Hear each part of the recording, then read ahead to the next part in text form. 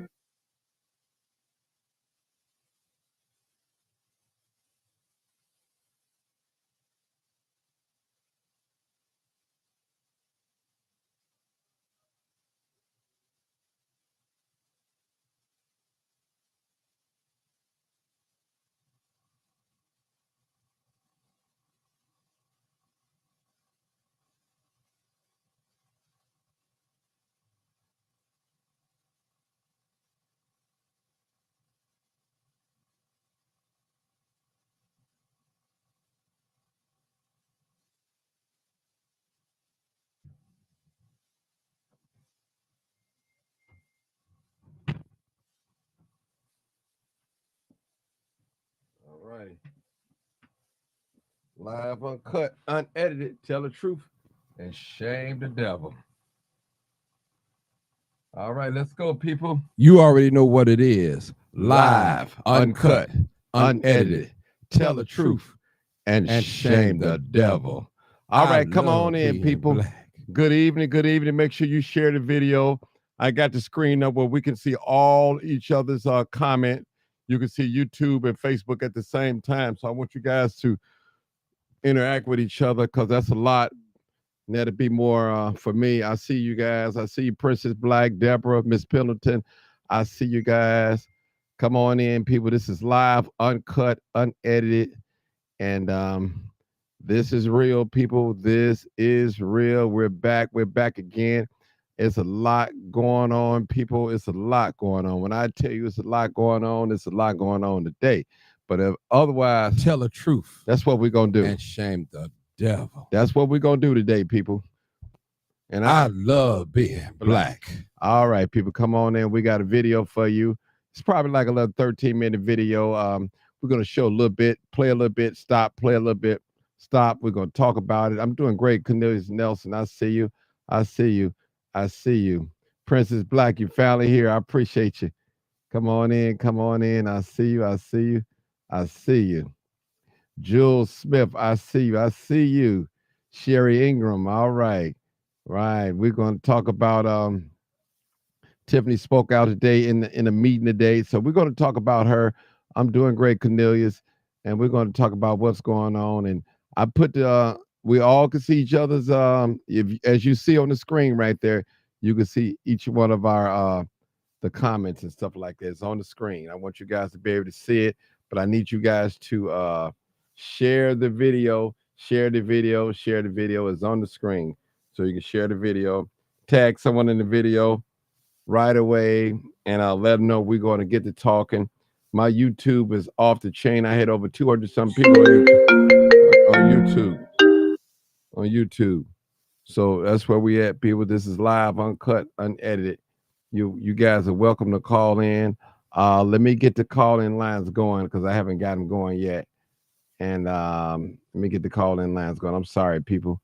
Got to get the call-in lines going. because I know it's gonna be going on tonight. And I want to hear what you guys say. Let me get the call in lines together. And I thought I hit it up. I'm so sorry, people. I'm slipping. I'm slipping. Get the call in line. Just come on in, and we're going to talk. And hopefully, we can get some Dalton residents tonight. I know a lot of people call in from around the state, and different states, and calling in and telling us how things should be done. But what better person can do it if somebody from Dalton? And one thing about me, I don't want to drag nobody's name in the mud. I don't want to lie on nobody. I want to tell the truth, and that's what I want to do. And we can do that. Hey, caller, this is Martin G, We can tell the truth, people. live, uncut, unedited broadcast. Just before you speak, We could please tell the turn truth. down all your audio. Yeah, what's Please turn going them on? off or down, and do not have us on speakerphone so we won't have an echo, and we'll be with you shortly. Thank you so much. I see Marcus Robinson. We're taking calls tonight, and we want to tell the truth and shame the devil. Now, listen. Last night we had a situation where somebody was talking about Tiffany Henyard wig. Come on now, people. Let's not get personal with people attire. Let's get to the facts. That's all we can do. So if Tiffany look at this video, she'll know that we talking all facts. We're not signifying on her hair or that's just personal. I don't want no personal attacks. Just bring facts. That's it. Bring facts. And we're good. And that's what we're going to talk about tonight. We're going to talk about um she speaks out. They were saying that it was fraudulent um what happened in the caucus. So we're gonna show some video. We're gonna listen to the interview, and we're gonna wait a few more people come in because I know they're gonna be coming in, dragging in, and what's going on, what's going on, what's going on. So that's what we're gonna do tonight. And I appreciate every last one of you guys for tuning in. Y'all know I love coming before you, but sometimes it takes a lot of energy to come before my people because my people sometimes can take some energy out of it, but I love being black, and I ain't gonna let nobody take that from me and that love. Some folks, they're ashamed of being black. They're ashamed to even be associated with black people. So that's not the case with me.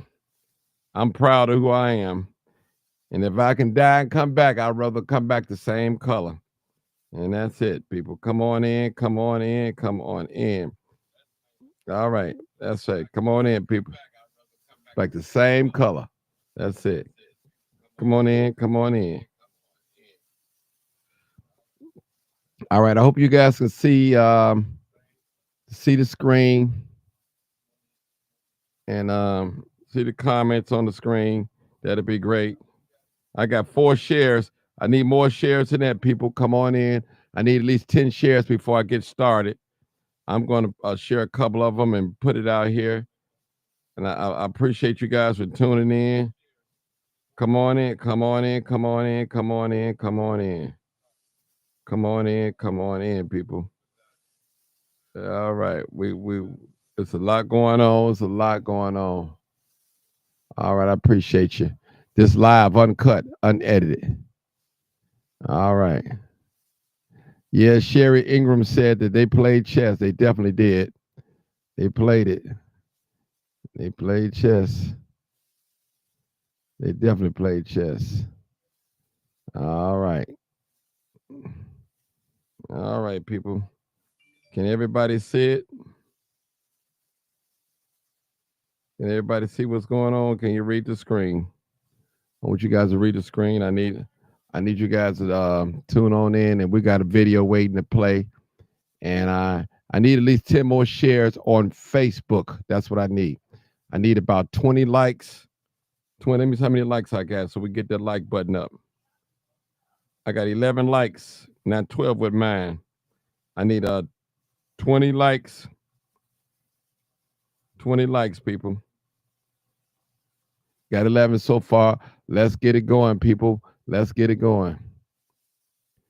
Let's get it going. We've got to get enough people in so we don't have to repeat ourselves. The phone lines are open, 872-299-0808. Yes, sir.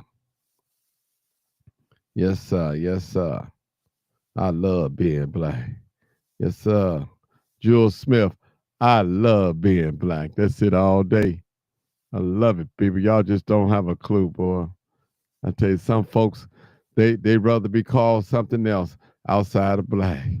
But I always say, get pulled over by the police, and they're gonna show you who you are. They're gonna treat you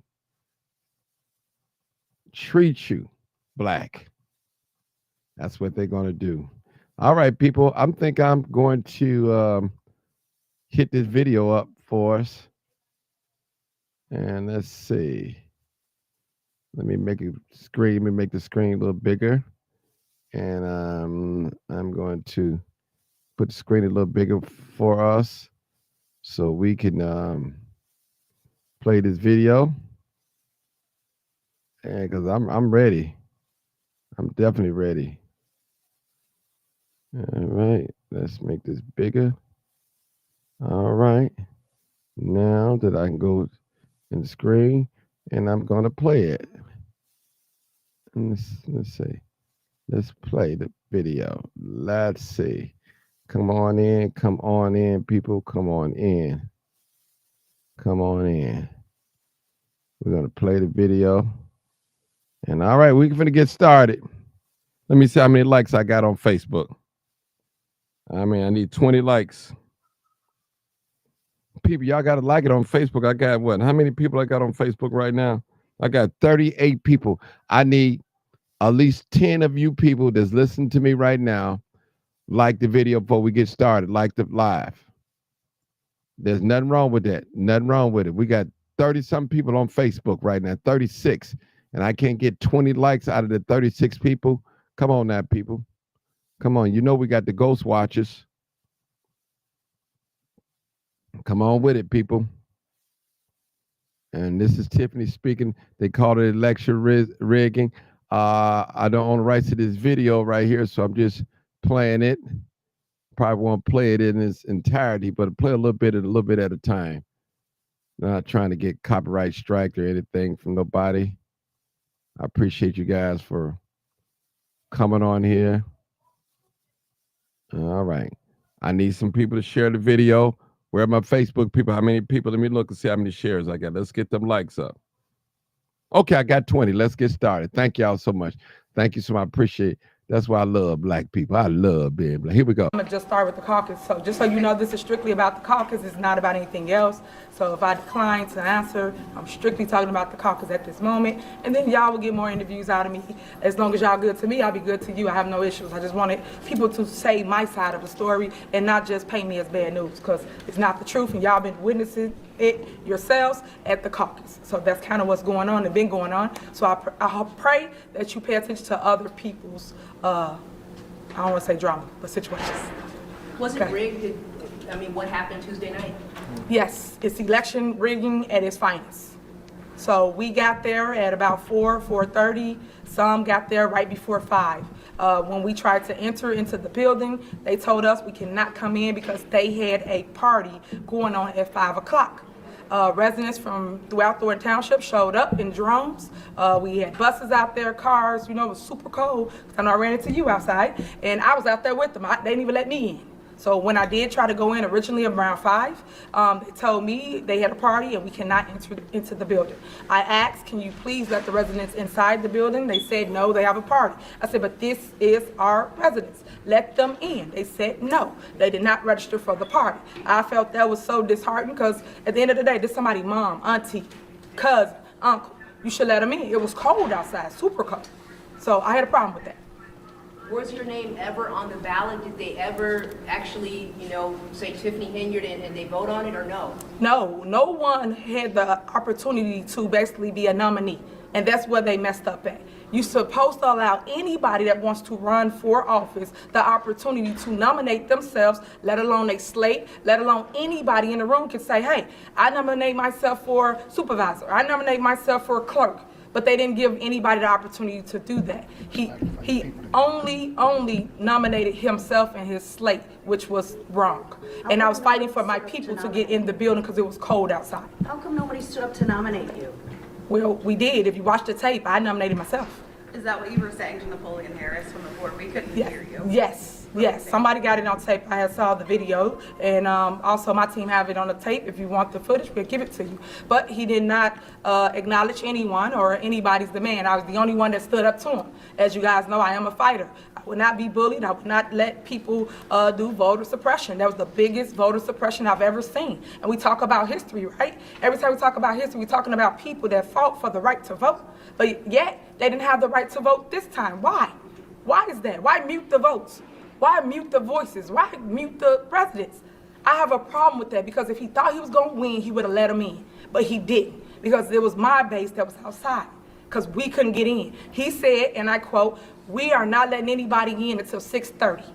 6:30 came, we were still outside. So when I finally got in, because people let me through the line, that's the only way I got in the building. Other than that, I would have been outside still with the people. An attorney for Mr. Harris says you were not qualified because you didn't have a certified assessor on your ticket. What do you say to that? That's not true. How would anybody know that if you didn't give me the opportunity to make my nominations? People can't just assume what they think I have. I have to make the nominations on the floor before someone can say that I didn't have something. That's not true. What's next? How do you fight it? So we will be in court. This is a legal battle. Everybody has been calling us saying they're gonna stand with Tiffany Henyard.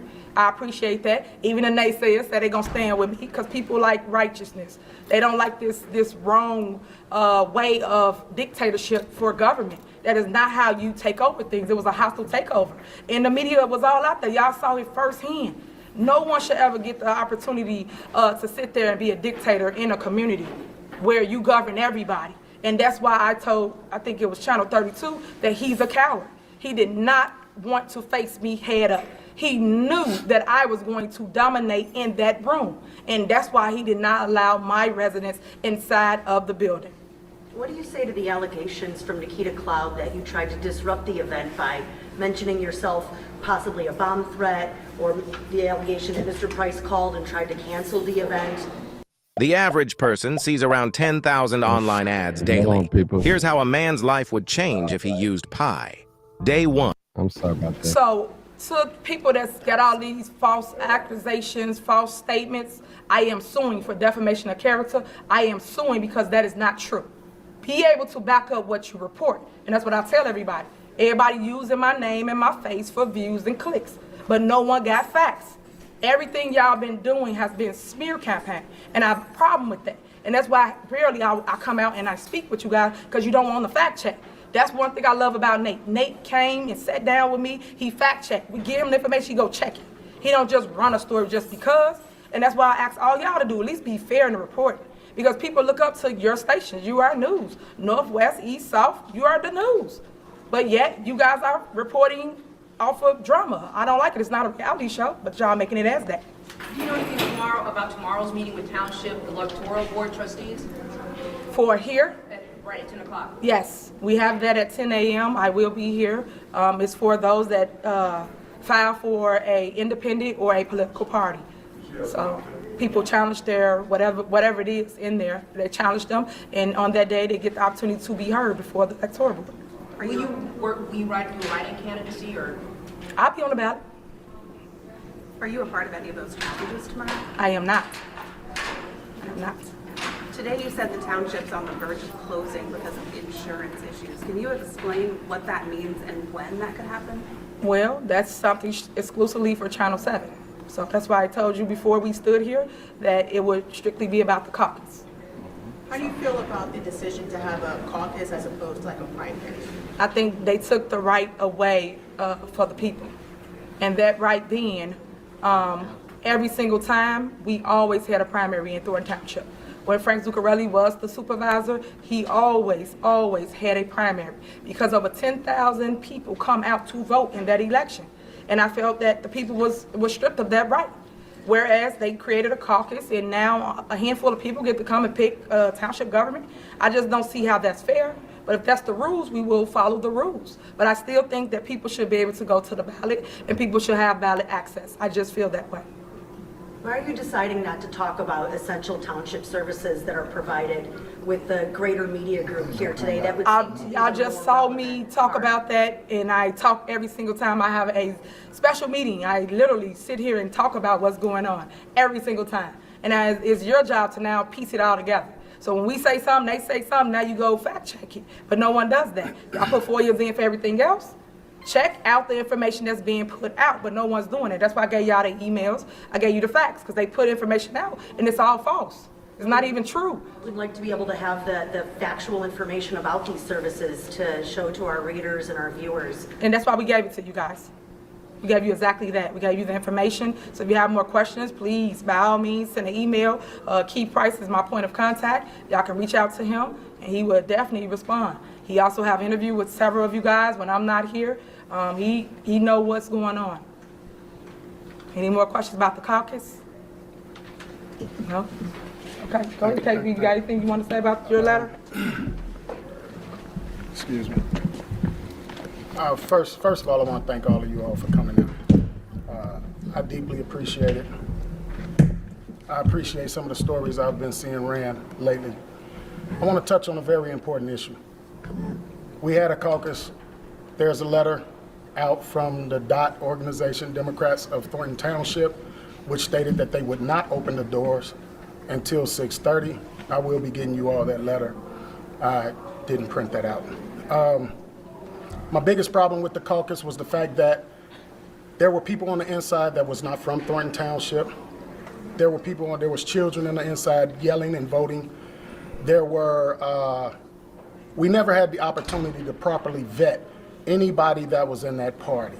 They let people in from 4 o'clock through side doors, and whoever else was in there, many of those people did not live in Thornton Township, should not have been in the building participating in the caucus. That's why I said it was rigged. And obviously, they allowed this. That room should have been cleared, and then people should have started being registered in for the caucus.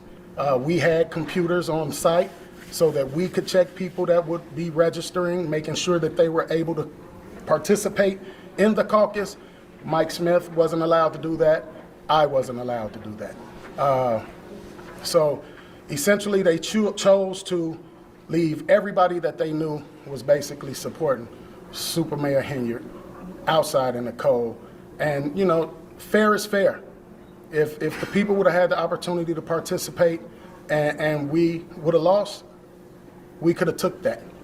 But to be cheated in such a way, such a slimy way, I expect more from an NFL player who competed on the highest level.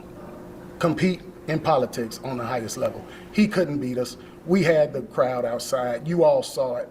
Just report the truth. Yep. Anybody got a question for me? All right, Michael. Cool. I want to speak in regards to the rules. The rules were not provided to any of the candidates beforehand to understand any of the rules that the caucus was going to do. Secondly, they targeted and limited the voters of the entire Thornton Township. They wanted DOT members, which is Democrats of Thornton Township, which is clearly against the caucus rules. When you read the caucus guide lets you know that if you are a Democrat and you have voted in the March 20th primary, you are able to come in and to take part in that caucus. They ruled that out, as well as they issued badges to individuals to come in that were a part of the Democrats of Thornton Township. I also want to lay the fact that you must be qualified, meaning be a resident of Thornton Township. Napoleon Harris is not a resident of Thornton Township. Napoleon Harris lives at 1405 Dumfries Lanes in Flossmoor, Illinois. In order to be a township supervisor, you are supposed to be a duly qualified resident and a committeeman. He sits as the committeeman, and he is not a duly qualified resident of this township. When you talk about as well as nominations, when nominations are set forth, the chairman is supposed to call for nominations. He never called for any nominations. He only nominated himself, and they moved forward. In regards to just a lot of seniors and residents not having that opportunity to be a part, wheelchair residents, amputated legs. I mean, we just had so many people that came out to support. and we weren't given that opportunity to support our supervisor, which I feel disenfranchised the voters of Thornton Township. Thank you. Anybody else? That's it. You good? Mr. Holmes? Okay, Will, you good? Okay, Jonathan, you want to say anything? Okay. All right, guys, thank y'all so much for coming out. I appreciate it. I want to do a relationship moving forward with you guys. I pray that this is the starting point so we can talk, because I know I gave you that interview on the spot when we was outside, so hopefully that it goes up from here and you actually take the opportunity to hear our side, post our side, and you post their side, that's fine, but at least be fair about it. Don't just post one-sided negative narratives and don't give us the opportunity to showcase what we do. I would have loved for you guys to show up to the turkey drive. There were 33,000 people that we fed. We had a lot of great things going on. We have a toy drive coming up. We also have a Christmas food giveaway. We're doing the same thing as the turkey drive. So please stay tuned to that. Again, reach out to KP, keep Price if you got any questions as it relates to us moving forward. Thank y'all so much for giving us the opportunity to be heard. Thank you so much. Thank you. Cool. You want 7 Up? Yeah, we go. All right, people, you heard it for yourself. Stop that for sharing. All right, people, I appreciate y'all for tuning in. We'll probably get back with the video a little later, but it was great. It was a great video. I didn't want to show it, but I just want to use the audio.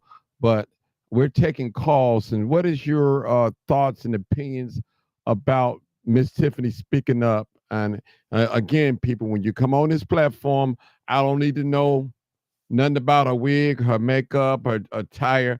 Just speak about the situation. I'm not being paid to make this video about Tiffany, nor I'm in a camp, or nor I'm against anybody that's for her. I just want the truth to come out. This is the fact. This is content for me, but I do want to be right by her and also the caucus as well. So we got a new caller already, 352. He got in tonight early. Go ahead, 352. I'm gonna let you talk. Go ahead, 352. Hello, how are you doing, Martin? Good. So I know you've been following. So what is your thoughts and opinions of about this interview today? I would say press conference. I'm sorry. Yeah. I was struggling to follow Keith Price, and then the bald-headed fellow, I don't know his name, behind that came after him. I was struggling to watch that. I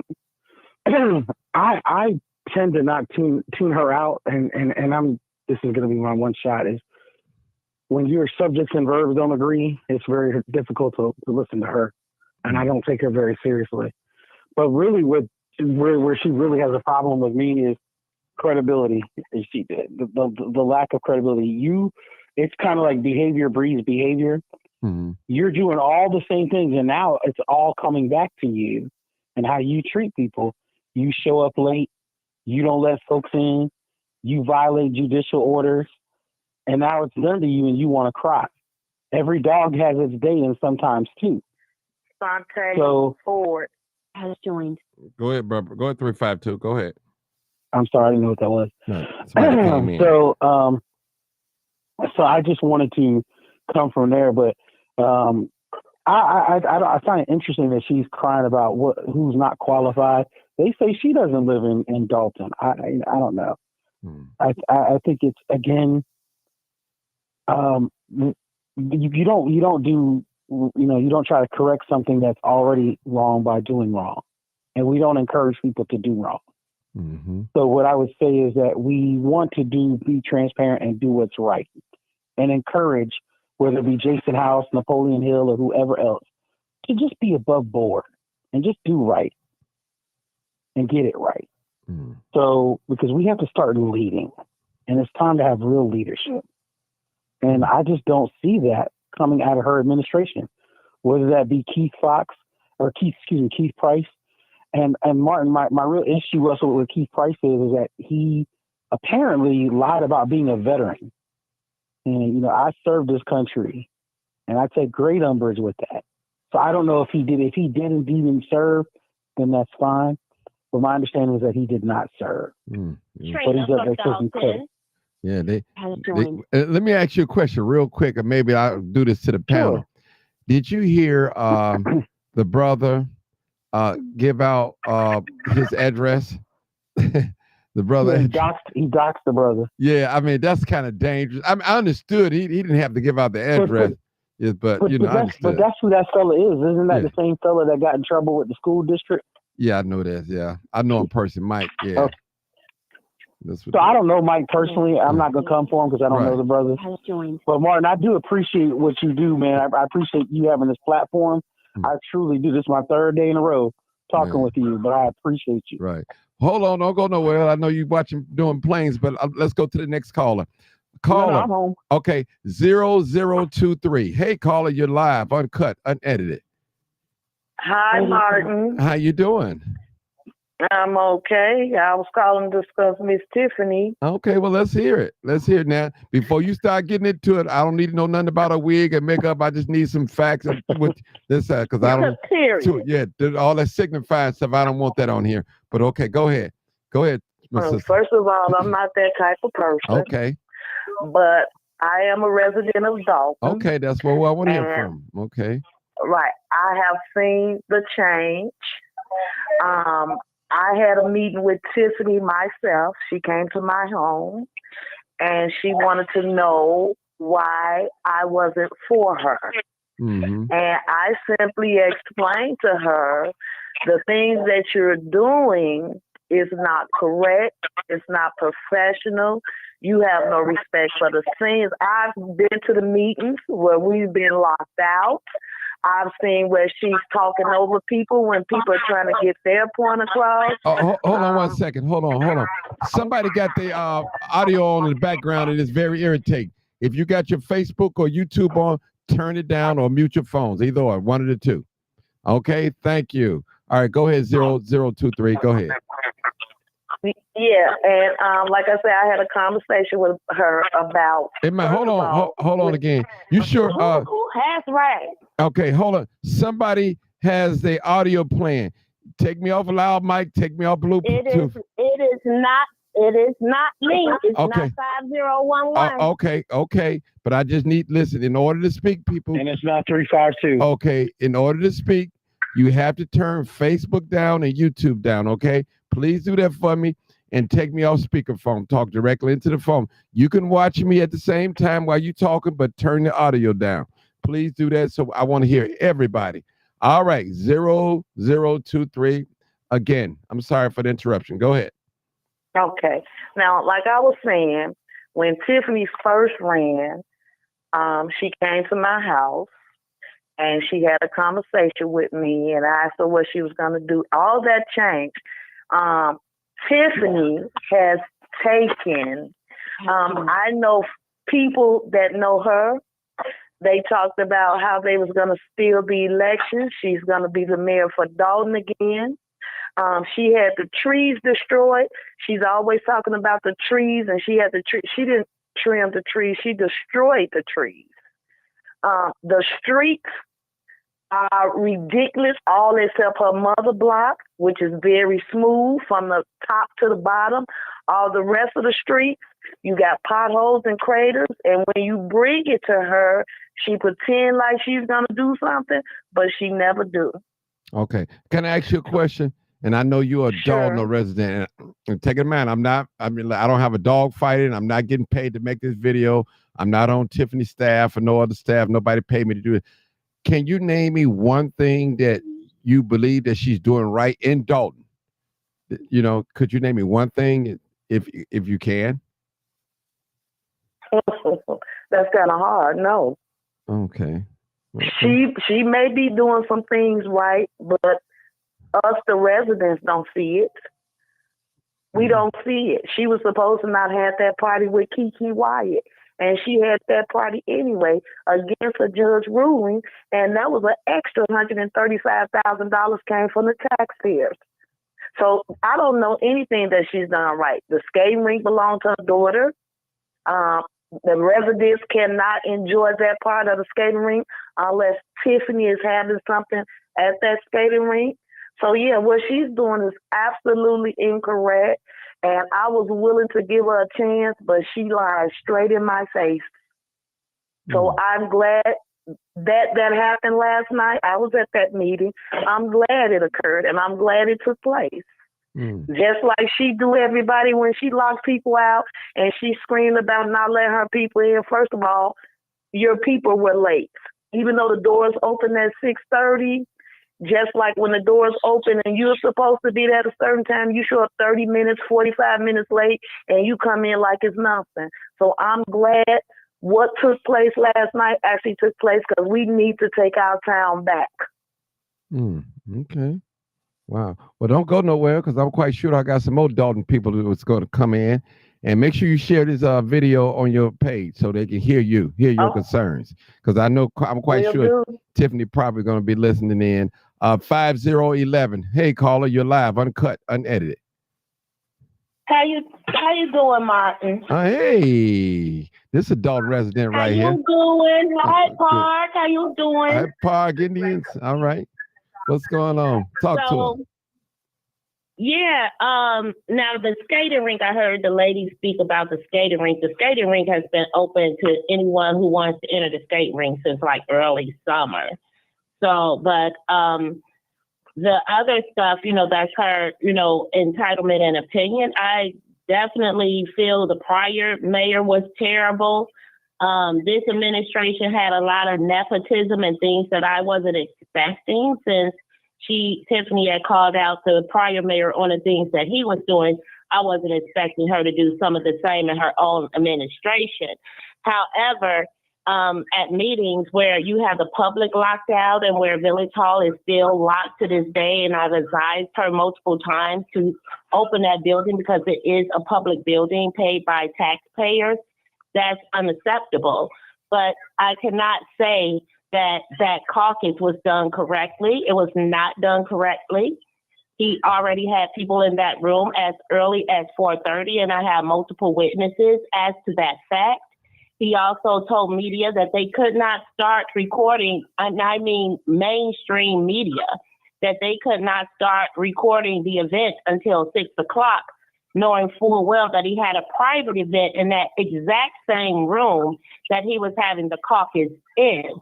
And so the literature for everyone, including Tiffany Henyard and Napoleon and the trustees of Dalton that put out the literature, said that doors will open at 6 p.m. And so in all fairness, those doors were open before them to let his guests into the private party that was held in the exact same room the caucus was held. And with all due respect to him, he should have cleared that room and then had the people re-enter and be vetted for the caucus process to make sure that they are registered Democrats and also registered voters in the Thornton Township, which were the requirements. And so anyone that was in that room was supposed to sign an affidavit to attest to that fact as well. And those would be 2 to 3 affidavits that person will have to sign. And in signing that affidavit, if you sign that affidavit and you do not live in Thornton Township, then you are, you can be prosecuted for that. And so people have to separate the two. Of course, a lot of things that she's done is wrong. Of course, her administration in a lot of eyes, and including mine at times, was absolutely terrible. But you cannot negate the fact that there was not proper due process or a proper caucus that was held. And when the violence taken by force, I cannot trust him to not do anything else forcefully on the people. Thornton Township has 170,000 residents. And so 170,000 residents, proper voting procedure would be to let those people go to the polls and not have a room with a capacity of 600 people that you already pre-filled.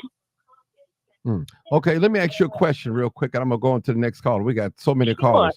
The question is, Mr. Napoleon, I believe Mike Brown said his address, which Mike Brown said that he's not in the Thornton Township, so this disqualifies him for being for a candidate. So what do you know anything about? Okay, is that correct? It that's his address, that will absolutely disqualify him. But here's the bigger thing is, how long have y'all known that was his damn address? They've had to have known that long before now. They all stick together and hide their dirty secrets until it's convenient for them to pull it out and destroy the other. So how long have they known that he lived in Flossmoor? Don't seem like you can miss that big ass house.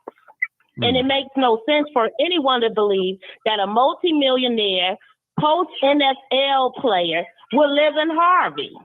Ain't that much philanthropy in the world, and if so, why does Harvey look the way it does? Okay. All right. Okay. Thank you. I'm gonna go to the next call. Yeah, people better pay attention and have their, their votes respected. But I'm not a Democrat, so. Okay. I understand. Okay. I need. Have a good night. Thank you. I need people to turn down your audio. Please turn down your audio so we won't be rude. We got another caller here, 252. Come on, 252.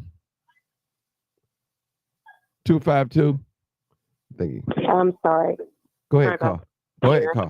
Good evening. So what's your thoughts about, basically, this is what we're talking about. We're talking about Tiffany. I've been following you. Okay, go ahead. I've been following you. Okay, I know where you are, and I have watched this for story from North Carolina for the last year and a half. And it is so sad to see my people who are in positions of leadership that can make a difference and an impact in the lives of people that are less fortunate, and they squander it every time. I don't know if it's something in the water. Can you hear me? I hear you loud and clear. I hear you loud and clear. Oh, okay. I'm listening. I'm listening. I turned down the radio. Okay, good. I hear you. We hear. I don't know if it's something in the water in Chicago, but there are so many corrupt mayors just in the vicinity of Thornton and Dalton. And then you've got, what was the other one? Harvey, Mayor Clark. I'm going to ask one quick question and just expound and then get off, because I like to hear from the residents of Dalton as well. But Chris Clark, where does he lie in this fiasco? Because I understand he's supposed to, run for the township supervisor as well. I'm even more disheartened by him and his performance, looking at him a couple of weeks ago, than I am Tiffany, because he's arrogant and he's brazen with it and throwing people in jail. This is an embarrassment from Chicago to Detroit. And you lose the trust of the people who voted for you. You're entrusted with the most important intrinsic value in our government. It's the trust of the people who sent you there to serve. And these people screw it up every time they get an opportunity to make a difference. To the previous caller that just called you, who has no credibility with me, Katrina, I think that's what her name is, or whomever, with anybody. She's flip-flopped more than a pair of shoes on a beach, on the walk of a beach. It is ridiculous to see these women act like that, and to support. You can go to her page and you can see, I'm looking at my people, I'm like, we can do some of the dumbest shit on the planet to support somebody who squandered $9 million in Dalton and has never answered for it. And you stand up like this press conference they had this afternoon. It's appalling to see my people get on TV and support that foolishness. It's just total chaos. And I hope they vote all of them out. And the boyfriend, all of that. This is a Tyler Perry movie waiting to happen. And it's sad and it's sickening, because there's so much more at stake than what her ego allows. And I hope that there's not a way on this planet that she can run. And I'm glad it happened last night. I don't like the way it happened, like she said. I wish there would be no ambiguity about how he was elected. But if you knew what you had to do before you got to that meeting, then you damn well should have had your stuff together. And by all accounts, she didn't. And now you want to backtrack and blame it on them. She never signs up or shows up for a meeting on time. That is so disingenuous of her. Every meeting I've ever watched, she comes in when she wants to come in. Like, I'm Queen Tiffany. Well, last night, the resident showed you you're not. Take a piece of humble pie and go back and reevaluate your life and come back and do something better than what you've done for the residents of Dalton the last 4 years. And I hope the people in that city wake up, because it's embarrassing to Black people everywhere to see this type of foolishness going on week in and week out. Thank you for what you do. Thank you for your platform. and keep going. Thank you. Thank you. Thank you. No problem. You can hang around if you like. 9449. Hey, caller, you're live, uncut, unedited. You're the next call, 9449. Last 4 digits of your number. Caller? Okay, caller. If not, I'm going to go to podcaster. That's me. Yeah, Martin. That's me. Are you ready to talk yet, Marcus? No, not yet. Okay, well, let me go to Mr. Podcaster, 630. Come on, Mr. Podcaster. Yeah. Yes, sir. Good evening, Martin, to you and your listeners. Just wanted to touch bases on the topic and give my 2 cents of what I see that is going on with Tiffany Henyard and Dalton. I understand that we have some more Dalton residents on the line, so I do want to hear from them. Again, I have a couple of questions that's directly towards them. No questions today, brother. No questions. Just talk about what you seen in the video today and all that, because see, I felt like you was trying to take over yesterday, and I don't want to feel that way today. So I'm sorry to tell you that, but I have to tell you that. Just you kept asking question after question after question after question, and I didn't like that. I'm looking for people to make comments and statements on what they see, what they know. That's what I'm looking for. Not really asking questions. Be honest with you. I'm sorry. Go ahead. Well, I haven't seen the new video. I played it, so today. you just got on here late. Okay, I'll play it again. Yeah, I got on late tonight. Okay, so I'm going to play it. It's just basically an interview about her talking about what took place at the caucus meeting. So I'll just hold on tight, and I'll come back to you. I might just rewind the video. Okay. All right, people. We're still looking for some more calls. 872-299-0808. That's what we're looking for. If there are any Dalton residents or any politician that works in Dalton, you're welcome to call. My arms are wide open to hear your side. I don't want to hear this part. Well, Martin is one-sided. No, I'm not one-sided. I want to hear all sides. Tell the truth and what? Tell the truth. And shame the devil. That's what we do. And people see. And my thing is, I'll be honest with you, I could just speak publicly. I felt bad for Tiffany. I'm not supporting her, running. I'm not that, but the way it was done. But then when my mind rolled back, she basically did some of the same things that happened to her. Yeah. Exactly. Right. And this is 0023 again. I just want to comment on the Katrina lady. Now, as the other young lady that just left, she said Katrina's flip-flop, and she does, because Katrina will come to that meeting and get everybody riled up and start screaming, Tiffany must go, and then she with Tiffany, and she's not with Tiffany. I just don't understand. And then she's not a resident of Dalton. So why? Thank you. Thank you. Oh, okay. Whoa, that's a good one. And she Martin, I have another comment. Can I make one more comment? Sure. Sure. Go ahead. I'm looking at some of the women that are that are posting up here. Something to me that is just should be beyond women, especially women at our age. Stop hating another woman hating on Tiffany. I don't hate anybody. I hate the behavior. And you should be above all that nonsense as an adult. When you see someone doing the wrong thing, you should stand up and say that. All of you that are on that page, on her page, glorifying her behavior. You enable that type of behavior from her, so she does it, and you condone it. Don't come to us when we see that it's wrong and talk about somebody hating. That is so childish to hear grown women speak like that. You know you wouldn't want anybody running your finances the way that she's run Dalton and Thornton. But as long as she's giving you something free and trying to buy your vote, giving you $2 million of money that she knows she cannot distribute legally, Black people are okay with that. And that's sad. That is just really sad. Very sad. Very sad. Mm. And what the street that live right here in Dalton, she said, hold on, we got Trina back online. Let her get a chance to defend herself. That you, Trina? Okay. First of all, yes, it is. Okay, hold I on. definitely live it.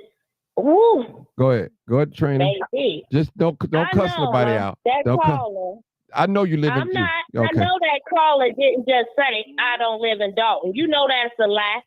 Everybody know where I live in Dalton. She owns Your a local home. politicians don't live in Dalton. Okay, you do check where your politicians live because everybody know where Trina Downs live in Dalton. You can Google my address, point blank, period. And I ain't worried about nobody doing nothing because I do DoorDash. You understand?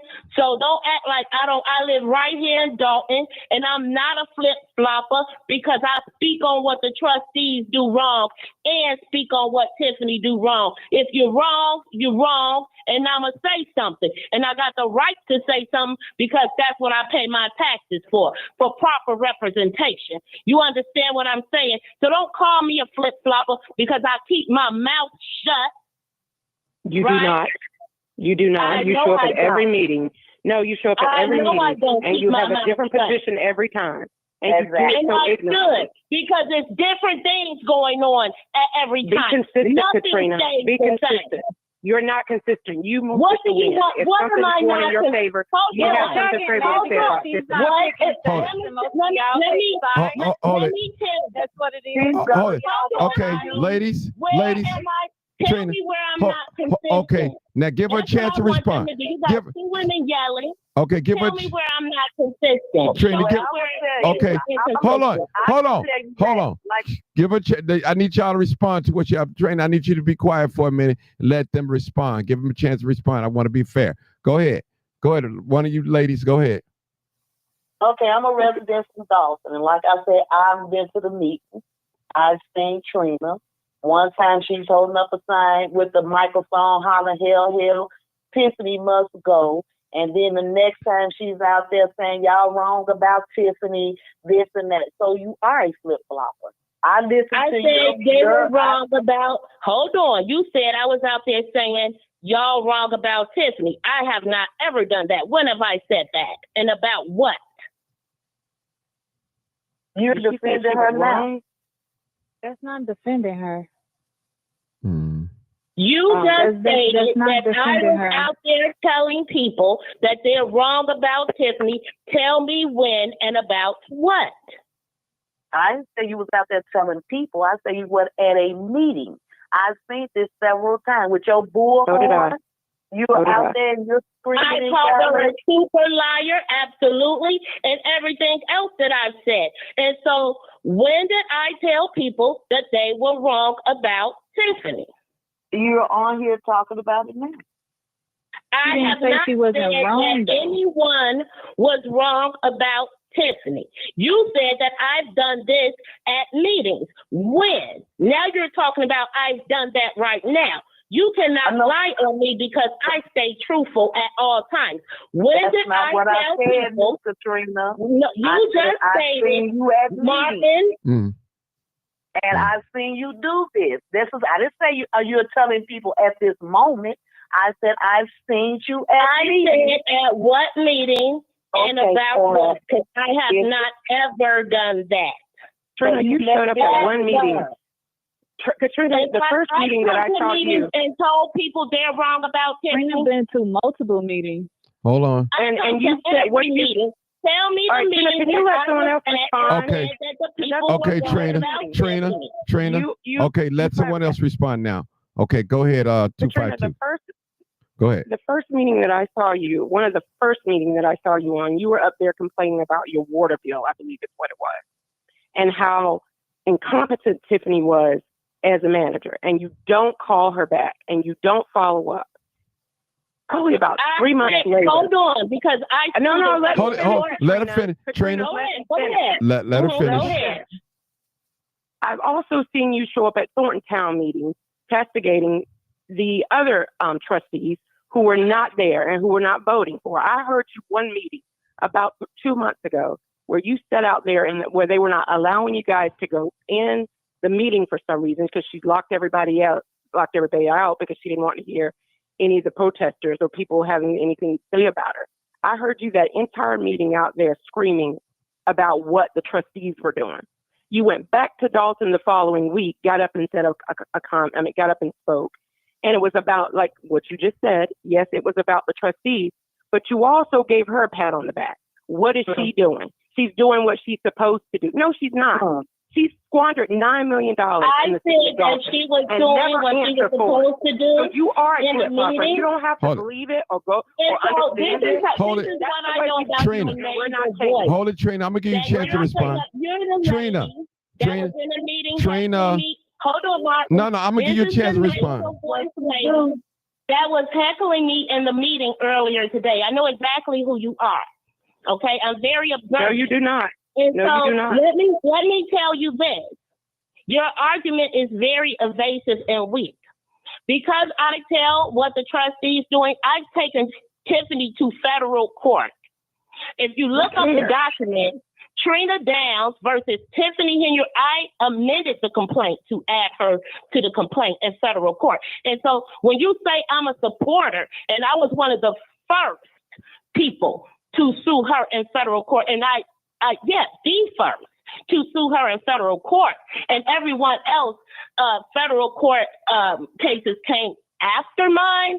You sound really, really weak with your argument. Okay. I'm not weak at all. Okay. Because if you sued her, there should never be a time that you stand up. I sued her. Whatever. It doesn't matter. It's because you did do that you should never be up in a meeting. Elizabeth Scott. Okay, ladies, this is you what cannot take that. You can't take the and I get that process. This is what's going to happen. You're not consistent. Okay, 252. Hold on, let's go to the new caller because Shantae, she's been screaming a little bit, but 2089. Come on, caller. Come on, 2089. I heard you a little bit. Come on. Hi, everyone. Hey, how you doing? I am a Dalton resident. Been Dalton resident for some years. I go to the meetings. I go to the school district meetings, and I went to the caucus this past. When was that? The other day. So I'm pretty sure I was outside with the lady who's actually talking on the phone because her voice sound real familiar, and she had blonde hair. I'm pretty sure I was outside with her. But I do have to speak on that because my mom was out there too. My mom pulled up at 4:30. My mom did not get in that building, and she got there at 4:30. I pulled up at 5:55, and like the parking lots, everything was packed. I went to the hotel parking lot. They told me to move my car because it was going to get towed, and then I had to go find a parking spot. I was out there in line for a minute. I spoke with a lot of seniors. They said that they did go inside the building, but they got put back out of the building. And I asked my mom, did she go inside? She said, yeah, but they told her that she had to get out the building, and the police told them that they had to go because it was only for the parties at that time. And they said they was going to let them in at 6 o'clock, but they did not start letting them in until 6:33. I literally was recording when they finally started letting them in. Now, how I look at it, yes, that was wrong how he did it. That was really slick how he did it. And my thing is, if y'all want this lady out of this township, y'all should have did it correctly. Because how I'm looking at, that's fraud, and y'all calling her fraud. So you can't put another fraud in the seat that's doing fraud activities and think when he do get that seat, he ain't gonna be fraud. Okay, I gotta ask you a question. Hold it. What did, to your knowledge, what did Napoleon do fraud? Just tell me. Can you explain to me? What did he do? Okay, so I'm not. Take it, man. I'm not on nobody's side. I'm not on nobody's side. I'm just. We're gonna go off this. We're gonna go. So August, that paperwork supposed to got turned in by him, right? Because he is the state Secretary of State, I believe. He's supposed to turn that paperwork in so their names can be on the ballot for them to do it in November coming up. It ended up not being on there. I feel like he did that on purpose, right? Just so he can have his caucus, and then he already planned the party in there. So I feel like, yes, that was very slick. That was planned, and he was very smart with it. Like, I can't take what he did, but I can say, yeah, that was slick. Like, was she slick with putting the senior citizens on the bus? Yeah, I can say that. But then, right, the senior citizens was on that same bus when they had to go vote for president. They is allowed to get on the bus to go vote. So are you trying to say, oh, no, it's different because they voting for a Thornton Township person? Like, no, they allowed to get on that bus to go vote. They allowed to get on that bus to go shopping. They're allowed to get on that bus to go to doctor's appointments. So we can't just say, oh, that's illegal putting them on that bus because she having them vote for her. You don't know if them people want to vote for her. We don't know that. Because some people who was outside that got off that bus, they said they wasn't voting for her. Okay. Okay. Hold it right there. Do you know that they got to be neutral? Okay. Who said that? Yeah, just hold it. I got a new call. I was asking, did you know if they got there late? Right. Let me let's go to this new caller, then I'll come back to you guys. Let's see. I'm trying not to let people hold on for too long. Hey, Eric code 978. Hey, caller, you're live, uncut, unedited. What's your comment and what's your thought? What's going on, Martin? How you doing, brother? I'm good. I'm great. I'm great. Glad you called in. Yeah.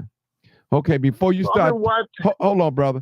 Before you call in, I need all those people that's watching on YouTube, please hit the like button. Please do that for me. I need that count. Hit the like button for me. Okay. Go ahead, my brother. 978. So I've been watching this for the longest now, almost like a year or two around there. Oh, yeah. And all the cards are starting to stack up on her. And everything's starting to happen for a reason.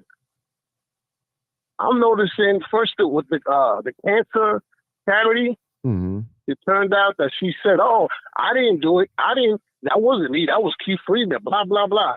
Then it comes to turn out there's a video that popped up saying that it was her, that she created it. That's one.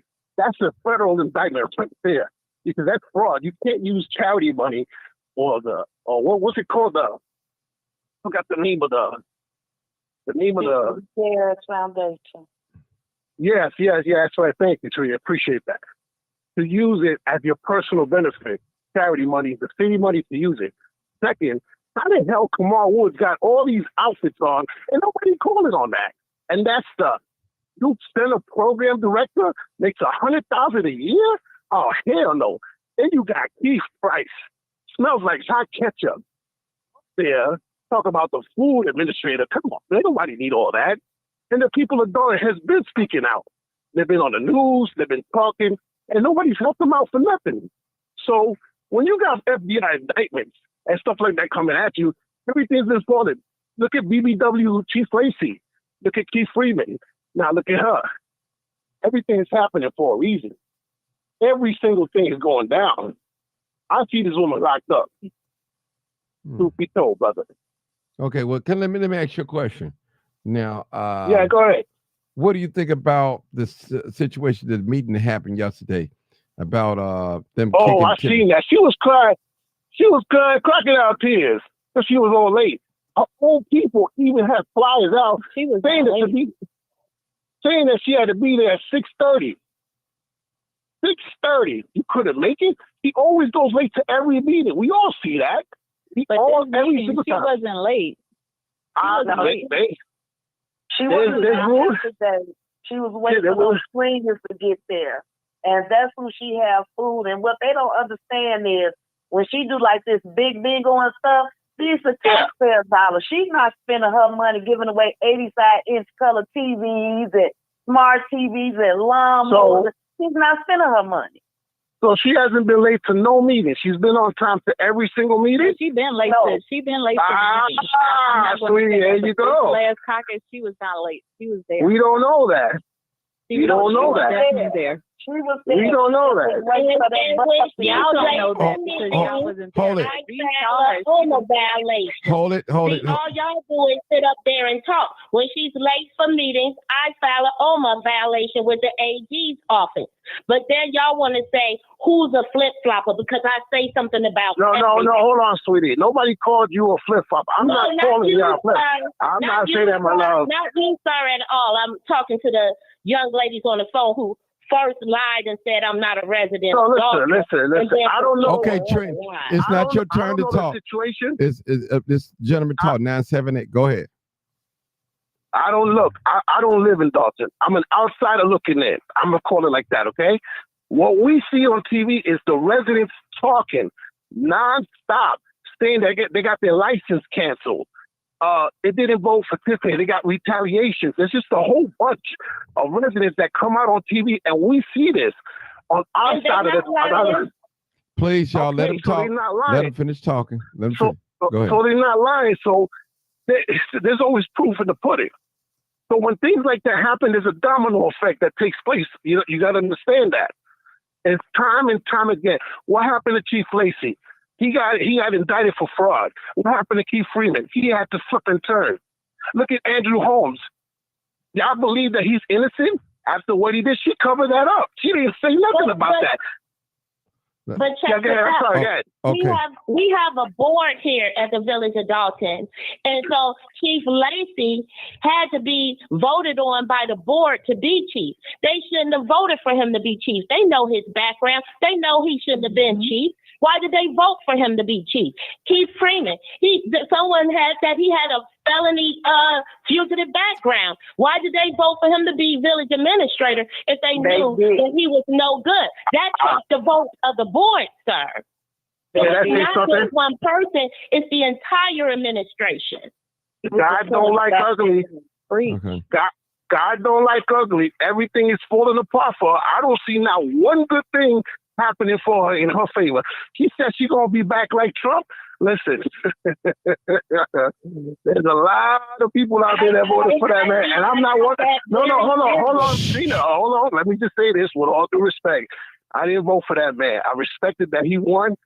I'm not going to get into the politics of that, but I don't see one thing that she done that you guys can say that she did a great job on it and it's helping you guys whatsoever. Not one resident has come forward and say anything like that. Not one.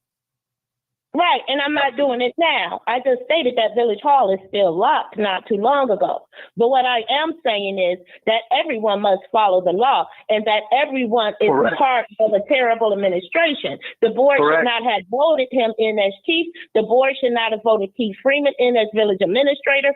First he was Steve Freeman, now he baby Jesus. First Carmen was a low-down thief and just a waitress from Olivia's. Now she baby Jesus. You understand what I mean? When Stubbs, Pearson, and Muhammad were trustees, Otis and Murphy and Graff, the trustees, attorney right now, they had an attorney to combat the attorney and because they were no good. Now they're baby Jesus. Okay, hold it, Trina. So hold it. Trina, I need you to hold it, Trina. Trina, I need you to hold it for a minute. Someone wrote in the comments that Keith Freeman was appointed. Now, so that's the difference. If you appoint, all appointments must be approved by the board. Okay. Just like we're seeing going on in Thornton Township, for example, where you don't see Carmen and Gonzalez showing up for the appointment of Michael Smith. But if they just vote no, he will not be appointed. So the appointments must be approved by the board. The board must say yes for you to be appointed. That's a vote. Isn't Carmen? She makes the appointment. She presents the appointment to the board, and the board votes yes or no for that appointment. She tried to appoint Michael Smith, tried to appoint a new chief police, and he got revoked and denied by the board of denied through the court through a temporary restraining order because he did not meet qualifications to even be a police officer because he was not active through the state as being an officer. So of course he cannot be. He cannot even be an officer. Hold it. Because he did not qualify. Can I listen? Listen. If you're in the chat, people, if you're in the chat or on the phone line, if you can tell me one good policy that Tiffany did, one thing that she did in Dalton outside of giving away turkeys and all that, please let me, I want to know. Somebody, can they tell me something outside of her giving away turkeys and food, what she's done good in the Dalton? I just need to know that. I want a person that's in the chat, or you can call a resident. Somebody, please tell me something. Who's Lamar, thank you for your time. Hold on, Trina. Hold it. You dominate tonight. Hold on. Let go ahead, my brother. Go ahead, brother. Go ahead. Listen, all I'm saying this, man. Karma is a motherfucker. But that ain't what I'm. Listen, brother. Brother, I'm asking you. Hold on. I'm asking for now. If you don't have anything to say, don't say it. If you can't tell me nothing good she done, This is the question I'm asking right now. Somebody need to tell me some good that she's done in Dalton in these last 3-4 years. So I was almost been 4 years now. Brother. Well, somebody, I need a resident. I'm quite sure I got a Tiffany support. I can speak on that. Okay, well, come on, speak on that because come on. Out of her being the mayor right now, and the last mayor we did have, she did attempt to cut the trees. They did get some trees down because it used to look crazy. They also got some streets done. They also did some alleys. What else? They did a lot of other stuff that I don't know.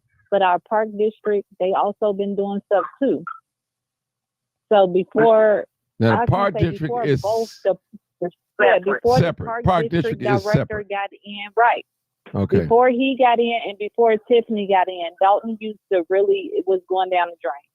It was definitely going down the drain. But as in when Tiffany got in, yeah, she messed up. She did some bad stuff. But her bringing in the skating rink, her actually getting the streets done, her getting the cutting the vacant lots and the abandoned houses, her actually cutting down the trees that's actually dead around here and falling on people's houses. Like, yeah, I say she did do some stuff.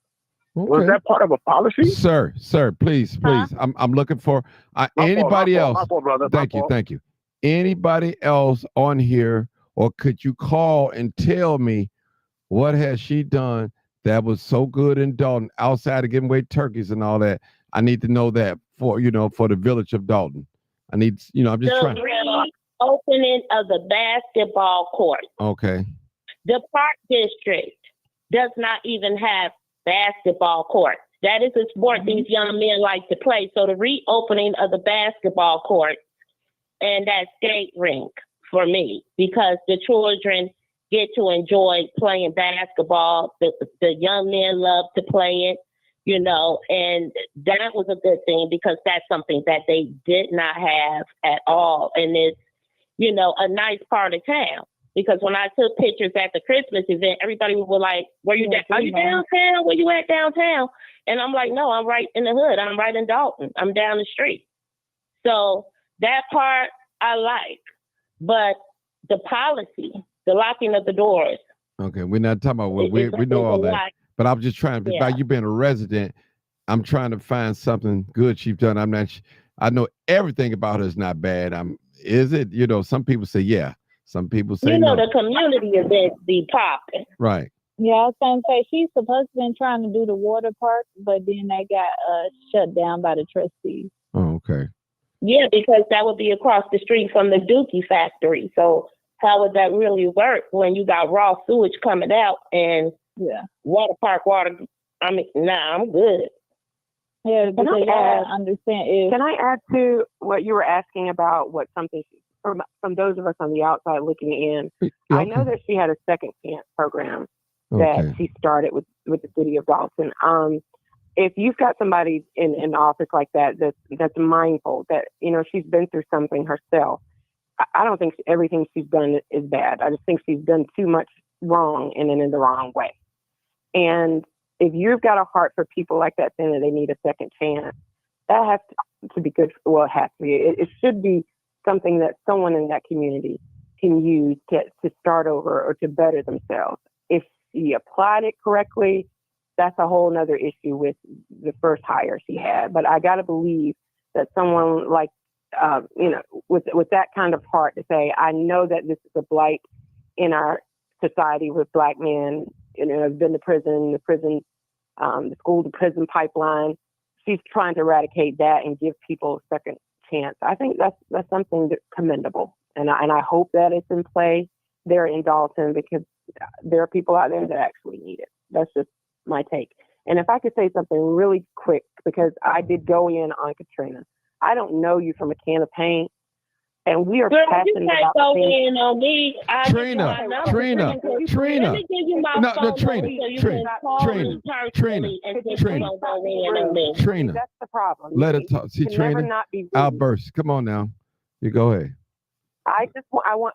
It's not in me to berate and to belittle my sisters, especially someone I know who's passionate about making sure that the community moves along. I don't ever want to leave that impression on anybody, but when you see things in real time and you see it often and it's portrayed in such a negative light, it has a negative reaction. But I believe at your core, Trina, you care about your community.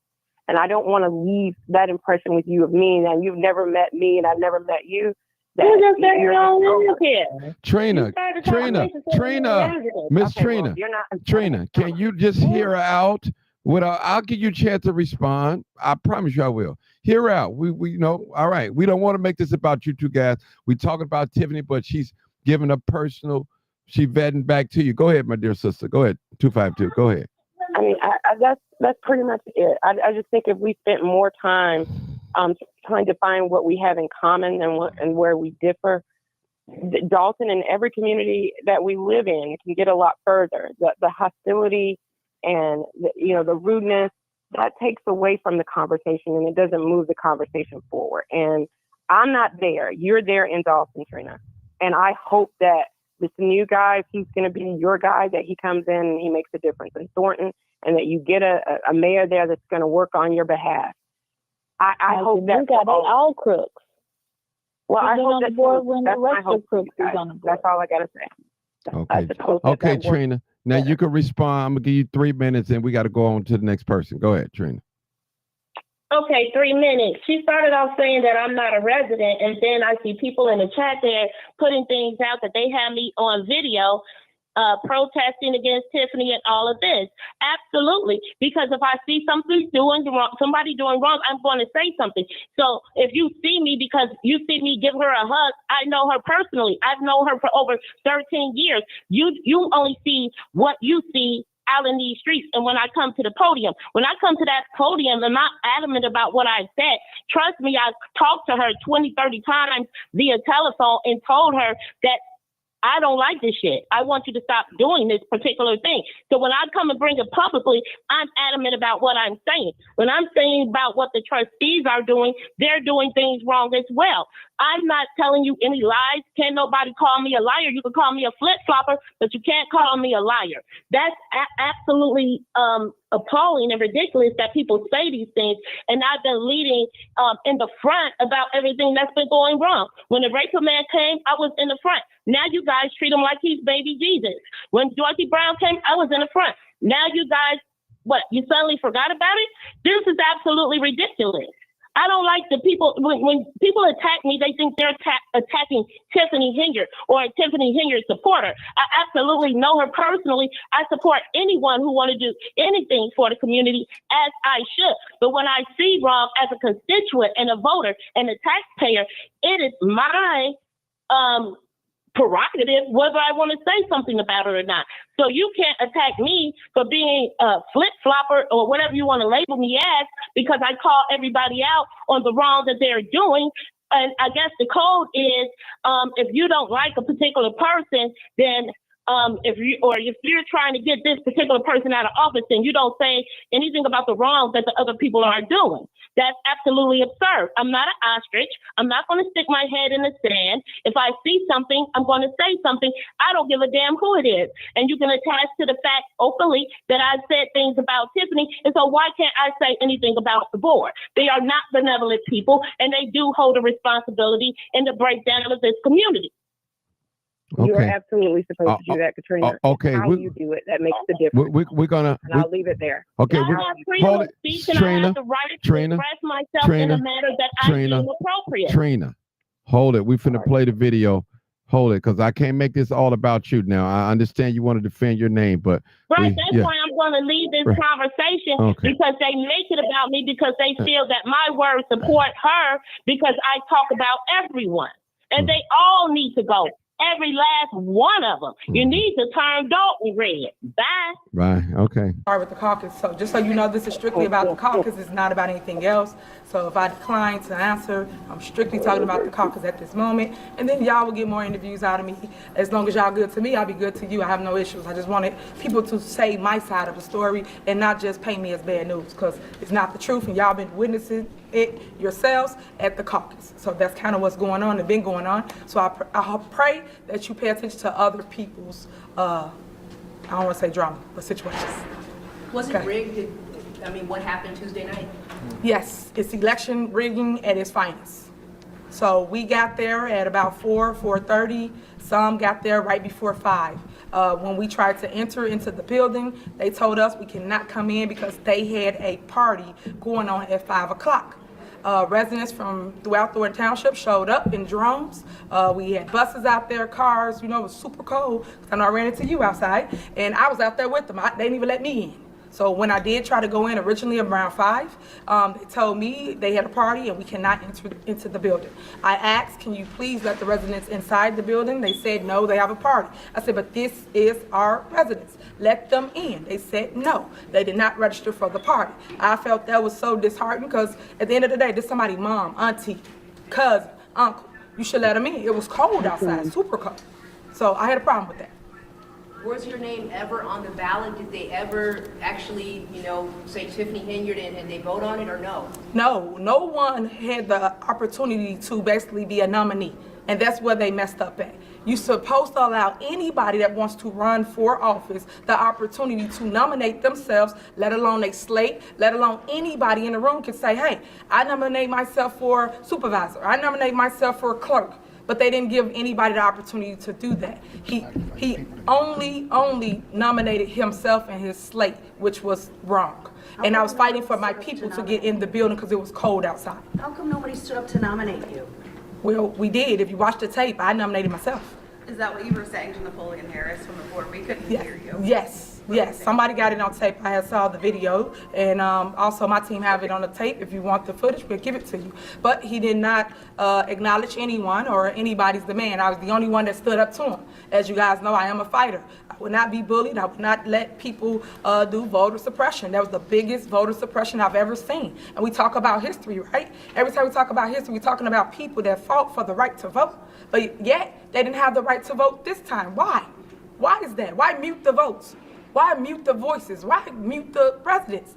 I have a problem with that because if he thought he was going to win, he would have let him in. But he didn't because it was my base that was outside because we couldn't get in. He said, and I quote, we are not letting anybody in until 6:30. 6:30 came, we were still outside. So when I finally got in because people let me through the line, that's the only way I got in the building. Other than that, I would have been outside still with the people.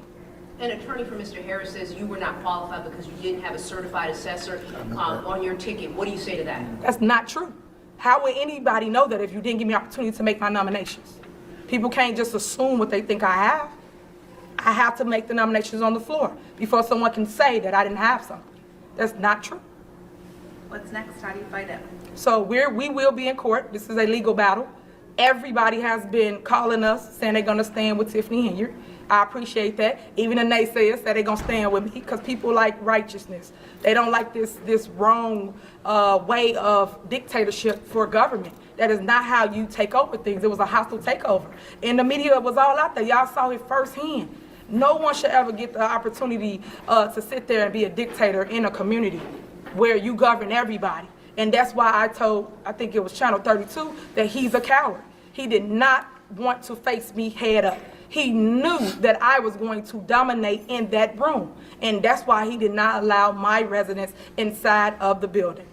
What do you say to the allegations from Nikita Cloud that you tried to disrupt the event by mentioning yourself possibly a bomb threat, or the allegation that Mr. Price called and tried to cancel the event?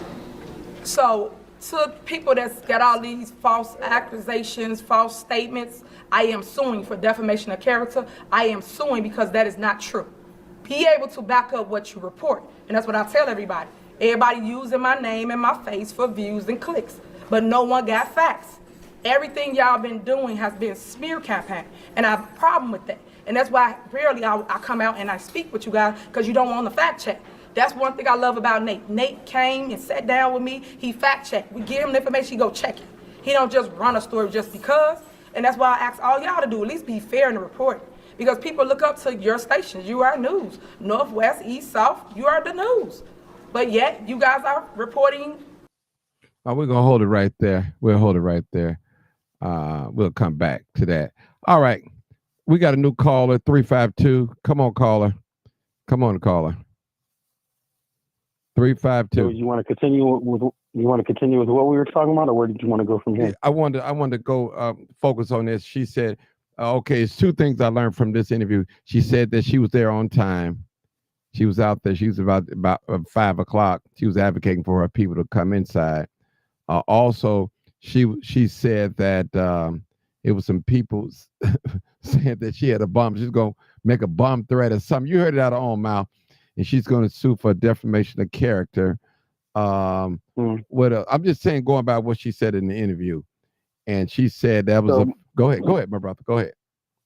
So Martin, let's go to the first part. The suing part. She's a public figure. Good luck. She's a public figure. And she's got to prove and how that's impacted her. And the threshold for that in court is very high. Very high. So the likelihood for that, good luck. And then she had her bodyguard, Keith Price. And you said you knew, what is his name, Michael? The other one that was next to him? Mike, yeah. Okay. I wanted to answer one of your questions. You asked earlier about what things that she's done right.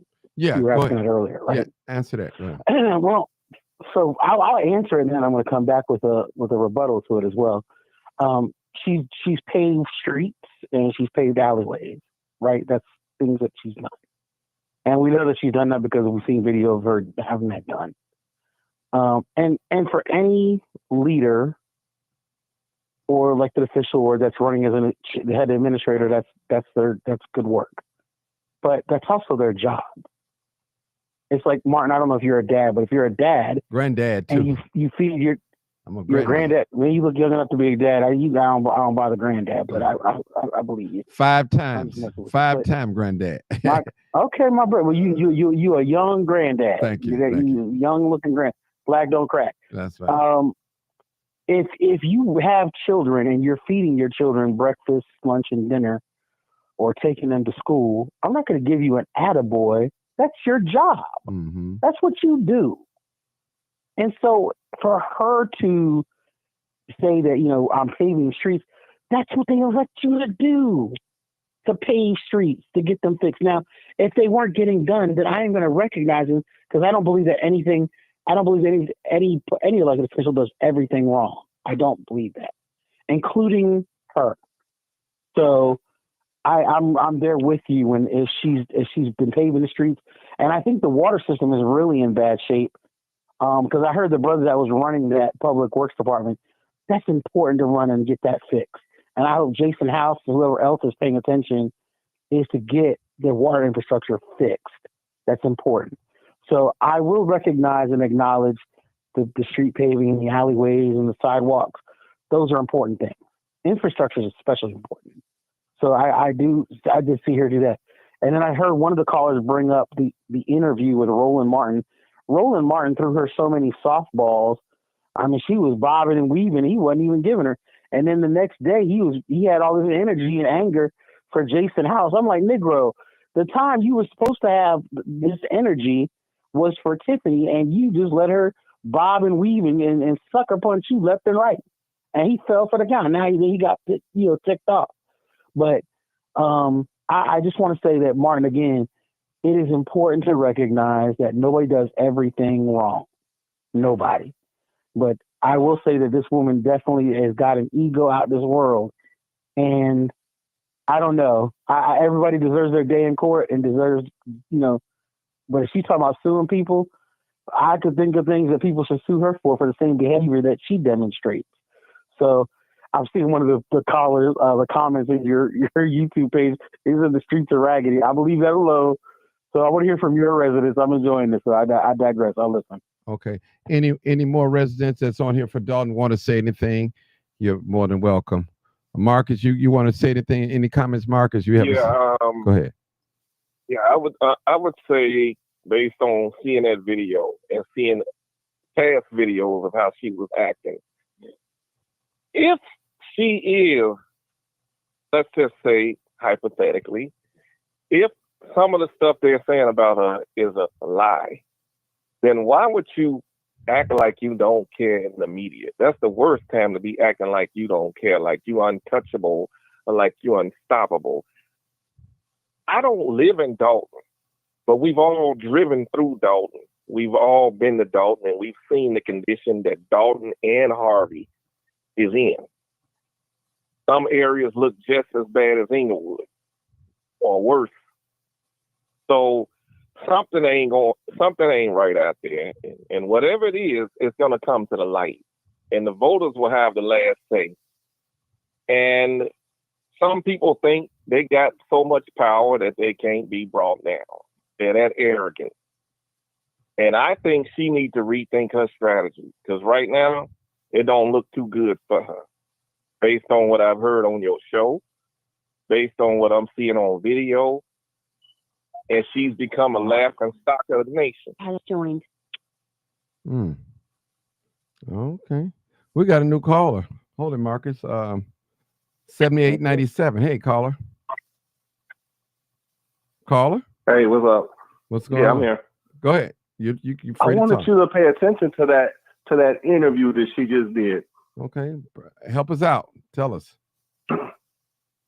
She said she had a slate, but she never mentioned they say she's missing the assessor. Who's the assessor? Okay. Who is the assessor? And the other thing is, why wasn't her slate in that caucus? Why weren't they? The whole lineup, why weren't they in there? I got to know that. She's talking about the people out in the buses they wouldn't let in. Why wasn't her slate in there? She got in there. What happened to the slate? That's a good point. That's a good point. That's a good point. That is a good point. That's a very good point. And why she didn't name who her assessor was. She should have said, she had a chance right there. The cameras was all on her. She just said that's a lie. It's a lie. It's not true. But the news didn't know to follow up with the question, well, who was your slate? Who's your assessor? That's a good point. That's a good point. But I don't think she got a chance of getting on the ballot, man. They's probably got to write her in, because they played that game of chess to the T, man. They played it. I got to give it to them. They all the way to the getting into the door, letting them in. Now only thing now I did hear Mike Brown say that Napoleon is not. His name Michael Smith. Michael Smith. I'm sorry, Michael Smith. Yeah. He's called in before in the show. He blurted out that man address, which I think that she shouldn't have done that, but I understood that. But he said if he live in Flossmoor, whatever, he's not part of the township. So this disqualifies him for being the supervisor. So I don't know how true that is.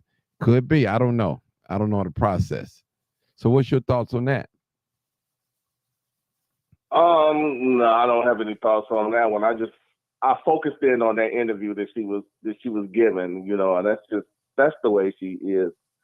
She tells half truth, and no one ever seems to be up to speed to catch it with a follow-up question, because that would have been real easy. Oh, you had a slate. Who's your slate? Who were they, and why weren't they in there? Wow. She got in there, and this is the other thing, is that she said that they asked her why didn't she nominate herself, and she said she did. No, she didn't. Did you see the tape? Yeah, she said she didn't. The only thing she was doing was begging him to let them people in. That was her main conversation. Let my people in. They out there. Because she said she had it on videotape, and she's going to send it to him. And I would like to see that tape, too, as well. You could go back and watch it. It's a Critical Smoker and a whole bunch of other people got it on there. I know. I seen it. As a matter of fact, what's his name? Edward Steve. He was the best because he was right there in her face. She did. She not once nominated herself. She was saying, let my people in. Come on, be fair. Let my people in. She's worried about them. And I'm saying, why wasn't her and her slate right up front with her? She was there by herself. So that's all I got to say about that. That's a good point. That's a legitimate point. All right, we're looking for some more calls, 872-299-0808 or 872-297-6389. The number directly over my head, if you can see it. That's the number we're looking for some call. Preferably if you're a Dalton resident, I welcome. If you don't live in a resident, if you know somebody or you've been following the story for the last couple of years, call in, or last year or so. Just call in. So we learn. I'm not saying that I have all the answers on here, people. I'm listening and learning too about this politics. I'm really learning. And hey, I don't have a dog fight in it. I'm not getting paid by the Tiffany camp. I'm not getting paid by the Napoleon camp. I'm doing this because I want to do this. If we get into the truth, I want the truth. Tell the truth. That's all I'm looking for. And so letting y'all know. Yeah. I don't live in a township and I don't live in Dalton. It's not a dog fighting for me. I haven't been promised anything. So I just want to keep my integrity intact with that. Let you guys know, just, hey, and if any politician that want to call in tonight, you're welcome to speak your piece. I want you to call in and speak and tell us what's going on. Mike, Mike, you can call in. Tiffany, you can call in. Keith Price, whoever want to call in, you're welcome to call in. I'm not going to block you. This door is wide open for you to walk on in and speak your piece. Tell the truth and shame the devil. It's wide open. And I guarantee you, I give you more than enough time to speak and plead your case to the public. Really, I really would.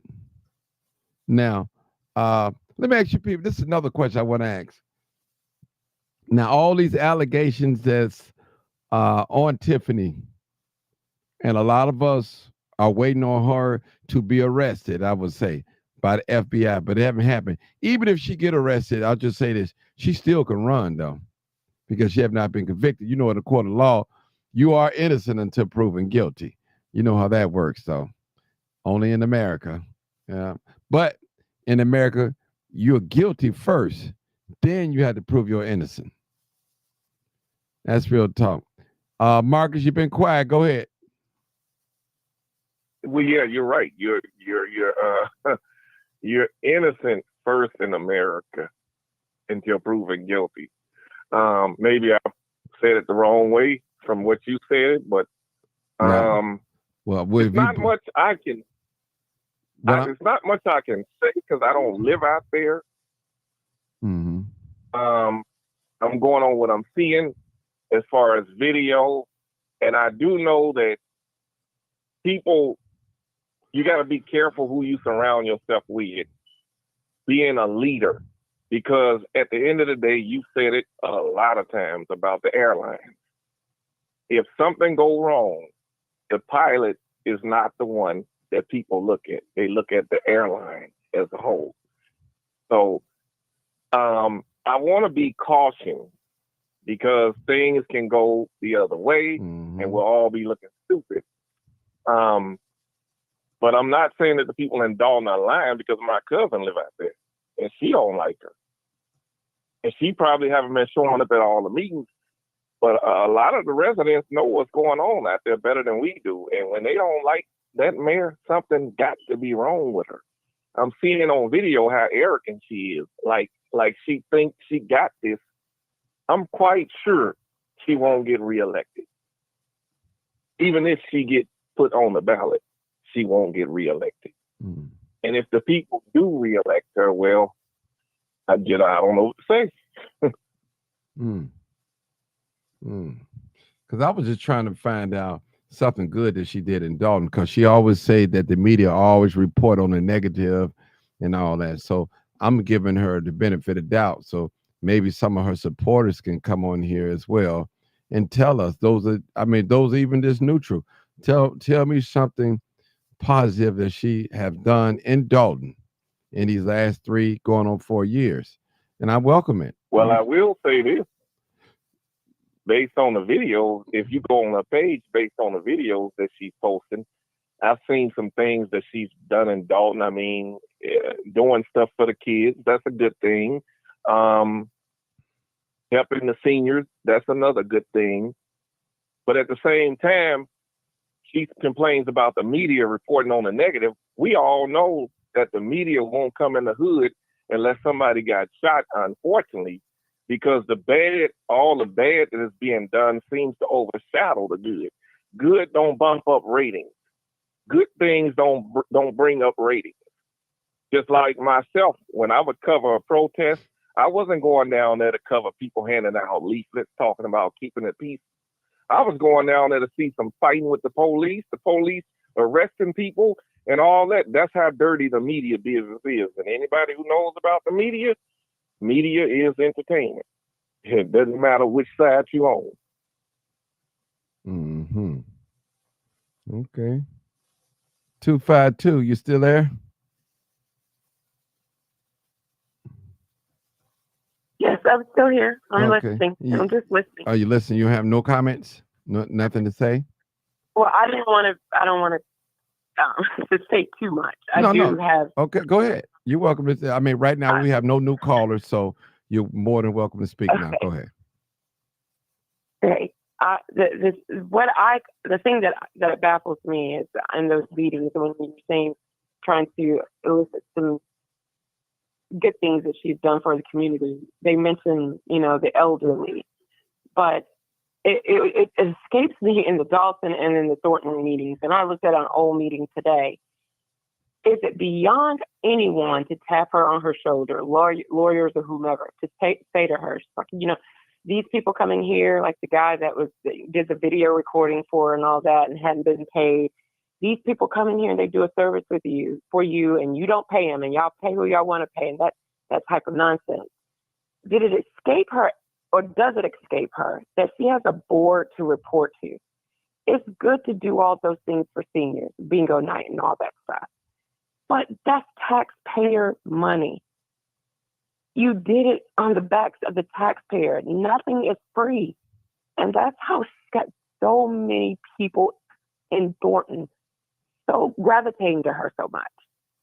When you see someone trying to be the Peter Pan of 2025 in an impoverished area, yes, you're going to have those people that will flock to her and think that she's the greatest thing on earth, but nobody holds her accountable. You cannot spend the taxpayers' dollars recklessly, and she's done that in both towns. That should be the topic of every conversation. When she's on a press gaggle, if she's in a meeting with those trustees, no one ever holds her to the fire about the money she's wasted. And the money that she's supposedly, if the FBI is there, they're there for a reason. They don't come to town unless they have the goods already. No one ever holds her accountable. So it's good that you can cut all these trees down. But what she didn't do was she didn't do it the right way. You were supposed to go to the trustees, to the board before you hired these contractors. And then you wouldn't be in this situation with the FBI where they're thinking you're using contractors and getting kickbacks and all those other things. That is just so crazy to me that's not at the forefront of every conversation in Thornton and Dalton. Has joined. Mm-hmm. Hold it right there, my dear sister. We have a new caller. Hey, new caller, 815 area code. You're live, uncut, unedited. What's your comment or question? 81. Yeah, that's you. 815 me? Yeah, that's you. That's you. Hey, man. Thanks for taking my call. No problem. First time listener. Okay, thank you. Thank you. Shout out to you. Shout out to you. Go ahead. Thanks.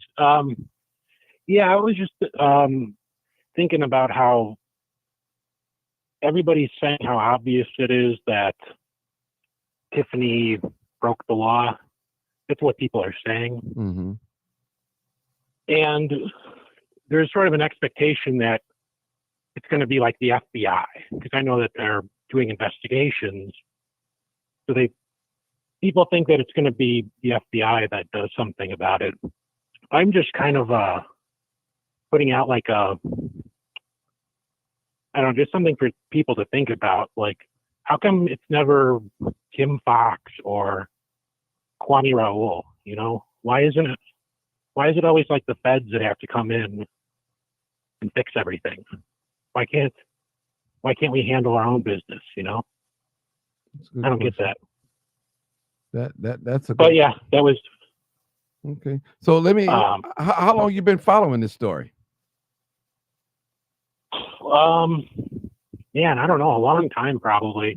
I mean, probably about a year. I heard her name a long time ago. Has joined. Okay. Well, so what is your whole perception of this whole thing, super merit, all this stuff that's been going on in the past year? What's your thoughts? See, you got to remember facts, but what's your thought of it, the whole thing? I think it's kind of embarrassing, you know, and I think that the residents in Dolton and the residents in Thornton Township, they get it. I think Tiffany is toast. I think that she's going to be gone one way or the other. I don't know if it's going to be that Napoleon is successful in keeping her off the ballot, because I know she's challenging that. But, you know, whatever, even if she's on the ballot, I think she's going to get voted out, and that's a good thing. But it's painful to watch, you know, because Illinois is always in the news. Like, Illinois is like a laughing stock of the country, you know. And then you see this stuff happening in Cook County too. You know, I'm not in Cook County. I'm like about 50 miles south. Okay. But yeah, it's just I don't know. Okay. They'll straighten it out, I think. Hopefully it will. But just hold on. You can hang around. Let me take this new caller too as well. Eric code 838. You're live, uncut, unedited. What's your thoughts, your comments, or your question? Hi, Martin. How are you? I love your show. Thank you. I just want to bring out the elephant in the room in this entire situation in Dalton. Has joined. Drop it. Now, nobody seems to want to talk about the $11 million that Dalton owes to Chicago for water from back in 2013. And every year, and I mean every year, they have taken out millions of dollars in bonds, and they pay the bonds back with the taxpayers' money. When they pay their taxes, they pay the bonds off. This village has been in debt up to its butt since before 2013. And they all know it. They're all avoiding it. I'm not for Tiffany. Okay, she's arrogant and ego that is just beyond belief. But the elephant in the room is that Dalton has been millions and millions of dollars in debt since before 2013. And all you have to do is look up Stan Irvin. And, you know, there's a lot of the old trustees, and I'm not going to mention any names, that know this. The trustees on the board today all know this. And they talk about the TIF account. They had to take money out of the TIF account. They've always done this. This is nothing new for this village. So all of this hype and hatred, it's their own fault. They cannot manage a village. None of them can. I can't. I don't like any of them personally, because you've just got to look at how many millions of dollars. I mean, they took money from the water fund and put it into the general fund, and that's how they ended up. Chicago sued Dalton because they owed $11 million in water. And people don't want to talk about that. They want to talk about how Tiffany is stealing. They have stolen from this village for decades. And I don't like Tiffany. I'm not her supporter. Mm-hmm. She needs to go as well as everybody else. It comes from the top down, but they all know it. And when they did the Lightfoot report, they skipped over the water sewer fund and the bonds. And there was a reason for that, because they know they are in debt so far up their behinds, they don't want to talk about it. And that's so important. These poor residents, they don't know what's going on because a lot of information is coming out about Tiffany. Yes, Tiffany was a trustee since 2013. But they all know about the millions and millions of dollars that this village owes and has owed. And it goes back before Stan Urban and Mayor Rogers. When Mayor Rogers first took over in 2013, the bank accounts were empty. They had one TIF account. They had to use that TIF account to pay employees with. This is nothing new for this village. And that really needs to get out into the public because it's terrible for the residents. It's the residents that are suffering over this power play. And they don't talk about it. And I don't understand why. And it just makes me want to cry for the residents because they're the ones that suffer. They're afraid to come out of their homes. They're afraid to talk. They're afraid to be chastised if they say the wrong thing. This is just silly. You have to be on my side or you're a rotten individual. But they all know that this village has been millions and millions of dollars in debt. And it's very sad. Hi, my name is Linda. Has joined. I wish they would just come out with the truth and give the people the warrant list and show the people if they give out in my village, we get the warrant list, the agenda, and anything that is going to be voted on. But they don't do that in Dalton. They refuse. I have gotten warrant lists. I have received them. I have posted them. But they need to make them available to the residents so the residents can see in black and white. Instead of people going on and on and on about how Tiffany has stolen all the money, can one person steal all of this Tell money? the truth and shame the devil. Mm-hmm. I agree. So present a warrant list to the residents upon arrival to the board meetings, and then they can prove their case. And then you can see, yes, she's stolen it. Oh my God, look at this. I believe in evidence. Me too. I believe what I see. And trust me, I have studied Dalton for a year now. I have gone over every single board meeting since before 2013. And people need to know this village has been in a financial crisis forever. Okay. And it's just not one person. Okay. And I just wanted to get that out. Okay, that's good information. Good information. Good. But I did. I was hearing that they had Lori Lightfoot to come in and do a lot of things. She's coming out with another report next month. She did not come out with everything. Some things that they withheld. It was only for the trustees' eyes and ears only. So it could be more like what you're saying is true. You know, what is true. Then you have a lot of residents. They're afraid. They don't want to come out because you got people that support Tiffany. Then you got those that don't support Tiffany. So, some people don't want a confrontation. And that's why some people just being quiet, playing a low profile role when it comes to speaking out because they're afraid.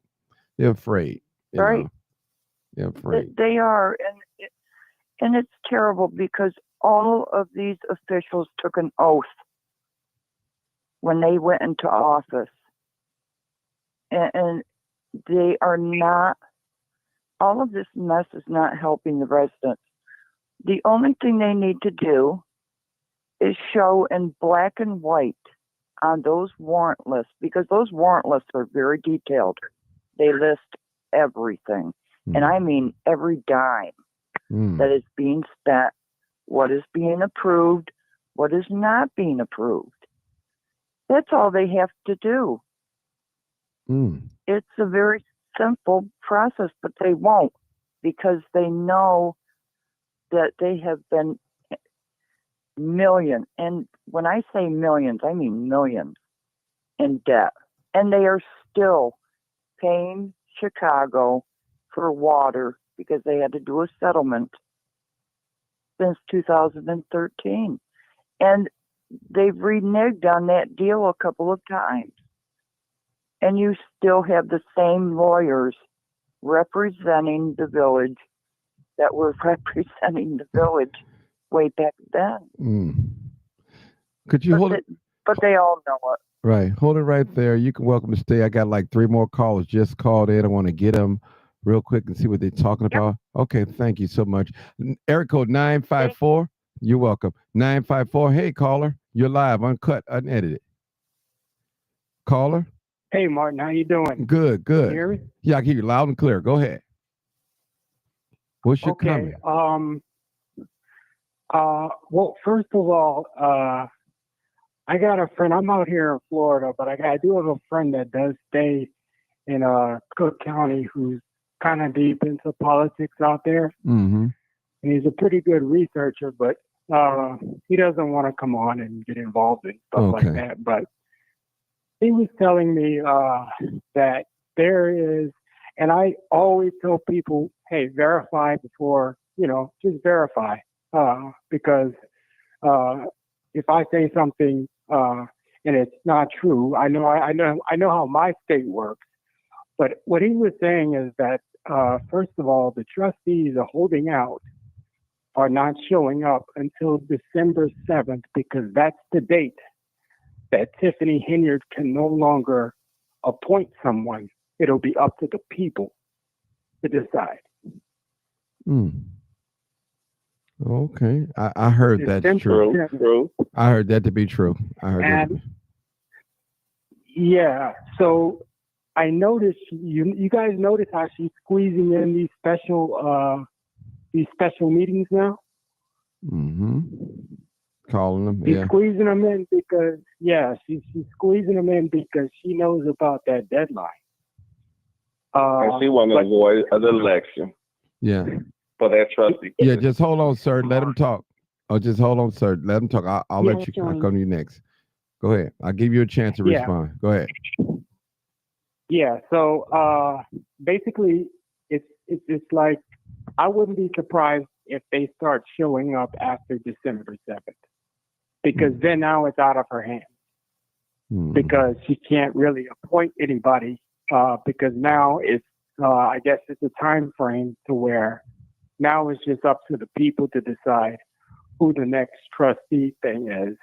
And another thing he had told me last minute, and I'll let you guys respond, but I noticed, Martin, that you were kind of concerned that he gave out the gentleman's address, right? Yes, I was concerned about that. I like that. Yeah, he said that's actually a felony in Illinois. Really? Wow. To give out a politician's, yeah, and it's actually a state. It's a state crime. Well, it's a crime out here too. You just cannot give out somebody's address like that. Because that opens up possible death threats and stuff like that.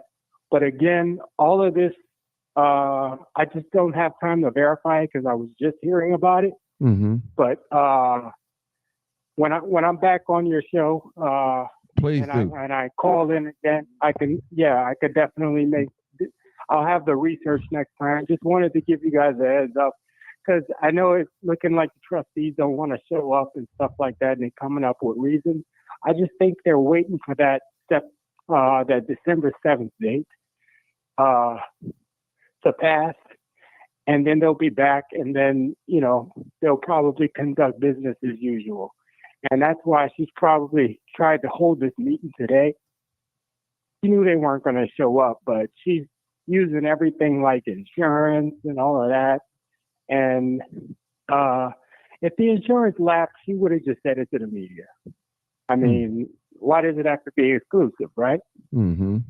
So that was just my piece on it. And I think what Michael did, that might be a crime. I know it's a crime here. Oh, wow.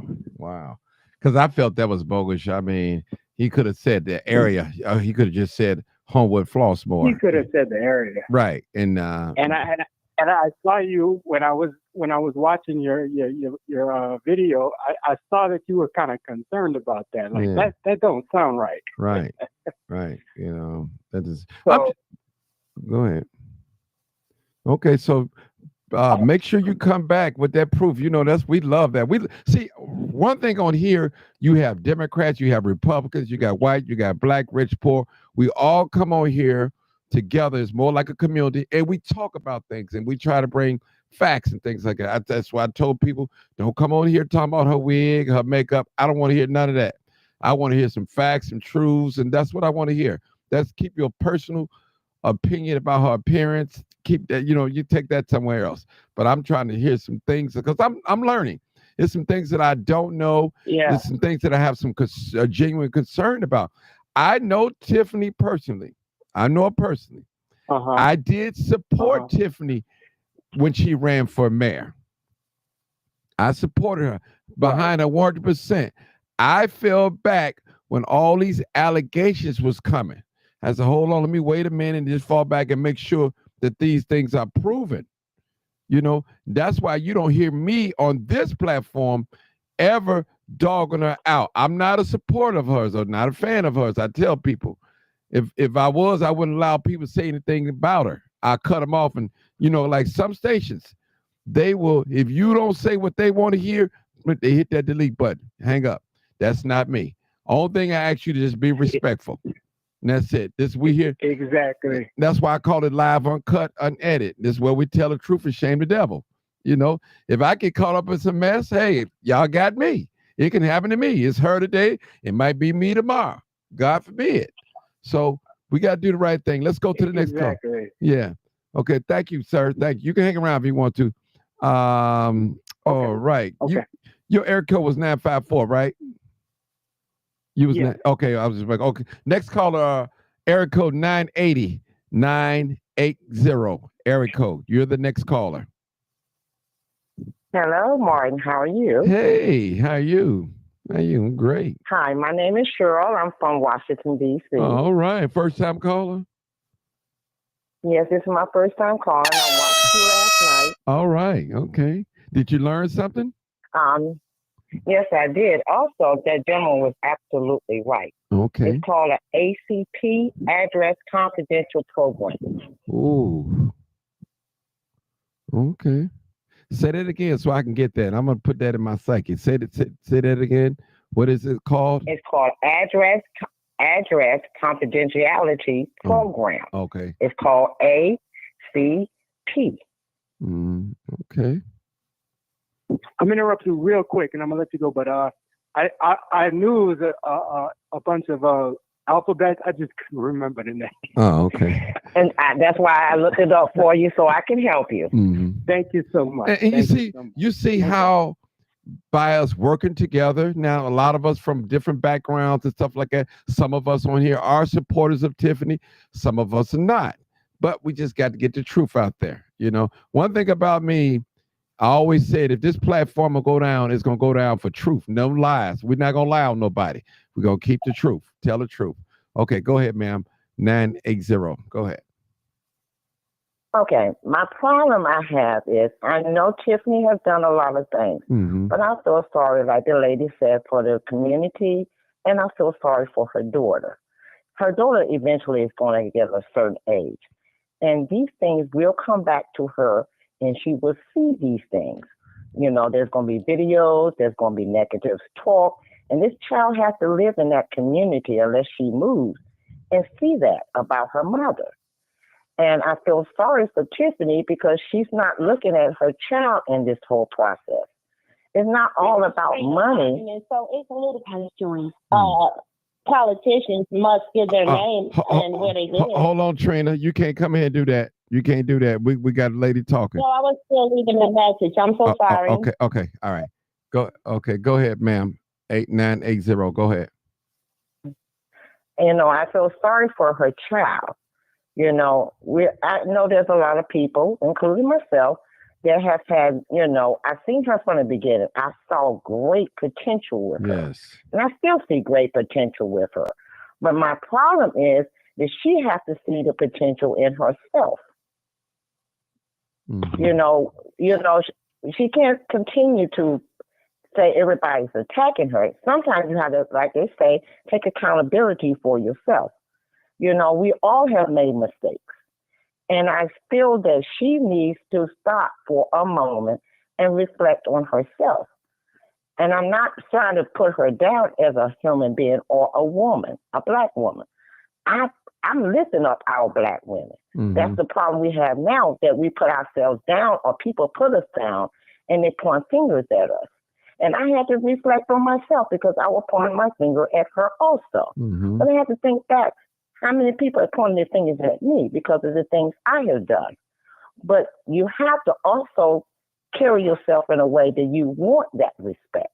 You want that level of recognition as a queen, a Black queen. And you can't continue to put your own people down and then think people are going to look at you in a better light. And that's the thing. You got a daughter that's coming up behind you, and she sees everything you do. And I understand everybody's mad at her about the money. And yes, that's very important. There's certain things that politicians do, all the politicians. There's not a right politician out here. We haven't had a good president since I've been able to vote. So, you know, some things are done through politicians. Some things have been done through elections and different things. That's why they have laws. That's why they have Senate. That's why they have different levels of Congress. So you can't sit back and point a finger at her because there are certain levels within the Thornton Township and within Thornton and Dalton. Both of them, you got some people in there that they have to sit back and look at their way of, you know, carrying themselves to sit back and figure out another way instead of attacking each other personally. Start using the law to back up. You know, she says she got receipts. Okay, prove your receipts, dear. And then things will calm down. But you can't keep saying, I got receipts, and you're not, presenting them. You have to present the receipts. They are presenting them to you. Just like that $561,000 that she had. That lady had a check presenting it to you. That was paper right in front of you. Because, that's her receipt.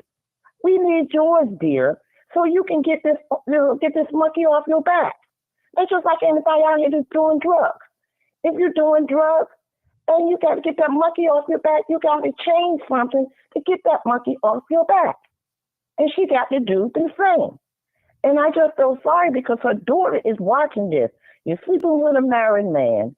You're going around, you're manipulating and putting people down. And you're teaching her that this is the way a woman should carry herself. She's going to become a woman one day.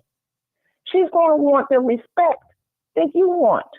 And if you're not showing her respect, then she's not going to get respect when she get out here as a woman. Linda. And these are the things that us Black women need to change about ourselves.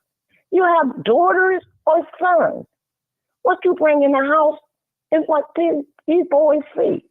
What you women bring and show yourself, that's what these daughters see. And we got to start changing as Black people to change that so we can look better instead of attacking one another, pointing fingers at one another, putting each other down, talking about each other. We need to all come together as Black people and stand up and do the right thing. You want people to look at you a certain way, then do it. That's just my assessment of everything. Thank you. Thank you so much. Okay, we're gonna go to the next. You can hang around.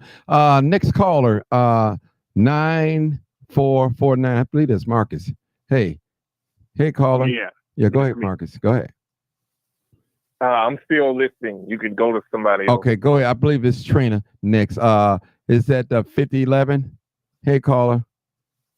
Yeah, Martin, I'll call back because I was hearing a discussion about Napoleon Harris's address being released to the media today. Mm-hmm. As you know, anyone that has any familiarity with public office, when you have your petitions for public office, you must list your address of where you live on that petition. And so that's public information from that point on. Anyone who runs for office has to give their address and prove residency. And so that's the reason why Mr. Harris did not have ballots not ballots, but have petitions out in the community because he didn't want to give us his true residential address. I don't find it difficult to believe that someone with a net worth in the millions that's a former NFL player would live in that area. It's more difficult for me to believe that he has a residential address in Harvey. Okay, well. I mean, have you seen? You've been in the community of Harvey. He has a net worth in the millions. If you live in the community, why don't you have like a Napoleon Harris Community Center or have something whereas the community isn't blighted and just looks terrible as it does? Like, it doesn't make any sense to me that he lives in Harvey. He absolutely must. Let me ask you a question, Trina. Trina, stop. Let me ask you a question. Did Michael break the law? Did he break the law by Absolutely not. He gave information to the media as many other people give information to the media. People give information to the media all the time. Well, what I'm saying is if there's a law in the books in the state of Illinois, there's a difference between freedom of information. We know this out there, but when you get out in the public, and that's a politician, they have rules, and you just come out there and say that. Now, they're not saying that to know where a politician live is illegal, but for you to blot out, that sister gave that the name of that. I believe she's still on here. Or he broke the law. He broke the law. According it's called in Illinois. Hold it. It's called the ACP in Illinois. This is in your state. So I mean, I'm just going by what I'm reading. They're stating to that fact. And now I don't know. You might want to dispute them, but I'm just going by what I'm reading for your state. And I posted it in the chat. Oh, well, if that's the case, ma'am, it may be a law that people don't utilize by way of any civil litigation at all, because when they're Trina, regardless, but it's the law is broken. Regardless, they don't enforce it or not. It's the law. I'm just saying it's the law. Trina, it's the law, period. We can't. Illinois, the address, confidentiality. Trina, do me a favor, Trina. Won't you go back and read it, and you come back and talk to me? Because I know you're real smart. You like doing research. I'm familiar with that. Yeah. I called in to speak about that. If you're an elected official, you must meet the residential requirements. Of course. And it must be listed on the petition and things of that sort. And so even if that is a law, now it becomes an issue of where does he actually live and does he meet residency requirements? The issue with Michael Smith breaking the law is a separate issue in itself. Right, we know that, but it was something that I had some concerns. I asked a question about that because safety. We live in the state of Illinois, Cook County, because you know what goes on. This is safety, and even though it's in the Freedom of Information Act. So I was the one that brought it up too. Right. And the thing is, even the media, when they were dealing with the issue with the mayor not paying rent, right? Even they did not disclose her address. They said the block of. And so why did the media release Napoleon's address? And so is Michael Smith accountable for that or the media? No, it's not. The media should be more familiar with that law than me, you, the people on the phone, and Michael Smith. So why did they proceed to let him release that? Hold it, Trina. That's why I said as a collective effort, let's put our heads together, study the law. I said if I'm wrong, I will be more than happy to come back on and straighten out that information, but I put it out there so we could all put our heads together to find out the truth about it, because it will be an issue. Okay. All right, let's go to the next call. Question. We got to go to the next. Who's there with a question? I'm going to the next caller. I got to go to the next caller because they've been holding on for a while. Eric code 434. Eric code 434. Yes, go ahead. Get it. Go ahead. Yes, what's going on? What's going on? My name is Linwood out of Virginia. First time caller? First time caller. All right, man. All right. Thank you, bro. Thank you. Go ahead. I came across your show after hearing about Tiffany Henyard. Okay. Now, I live in the state of Virginia. Okay. And I originally supported Tiffany Henyard because I thought, okay, a young lady, particularly a young black woman, getting into politics, getting her beak wet. I thought, her being authentically herself, like the executive elect that's going to be going back to office in January, was where the political wind was going. It was not going to be electing suits and ties and Negroes in suits. And I went to Ivy League and I went to Howard. Right. Or I went to the University of Chicago. None of that. Right. I thought that was what the people of Dalton wanted, was someone that was just like them, that spoke their language, that understood their needs. But as the news reports came out, it started to seem like to me that this was an embarrassment to the legacy of a Harold Washington, which went through caught a lot of hell, and we're dealing with the daily establishment to get mayor. And black leadership in the cities has been dealing with a whole lot of structural racism from white people and not being able to fully function their governments correctly because of the money that's leaving. So they have no choice but to go to neoliberal policies, which price out black folks out of their homes and communities. So I thought this young lady could turn all that around. But she became more of an embarrassment and more of a headline than really the people's champion. And I'm sad to say this, but this makes black leadership, particularly with black women, look horrible. We saw what they did to Kamala Harris during the election. We saw what they did to black women in California, like Laura Breed. They took them out of office. They didn't even get a chance to really govern. They just got one term and said, okay, we don't like what you do. And it's just sad to see what's happened to this young woman, because she had so much promise. But she was more of a, and I don't want to use a term, she was more of a hood chick than a politician.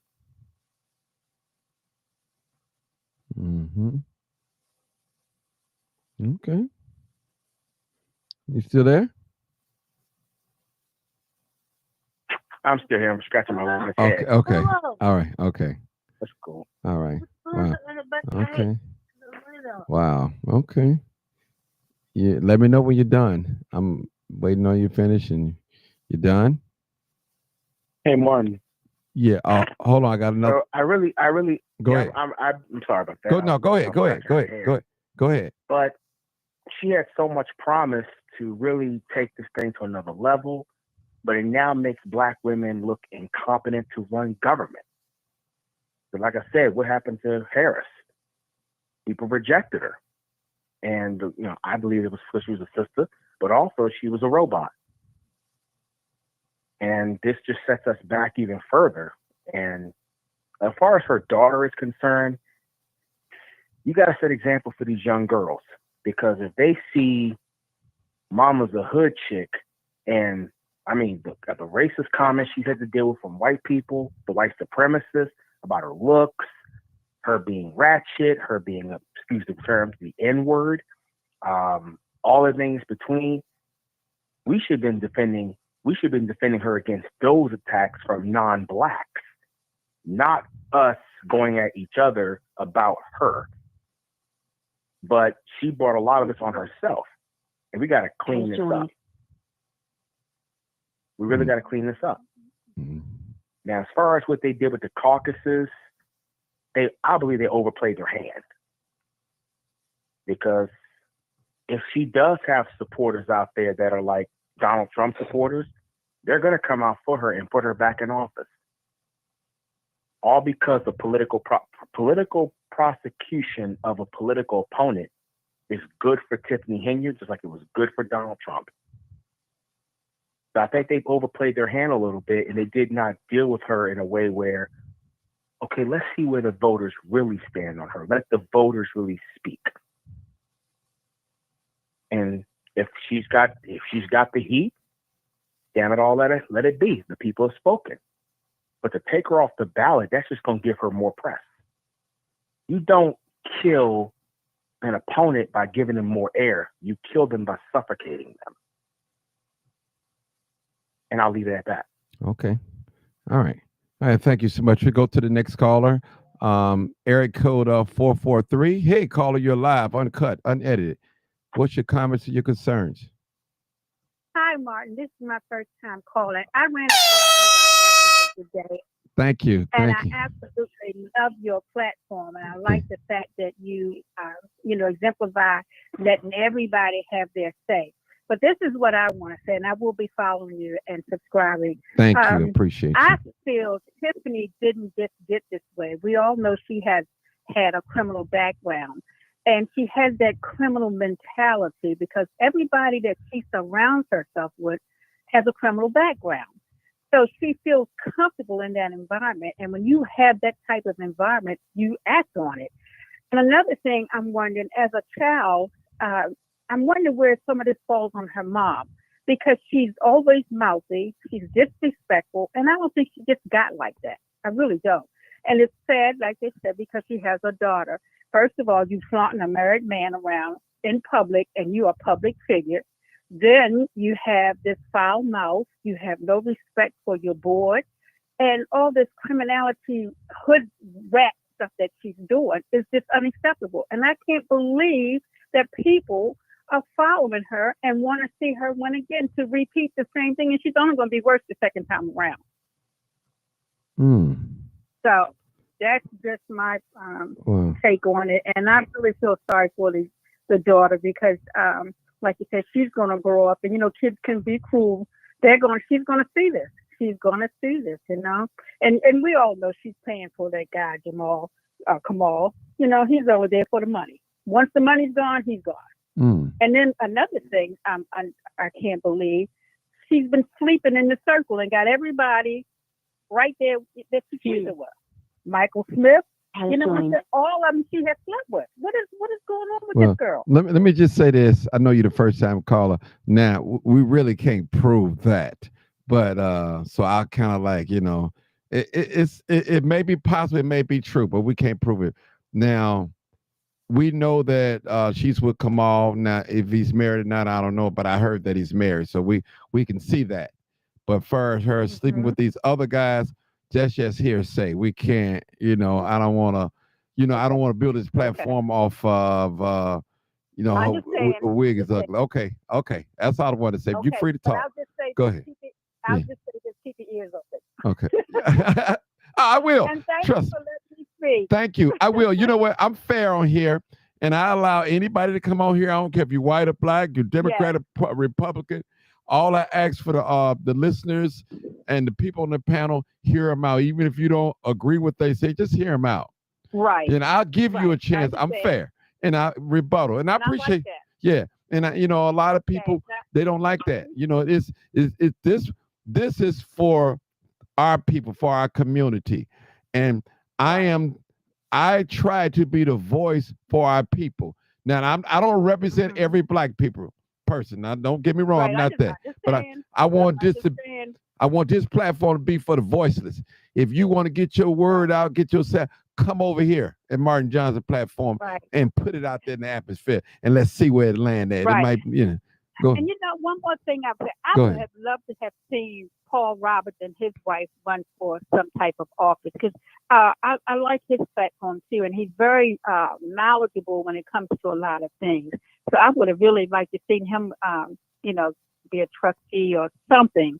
But I just feel like, karma knows where you are 24/7. Yeah, we'll see. We'll see. Yep. Okay. Have a good one, and Thank you. Make sure you subscribe and hit that like button for me. Thank you. I will. Thank you. Okay. And Thank you. Support us. All right, thank you. Bye-bye. All right, caller 7714. You're live, uncut, unedited. 7714. Oh, hello. Hey. I just wanted to get on and say that it's so many people that keeps coming on, and it's like they just like one lady. She just keeps talking about this missing 14 million. It's like she's given Tiffany information. So Tiffany, find that 14 million so that you can spend it. And then she's telling her, did you know you could spend $3,000 unlimited every day? Like, how are you trying to help the people by giving her other outlets to steal money? And then if people say that people say that we are just bashing Tiffany Henyard, but when you look at everything that she's done, from the telling the residents, BITCH better have my money, like that, she thinks the money is hers. And if you notice what she does when she says she has $9 million, she was saying in Dalton she had $9 million surplus. She kept saying $6 million surplus, $9 million surplus, until the audit report came out and showed that she's actually $9 million in the hole. You don't hear that anymore. Now in Thornton Township, she's saying the same thing, but she's not showing any receipts, and she never shows any receipts. She just keeps repeating stuff, trying to make people believe it. And then she got $1 million grant for Kamal's position, and they spent that whole $1 million and did not help not one youth to get a job. They were supposed to get jobs for youth, and they didn't help the youth get jobs. They say that whole grass cutting thing was for the youth, and that was just so he could spend his money. And what was the last thing that she did? I don't know. It was just so many things that she keeps doing. She's telling people this Ma'am, I want you. refund. I want you to hold it. I promise you I'm gonna come back to you. I got Michael Smith on here. He's on Tiffany. He's with her staff, and I want to give him a chance to defend himself or some things that have said negative about him. I want to give him a chance to respond. Mike, go ahead. Go ahead, Mike. Hey, how you doing, Good, Mr. good, Barnett? good, Thank you, first good, of all, good. for this opportunity. Let me just dispose of the lie. First of all, you have people that defame my character, that you can look up. I'll submit to a background check. And when we submit to a background check and it shows that there's nothing on my background, I want everybody to apologize to me. Secondly, when you talk about public service, you judge a person off of their works. When you talk about Tiffany Henyard, she has done more than any other public servant in the South suburban area. She's always given back. You talk about this $2.2 million tax refund that she wants to give back to the residents that they paid into Thornton Township. We've never seen that before. When the predecessor Zuccarelli was in, yeah, there was tax refunds, but it was picked out who would get the refund. When you talk about, the township is at a surplus. Let's go back. These are audited numbers that you can go to on the Illinois Treasurer's website or Comptroller's website, and you can see every audit from Thornton Township, and we can go back to the year 2017 and move forward. The township was in the deficit. It's not hard to see. But the problem is we as African Americans can't seem to get it together. And let me say this, you just had a Republican caucus that was done. The problem is they understand that the Democrats are broken up in Thornton Township. What we're doing is giving them an opportunity to now come in and take over because we're fighting. instead of coming together. That's the issue I have. And when I talked about Mr. Napoleon Harris's address, if he truly lives at the address in Harvey, then what does the other address mean? He's a public official. When you're a public official, your life is open. There's nothing private. If you want to be private, then you need to come out of politics. But everything is open about your life. Everything that I have stated is fact, is true. He is not a resident of Thornton Township. He should not be running for Thornton Township supervisor. He should not be our committeeman. He lives in Flossmoor. He has for many years. These are the issues that is going on in Thornton Township. But I can say for one thing, I've never had a relationship with Tiffany Henyard other than being a friend. So for those that are putting out that false information, please stop. That's lies. Those are lies. And you always judge a person off their character, off their what they have done, their public service. What has Napoleon Harris done for us as state senator? What has he done? Nothing. He's done nothing. He has no track. His track record is that being of a Republican. You talk about somebody that has had beggars pizza in Harvey, underpaid his workers, got sued for that. There's so many things that we can point out about this gentleman that he's illegitimate. And everybody's talking about Tiffany Henyard. Tiffany Henyard's track record is better than Napoleon Harris and always will be better than Napoleon Harris. If you look, all of the people that surround Napoleon Harris, all of them, all of his people have been puppets. And the puppet master is Bert Olson. Bert Olson is controlling the South suburbs. He is this attorney that is messed up in South Village. You see the mess going on in South Village with the mayor and the trustees and the clerk. Who's the puppet? That's Bert Olson. Everywhere Bert Olson goes, when he can't have his way, he causes friction. But it goes back to what I heard Chief Price said. He's putting the Willie Lynch letter into effect. How do you control your slave? How do you control them? How do you control them?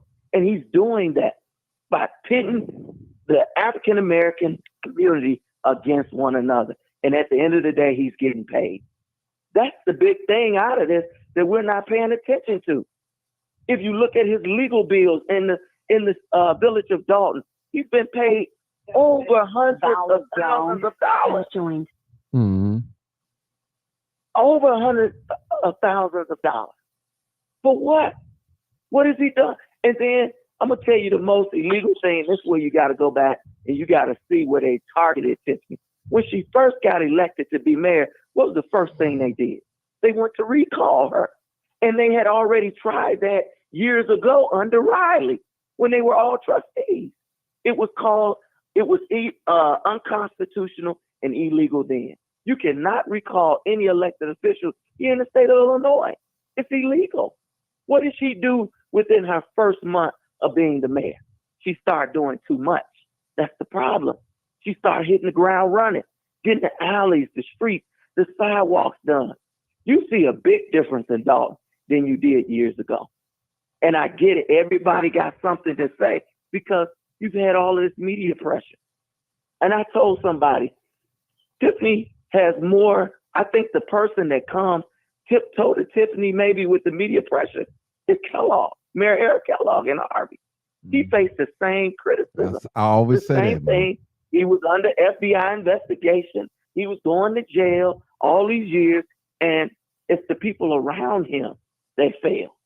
But I say we got to support these African American sisters, man.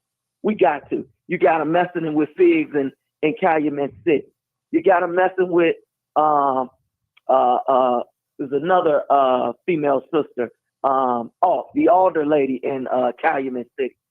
It's an attack on our African American women, and we as African American males have to stand behind her. That's why I stand with Tiffany. I stand with Tiffany because I got a mother, I got a sister, and I want them to be respected in that light. I don't care if you don't like a person, you got to respect the seat. You got to respect the office.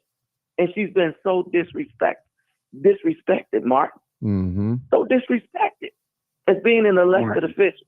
That's not right, man. That's not right. And let me say this, Michael Smith. I don't care how you feel about it. Let me say this, Michael Smith, and that's what I said earlier.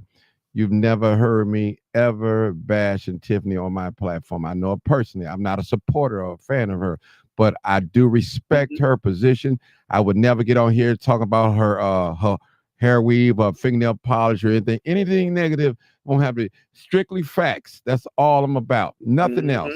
Who she's sleeping with, that's between her and God. Ain't got nothing to do with me. Period. But you know, a lot of people doing that. I mean, you know, and I ask people, tell me something good you know about this. She done and they couldn't tell me. You know, it's a lot of things. Sometimes people, let me just say this. Those that are spiritual and know about the Bible. It was the people that it was the crowd was taken away by the flood. What I'm saying. So we have to, I'm saying is we have to be careful when we see a lot of people going one direction. We got to stop and think, is this the right way to go? Right. Is this the right thing to do? And I'm not taking up for Tiffany, but I'm just saying, use your mind, use your own opinion. Do not let the media influence you. Base your influence and your thoughts on factuals. That's it. That's all I'm asking.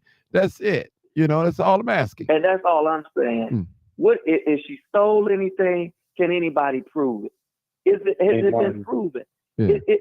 Can you bring something to the table and say Tiffany Henyard stole it, and this is where I think she stole it? Tiffany Henyard, all it is allegations. There's no facts or concrete. Now you say, what can I say? Tiffany Henyard's done. She's repaved alleys. She's fixed sidewalks. She took the 50-50 program away from the village of Dalton. At one time, the residents had to pay 50, and then the village paid 50. She said, no, the village is going to pay it off. You talk about what she's done. Numbers in Thornton Township have increased when it comes to services because a lot of people didn't know about the services. I can go to the pantry on a Wednesday and tell you how many people are getting fed, man. That's service. That's what Tiffany has done. And I get it. Everybody say, well, your name shouldn't be on anything. That's any elected official. That's the leader or the head. Their name, their picture, their things are all over. I even went to the township over here in Bremen, and I seen the supervisor name and picture on things. I went over to Palos. I see it. It's everywhere. But the problem is people have a problem with Tiffany Henyard. They have a problem with her. And it's okay. You don't have to like a person, but just respect her office. That's it. Respect her office. We've seen what happened with Kamala Harris, the disrespect from now elected President Donald Trump.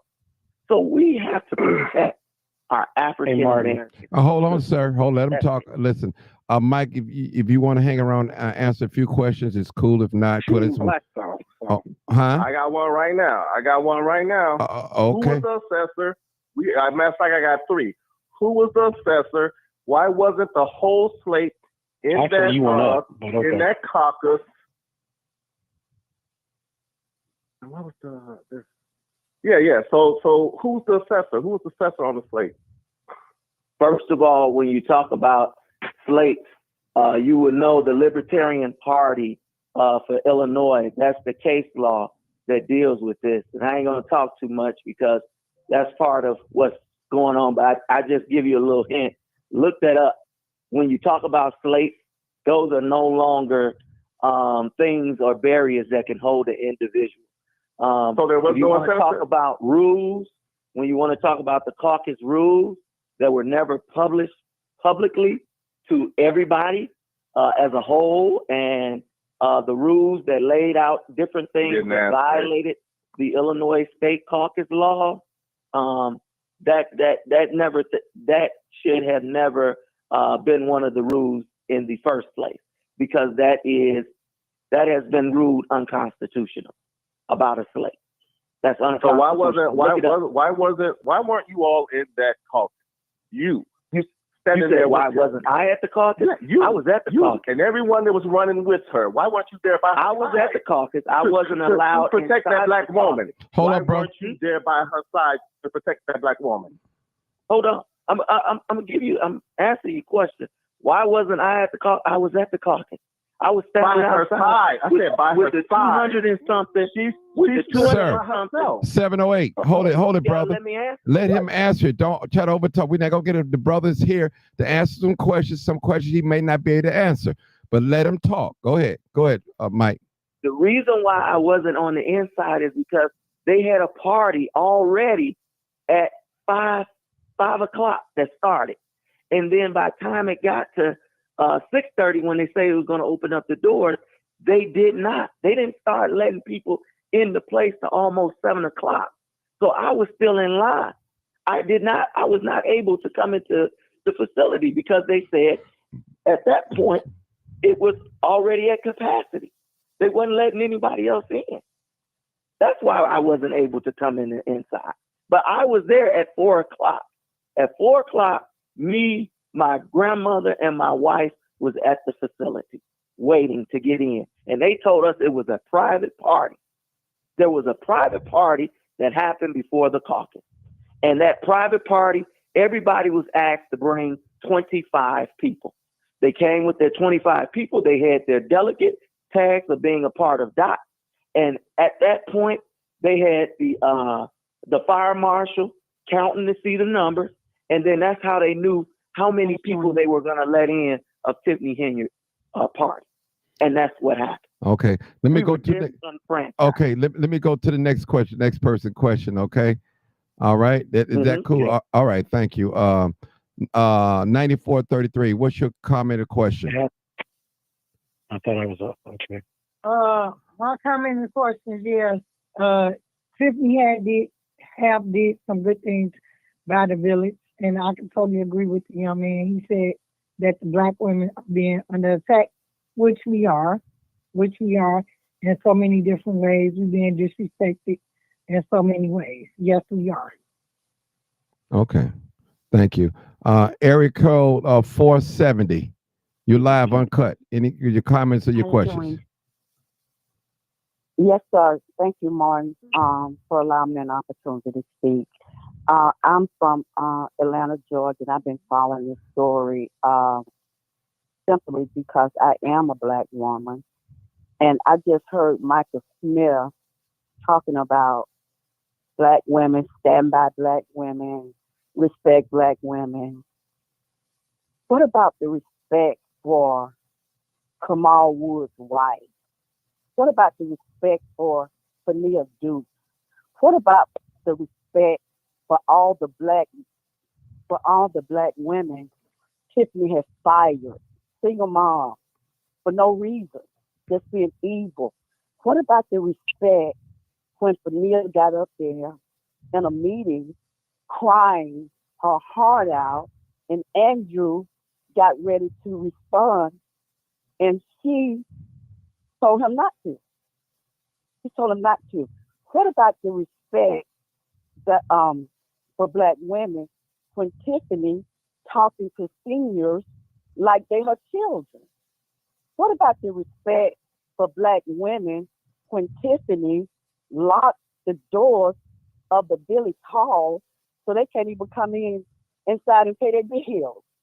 What about the respect for black women when Tiffany blocked off the parking lot? She blocked off all the streets. Seniors and disabled people had to walk miles just to get to the meeting. What about the respect for black people when she have a detector for them to walk in and just come to a meeting? They can't even come to a meeting without going inside a detector. What about the respect for black people when Tiffany sat up there and locked all those people outside in the hot and said that 42 people can only come in and everybody else locked out? What about the respect for the trustees, the black women Thornton and Dalton when she talked to them black women and them black men like children, creating a hostile environment. What about the respect for Carmen Carlisle when she called her Carmen Carlisle? You know, so we want to talk about respect. Let's start with her. She's a leader. When you want to be a leader, I agree with that, man. things is required. Right, things is required from you. If you're a leader, you got to be the first partaker. You got to be an example. She's the worst, I'm telling you. I don't even claim. I'm a professional black woman. She is the worst I have ever saw in my life. And Michael Smith want to talk about she deserved to put her face and picture of everything. She doesn't. I live in Atlanta with over millions of people. And Andre Dickens does not. His And did picture Keisha does Lance Bottom not. ever do that when she was mayor? One mic. One. No, Keisha Bottoms never did that. She was a black woman. Her face was on everything. And the problem I have, Michael Smith, it's not the point that her face is on everything. It's the point that she says she's doing this. Given by supervisor, Tiffany Henyard. She don't even never say given by the taxpayer. She'll put her whole big old picture and name up there, and in little letters up under there, she'll say, and the trustees. And that was just for Thornton Township, never for Dalton. It was just Tiffany Henyard sponsoring it. And then she gonna say, I help y'all. They don't do nothing for y'all. I help y'all. I give y'all food. I even pay for y'all funerals. Woman, you make $225,000 a year to do that. You ain't giving them nothing.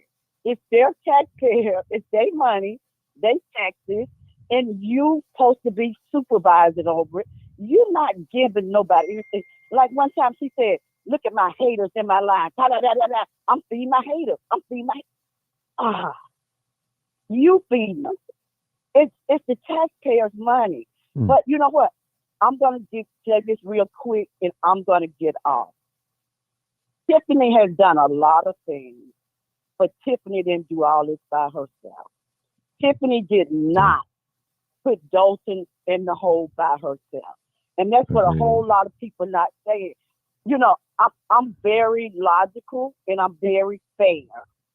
If the trustees could stop, if the trustees could do all what they're doing now, why they didn't do it before the deficit got to be what it is? If they could stop Tiffany from spending on the credit card, why they wait till her last year to try to do something about it? Election time. I mean, it's just a whole lot of stuff that people just not being rational about. I look at, like the lady said, okay, trustees, if Tiffany did all this, put the warrant list out. You say you ain't got no financials. You got the warrant list. You call them off. Let all the residents see the warrant list. They don't want to because, number one, why is the trustees paying the accountant every month $47,000 to $65,000 a month, but yet they blame Tiffany, saying Tiffany won't release the financials to the trustees. Tiffany won't release the financials to the AG. Tiffany won't release the financials to the auditor. You paying $47,000 to $67,000 a month to accountants that have all that information, and I have never heard Jason House say one time, "We're not gonna pay the accountant." You know why? Hold it. Because he the one hired the accountant. Okay. He hired him. I looked at a meeting where he hired the accountant. Mama. He hired the accountant. You said so let's talk about all the money they say they're in the hole, but the trustees keep the attorneys on. That to me is sorry. They have never won a case. They have never won a case. Even against Matt Solomon 2 weeks ago, the judge still ruled, well, you know what? Let the police and the attorneys stay on. Ma'am. But they keep that attorney. Ma'am, Miss Professional, I'll let you go on for about 10 minutes. You can't tell it all. We got other people behind you. And if you want Michael to respond to you, he's more than welcome to respond. If you want to respond, Mike, be my guest. Go ahead. Okay, go ahead. Several things she mentioned. I'm just curious, Michael Smith a flunky of Tiffany Henyard or her mouthpiece? Sir, listen, let me just tell you how the rules are. I know a lot of you guys are first-time callers on here. Now, we got Democrats, we got Republicans, we got rich, poor, white, black. All of us on here, people. Only thing I ask you to do is be respectful. That's all I ask. Hear them out. You know, if you don't agree with him, just hold on, and then I'll give you a chance to rebuttal to what he said. I'm fair on here. I'm not favoring Tiffany, and I'm not favoring the other side. Mike, I have a lot of respect for Michael. He have a lot of respect for me, and I want to keep that respect not only with him, but with you guys too as well. Go ahead, Mike. Go ahead. Thank you. So I was going to say, people don't understand the process of government. And to answer your question, the mayor's job is to proceed over the meetings and run the day-to-day operations. When it comes to your trustees, you have 6 of them. Some governments have 12, some have more than that. But their job is to legislate as well as to deal with voting for a budget, voting for a tax levy. That's it. That's the only control that the council has. And if you look in the village of Dalton, the problem is there's a power struggle.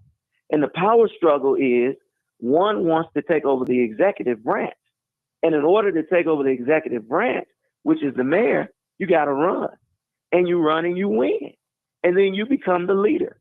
But that's the problem. I don't think they understand their position. Their positions are to legislate. When I was a trustee in Dixmoor, I legislate because I understood that the mayor ran the day-to-day operation. I didn't get involved. I allowed the mayor to make their appointments. I allowed the mayor to run the day-to-day. But what I did is I understood the budget. I understood that's what we control. So if I didn't want something to be the way it was, guess what? I looked at that line item and I said, okay, I'm disapproving of this line item. That's how you operate and you have an efficient government. So that's the issue that you have. You have those that want to be the mayor, and it's okay. Everybody, once you get in, you get elected, because those same trustees ran on her ticket. They ran with her. They all ran together. They were the dream team, and they broke away. And that's where the breakaway came and from Bert Olson. Bert Olson wanted to be the village attorney. Brother Mike, hold that thought real quick. Keith Price trying to get in. Okay. Keith, 872-299-0808. Hold on. 872. I believe I'm on. Oh, you're on? Okay.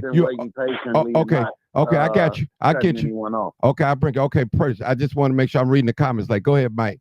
Go ahead. Mike, go ahead. Oh, I was saying that that's basically government in Dalton. And those are the issues. I think Tiffany has been fought so hard and been up against the wall her whole term. She hasn't been able to enjoy being a mayor, being a supervisor, because she's been on the defense. And a person that's always on the defense, always being attacked, you just become so just, man, I gotta go here and go there. So I don't think there's so much of disrespect from her. It's so much of when you come to these meetings and you see how hostile people are. I mean, I was at a Dalton meeting and there was weapons, a long knife. Resident brought in this long knife. You want to make sure that you got metal detectors. When you go in the courthouse, you got to have metal detectors. So I'm in total agreement with that. As far as the other issues with Carmen and all that, you got to remember, all of these people were on her team. All of these people were with her. What divided them and took them away? There's one common denominator. That common denominator we saw at that caucus. Everybody should have seen at that caucus on Tuesday night. There's one common denominator. There's one common denominator. That one common denominator is Bert Olson. Bert Olson wanted to be the village attorney for the village of Dalton. And when he couldn't get his way, He looked at a way on where he could tear it apart, and he started with the council, and he flipped the council. That's his track record as well, though, brother. Yes. Yes. He's doing it in South Village, to the South Village mayor. Everywhere Bert Olson is, there is confusion. How do you sue the city, settle your own lawsuit, and get paid, and then you want to represent the city again? Come on, you can't tell me that's illegal. Martin, I have a question. Okay, let settle your own lawsuit. Okay, let Keith come in. Come on, Keith. Okay.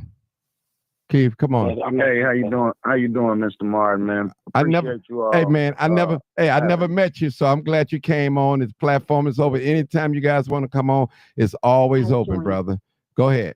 I appreciate that. We've been in some of the same rooms we have. together for many different issues in Illinois. I first want to say that it's so easy for everyone to say what's wrong with someone else. That's the easiest thing in the world to do, to say what's wrong with someone else. Sometimes you have to step back and say, why? One thing that I found out just being in the political field is sometimes you have to find the root of the problem. I realized that at a young age. After my father died, I became very hardened. I was upset, lost, and snapped on a teacher, and ended up being put out of high school and had to go to an alternative school. I was so thankful for coaches like Coach Bill Mosel, Mr. Anderson, people like Mr. Keenan, people who stood with me and actually understood why that change happened in me as a young man. I had opportunities to still play football. You know, people have, and I say all this to say, no one on this station, I can't say no one, but I believe mostly none of the people on this station listening can understand or feel what Tiffany has felt being attacked for 3.5 years straight. She was in office for 2 months and they tried to recall her. You've only voted on 2 months worth of bills. What did she do to start that process? What was it? And as far as people talking about metal detectors, I ended up with the task of being able to read some of the emails. The press has displayed her so negatively that the threats that this woman gets is almost unbearable to read. These people get on these stations and they just talk. You want to talk about her hair. Her hair be colder than most of the people that comment about it. You know, but when you reading these type of hate messages coming from Caucasians from Kentucky, people from Russia, people threatening her, you talking about it shouldn't be any metal detectors, I'm quite sure most of the people listening would have folded under the pressure this woman has taken. Just because all diamonds aren't VVS. Some are cloudy. Some might have cracks, but it doesn't take or negate the fact that it's a diamond and it's real. When I usually speak about Tiffany, I speak from the point of Thornton Township due to the fact of that's what I know. Since 2017, Thornton Township has ran a deficit. No one opened their mouth while Zuccarelli was there. It was very few people who stood up to Zuccarelli, and I was one of them.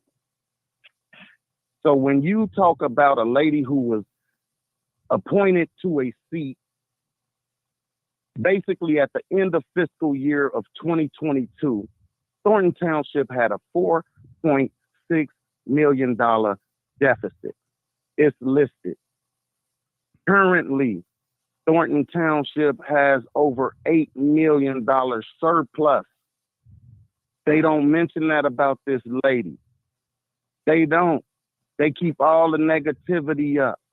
People always concerned about how much money somebody making, yet you didn't care when it was somebody of another race holding the seat for 30 years. I've learned a lot of things that Zuccarelli and his staff did, and a lot of it was illegal. He took great care of his people. I'll give him that. He took great care of his people.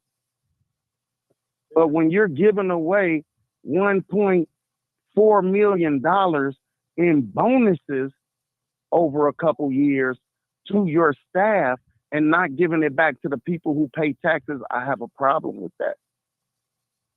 I guarantee what about the allegations? Hold on, sir. I'm gonna give you a chance to ask him a question. I wanted him to get it all out. You know, if this is special guest. Next. Go ahead. Go ahead, Keith. What? This man gave out bonuses to staff, and I would love to have bonuses like this. $20,000 bonuses to staff members.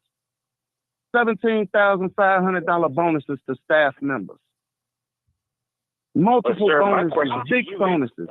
Whoever this guy is the most disrespectful person you've had on here all day. I like your boss. You said you would give him a chance to ask me a question. Let me finish talking. Let him finish talking, sir.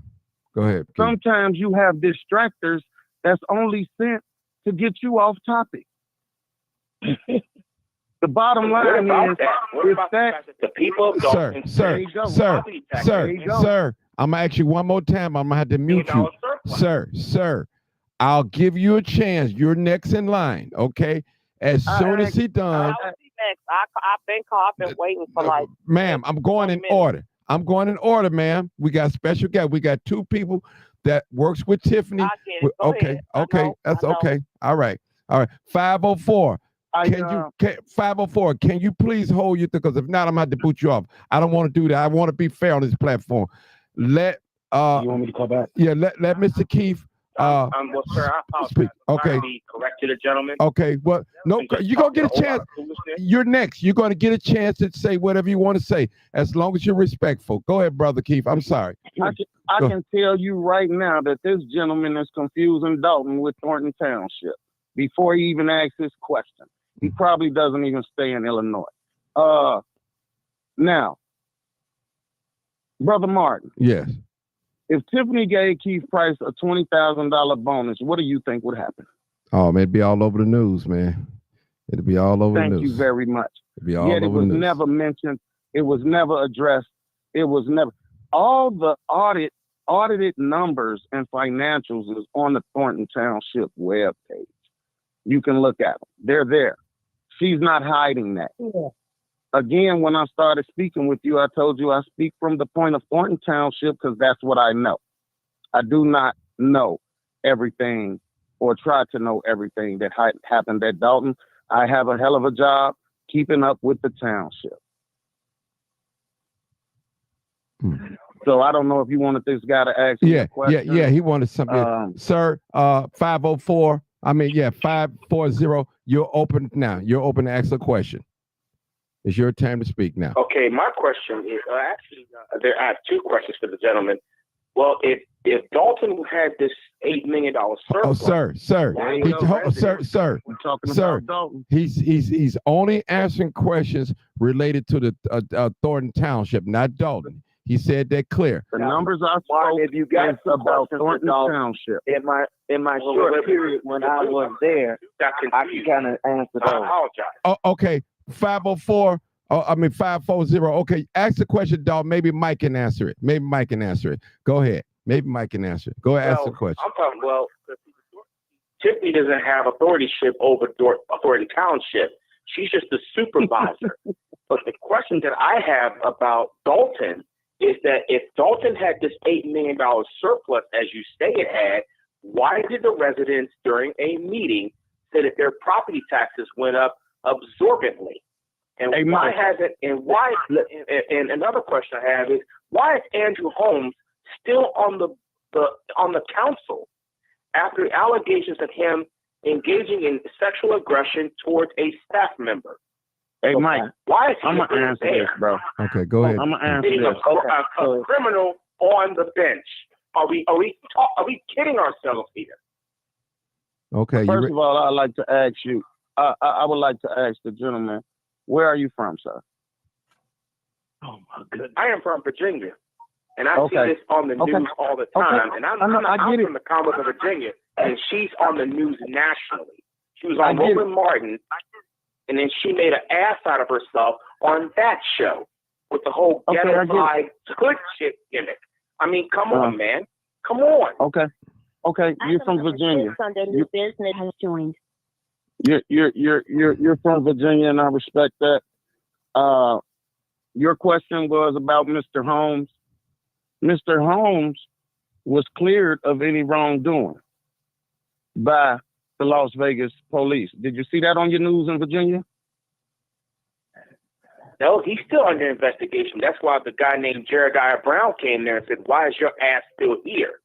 And they almost got into a bit of a scuffle. Sir, Jedediah Brown even admitted on his platform that the man was cleared of any wrongdoing. Jeremiah Brown did not admit that. Yes, why the hell did you he think they did. were He getting said- into a scuffle? Because he was out there because he was disgusted to see him on the board. Brother, after he tried to run up on Mr. Holmes, a week or two after that, Las Vegas cleared him of any charges. Go check, Google it, look it up. ABC as far 7. as when I said, listen, But as there far as are when I still said, civil charges pending. Trina, I'm sorry. Trina, please don't do that. Please don't do that. Please don't do it. Go ahead, Keith. when I spoke of $8 million surplus, I was not talking about Dalton. I was talking about Thornton Township, and I clarified that before I started speaking. Okay, I apologize for that. I'll take my statement back on that. Can I ask a question? Who want to ask the question? Who's that? That's you, Keith? Me. I'm from Dalton. I want to know, are the constituents... No, sir. I got to go in line. Of Thornton Township, Sir. I got a person. Okay, I'm just saying. I'm going in order. All right. I'm going in order. I got 912. He's next. 912 is next. Okay. 912. Area code 912 is next. You have a question, 912. You're next. Going in order where the call is. 912. That's Sarge. Oh. That's you. Yeah, Sarge. yeah. Go Hey, ahead. Martin. Yeah. I had a question for Michael. He said that Donald Trump. Excuse me. Can I ask my question? Let him ask his question, people, please. Now he said that. Thanks, Martin. Thanks. He said that Trump disrespected Kamala Harris. I'd love for him to tell me what exactly did Trump do. What? Go for it. Real simple. Simple. He made a lot of derogatory statements towards her.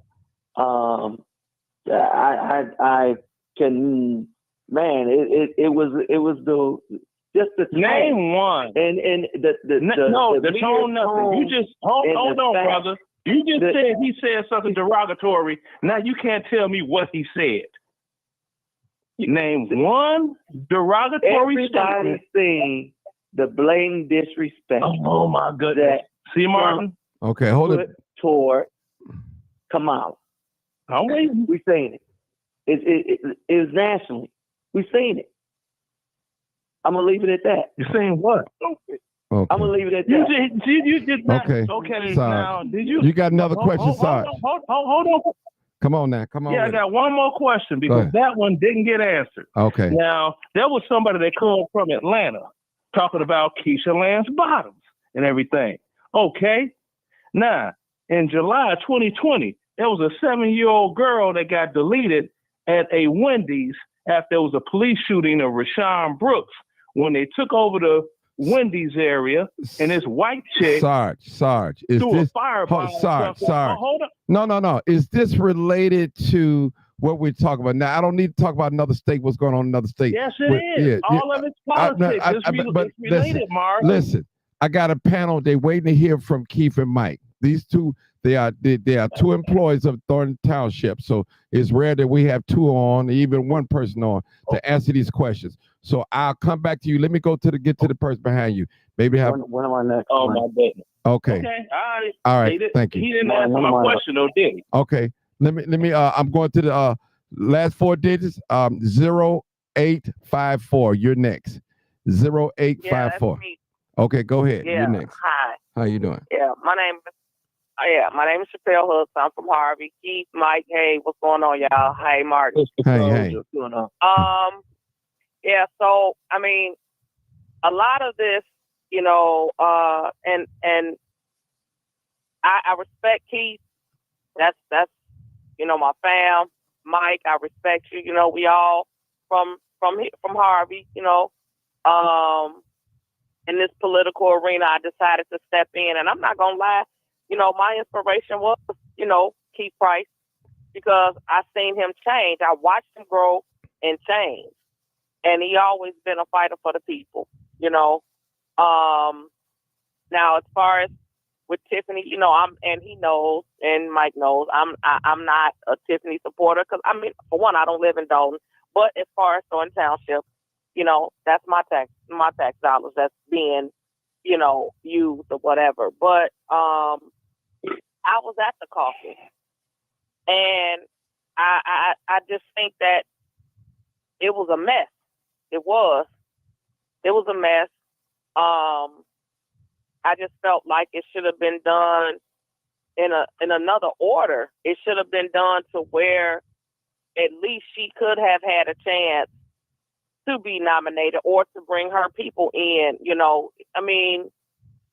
Politicians, they do these, they have these tricks. We dealing with it here in Harvey with Christopher Clark. So I understand that there are tricks, but I also, just told Keith today, you got to be able to eat what you serve. And some of these tricks that's been done, she's done them too. Where coming into, having these small rooms where only 42 people can come in and things like that. So, the disrespect, and I agree with Mike. A lot of us Black women that's in politics, I'm an elected official. We've been disrespected. We have, but at the same time, she has disrespected people. A lot of the things, the slick things to say to people, a lot of the disregard for her seniors, that stuff is ridiculous. You know what I'm saying? It's a lot of the things that's being said on both sides I can agree with, Hey, Chappelle, Mr. Martin. Yeah, go ahead. Again, like I said, when you're under so much of an attack, when you back a person into a corner and you beating on them and you beating on them and you beating on them, sometimes people lash out. I was accused. Listen, I was accused, and you know it. People talk junk about me when I was an alderman because I didn't wear a lot of suits. But yet, another alderman, and a slight mentor of mine, Alderman Nesbitt, was a senior, and he never wore suits. No one said a word about him. See, it's some double, triple standards in this game. And that too, Keith. I was going there. Like when the one lady called in and said about all the millions of dollars that Dalton was in, but it goes to say that when the Caucasian people were mayors and sitting on these boards and in these politics, and they were still in the city's blind, and then they take white flight and they leave us in these conditions, you know, and then it's like we get the blame. But what I do feel is that if you see that this stuff is going on, just like with Zuccarelli, we know he was having all these, you know, money giveaways to his people. We know this. You know, we were younger then. We really wasn't into the politics, but we knew what was, you know, we ended up knowing what was going on. A lot of the people that's standing today, like Napoleon, Thaddeus Jones, Christopher Clark, all of them was up under his tutelage, and even Tiffany was. She was under his tutelage at a point. So, you know, that all that goes to say that they taking, you know, plays out of his playbook. Everybody trying to be Zoot. That's what I see. Everybody is trying to be him, and I think it's messed up. You they're know, not going to allow any of them. Together. We should be sticking together, trying to make things work and undo the things that he and other people of his kind have done to us. We need to be trying to change that, and we don't. We get in there and we greedy, just like them. We greedy. We get in there. All we think about is us. All we think about is self. We don't get in there to think about the people. We think about how much more can we take? How much more of our friends can we get on these boards and get jobs to, instead of giving it to people that's actually qualified to do what's supposed to be done. You know, that's the problem. Nobody's following laws. Everybody just doing whatever they want to do. You know what I'm saying? I mean, to be truthful, Tiffany came in there. She's doing what she want to do. You know what I'm saying? I mean, saying what she want to say, doing what she want to do. I mean, you know, it's a shame that you got to be, you know, you got to be casket sharp to come at an event when half of your people can't even afford Walmart. You know what I mean? Like, it's you in an impoverished community, and you living like you a king or a queen. But it's a double-edged sword, though. You are dealing with the historical nature of white flight and the fact that white supremacists took the money and the tax base out of these cities. You know, you're talking, this is a systematic thing that Black politicians have been dealing with for years. You name any city that Black men or women had a governing majority or had, you know, some form of position in government, they've had to deal with the systematic things of, you know, having to raise taxes to supply, you know, goods and services, to do roads and bridges and schools, not enough money in the tax to fund the schools. So they have no choice but to go to neoliberalism, in which they're allowing real estate developers and commercial property developers to come in the city tax-free to just keep the base going. And what's happening is Black people being pushed out that were longtime homeowners of their homes. And, you know, a lot of these, I don't think Tiffany Henyard is totally at fault what's going on with Dalton. I think she, like many black majority cities that have been engaged in politics, was dealt an incorrect hand by racist man, racist woman, or white supremacists collectively. And some of these Trump clowns in the chat who think that what does race have to do with anything? Race has a lot to do with a lot of the things that's going on with Black political issues today. If you read books by Dorothy Brown, The Whiteness of Wealth, you read George Liebowitz, there's The Danger Zone is Everywhere, Andrew Carl, The Black Tax.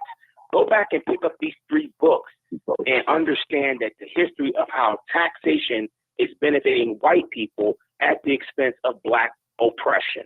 And you'll see why a lot of these mayors have not fundamentally been able to functionally govern their cities and make those cities prosper. Thank you, brother. Thank you, brother. Then you have the white Burt Oldsons, you know, like Mike said, that these attorneys come and they rape our city. They do. They come and they rape, and they love the chaos. They love the chaos and the drama. Okay. They love it. They love the chaos and the drama because they are making money every minute that passed, that there's an argument on the council floor or whatever. They're clocking down. And that's what they want. Okay. My dear, what they want. my dear sister, let me take a few more callers. I appreciate you. You know, did Mike, any one of y'all want to comment after her real quick? Yeah, I do. You said you was gonna let me ask a question. I have a question for Mike. It's really important too, Martin. Okay. Okay, hold on. I'm trying to get. Man, listen. It's a lot of people. We're going in order. That's what I'm saying. Trina, we're going in order. We're going in order. You know what I'm saying? Please, Trina, you spoke a lot today, but I'll let you speak. I know. Okay. I know. I just got one question. What's the question? Come on. How are the constituents going to replace the trustee Jerry Jones? Hold it. Let's hold on.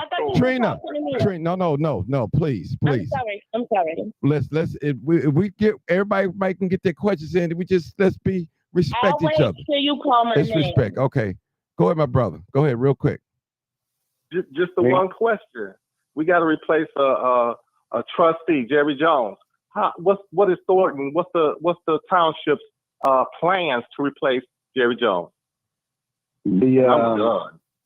This Keith Price. The supervisor has put the appointment on multiple agendas. The trustees have met.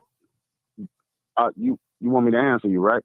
No, because I was looking for you to say that you were going to turn that over to the constituents and that we would vote for one. That's what I was hoping you would say. Well, that's not. That's not how the rules are written in the election code.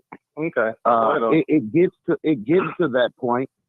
It gets to the point of what you're saying, but the rules and the way the election code is written, if there is a vacancy on the board for the township level, you appoint a new person. This appointment is done by the board, not solely by Tiffany.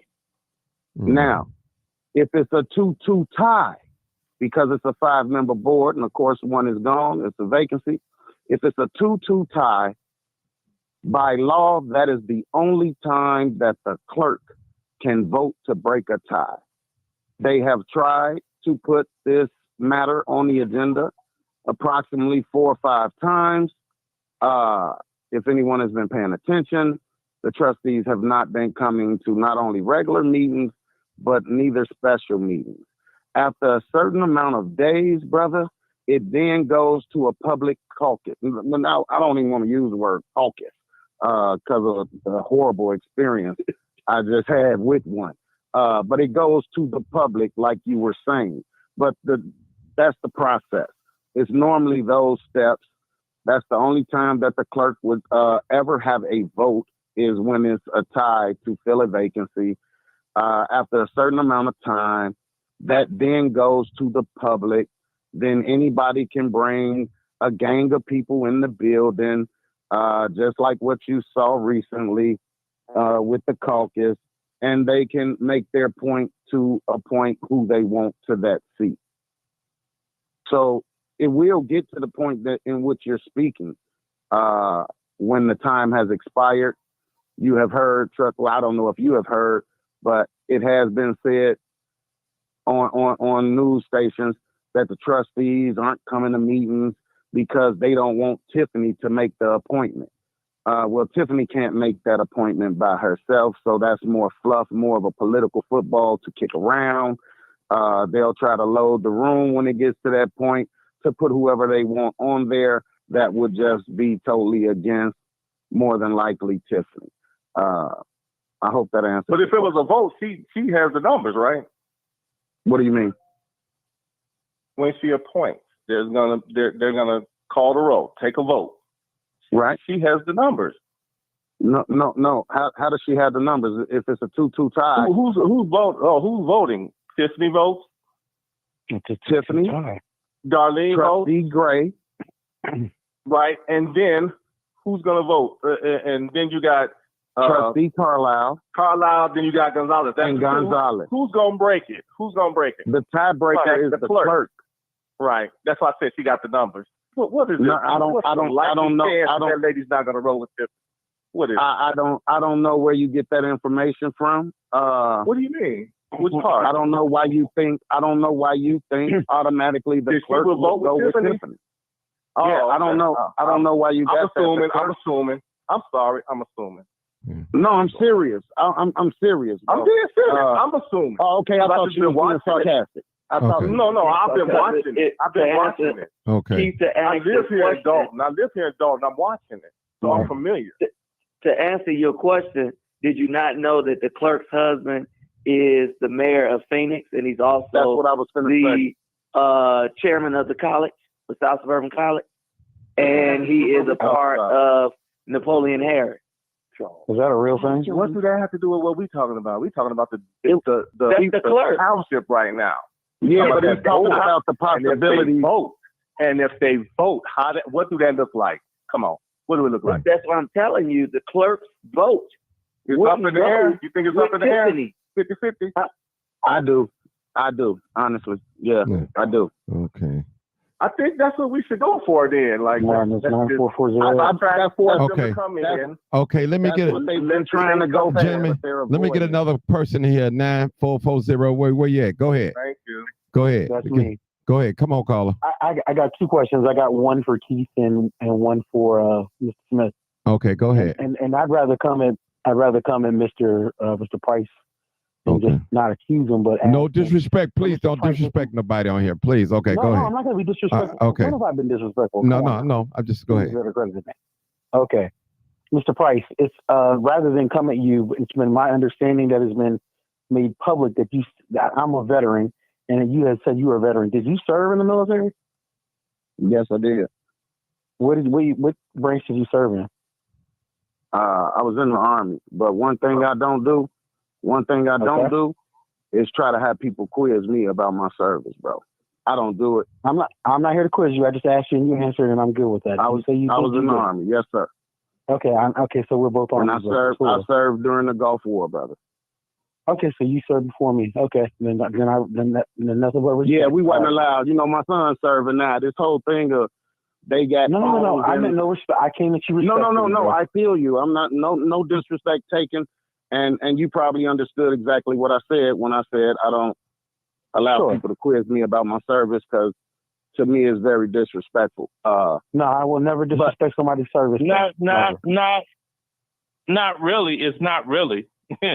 I mean, according to AR 670-1. Sarge, it depends on how you look at things. It depends on the individual. Yeah, if I tell you I served, I was a demolition specialist. So I'll move on. Right. If I tell you I served, I was a demolition specialist. Yeah, 12D. You work for Bravo? Yes, sir. What does Esseance mean? What's what? What does Esseance mean? Man, I don't have to explain to you. I'm an engineer. Why you really? That's because I'm an engineer too, my dude. I would never. I'm a combat engineer too. Come on, bros. The council is. Do you realize you are talking to a U.S. Army sapper? Sarge. I'm talking on a platform of politics, not Sarge. Sarge, let him finish. Can I finish? Go ahead, sir. Go ahead. You the main one always talking about you 9440. Finish, and now you getting in. Come on, 9440. Go ahead. All right. So, hey, Mr. Price, thank you for your answer. I appreciate that. I also was a combat engineer. All right. So, and I wasn't a dirty, nasty leg either. I jumped out of planes. So, yeah. I commend you on that because when they wanted me to do that, I said if God wanted me to have wings, I would have been born with them. Let me get on to Mr. Smith. Mr. Smith, here's my question to you, and this is related to Dalton. Now, I heard you say in this call today that you said you were all about wanting to respect Black women, et cetera, et cetera. But I've heard you in public meetings disrespect other Black women. I've watched you do that. So I'm a little confused by how you're going to sit up there and say, I guess maybe the light-skinned women you don't want to respect, darker skinned women, I don't know if it's a color thing, I don't know. But that's a little confusing for me. That's one part of this. The next one is, how do we look at leadership? Leadership is not just defined by saying the person I like and the person that I work for, I always agree with them. They're always right. They never do anything wrong. I can promise you when your mayor defecates, it doesn't smell like roses. I can promise you it doesn't. So you can't sit here and look me in the eye or through this phone and say that Tiffany is above reproach and never makes mistakes. That's not true. Just on the same token, that nobody does everything wrong either. So I guess for me, help me understand how is it that you can respect one set of black women, but you disrespect everybody else. Help me understand that. Okay. When you talk about disrespect to women, these are individuals that come to the board meeting, and that's why you have to be a resident of the area and in the township and in Dalton to understand where I come from. Since being a supporter of Tiffany, I have been attacked on several things. My character has been attacked on being a sexual predator. Let's stop right there. These same individuals or women that you see in these meetings, they're very disrespectful that you might not see on the camera at the things that they do and they say. So it might seem as if I'm coming off disrespectfully, but I'm not coming off disrespectfully. I am defending myself and my stand. When you talk about those women that have disrespected me, and Keith understands and knows he's around and he sees. Do I agree with everything that Tiffany do? No, nobody is.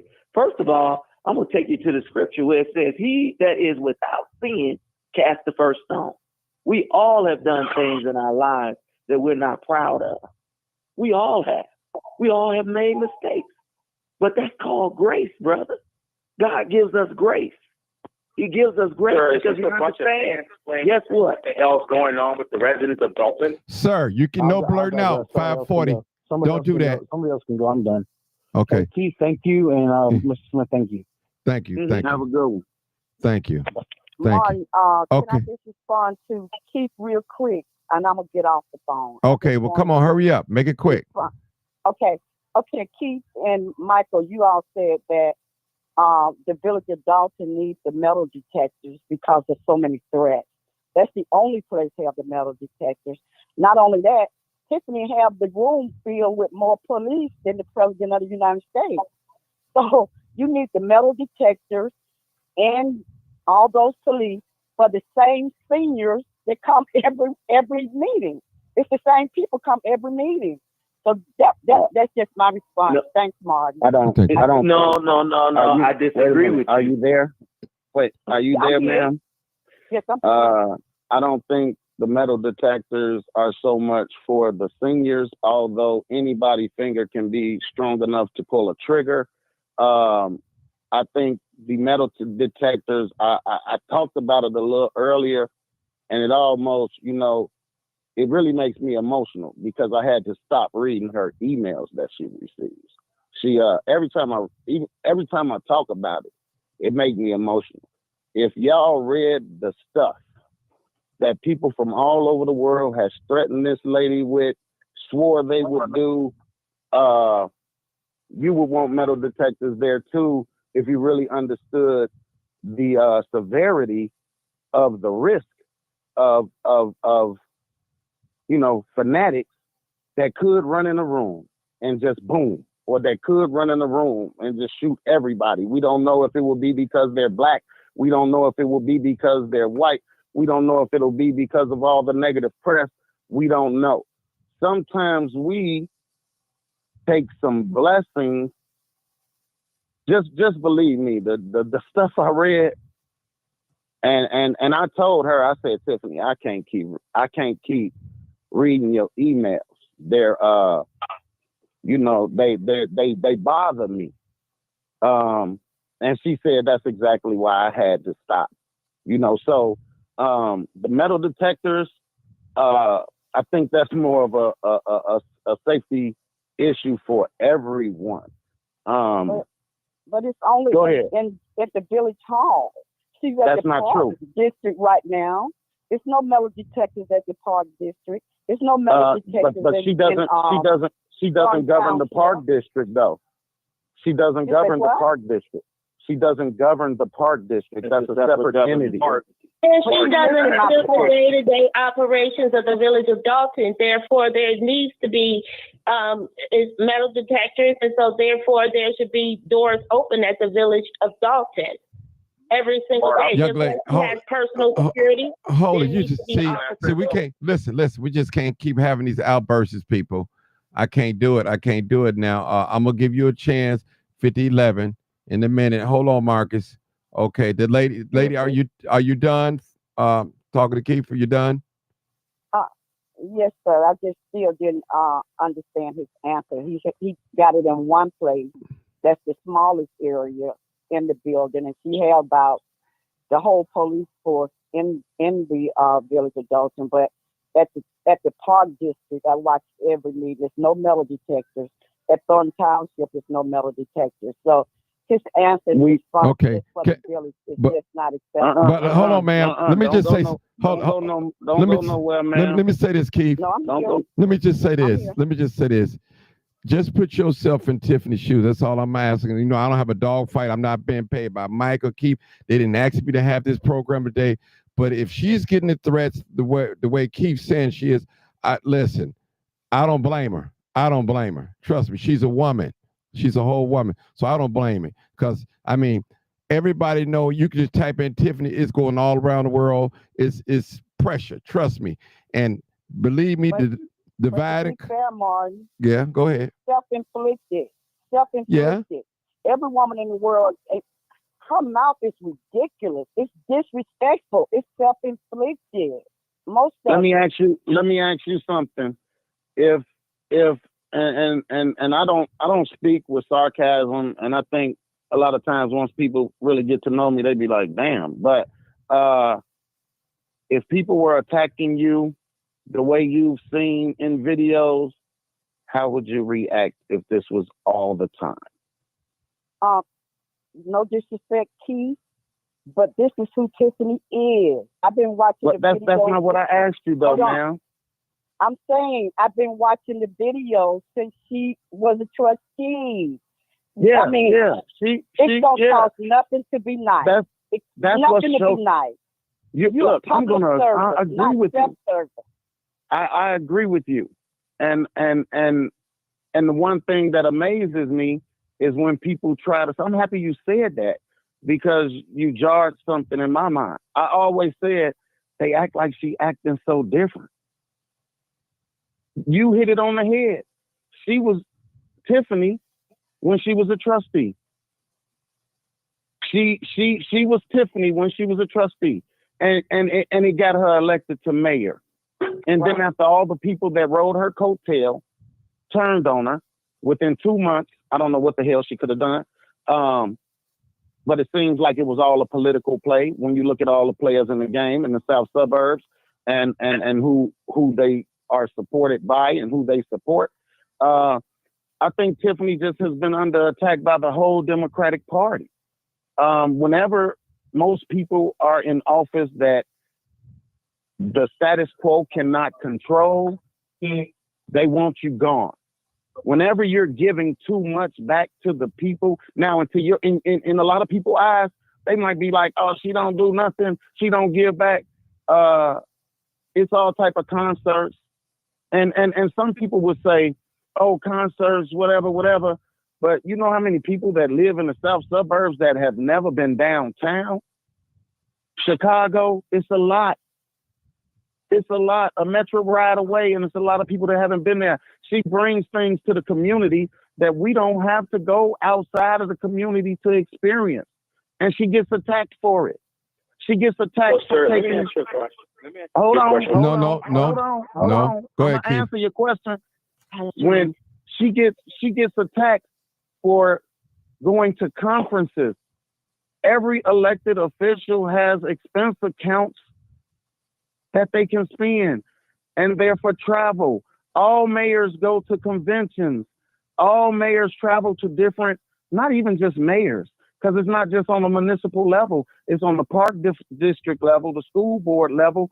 All different entities have expense accounts for travel. that they can go to conferences and learn. You go to them to try to bring things back to your community or to try to learn what's the new trend of things that they say will boom your city or your park district or your school board when it comes to the academic level. You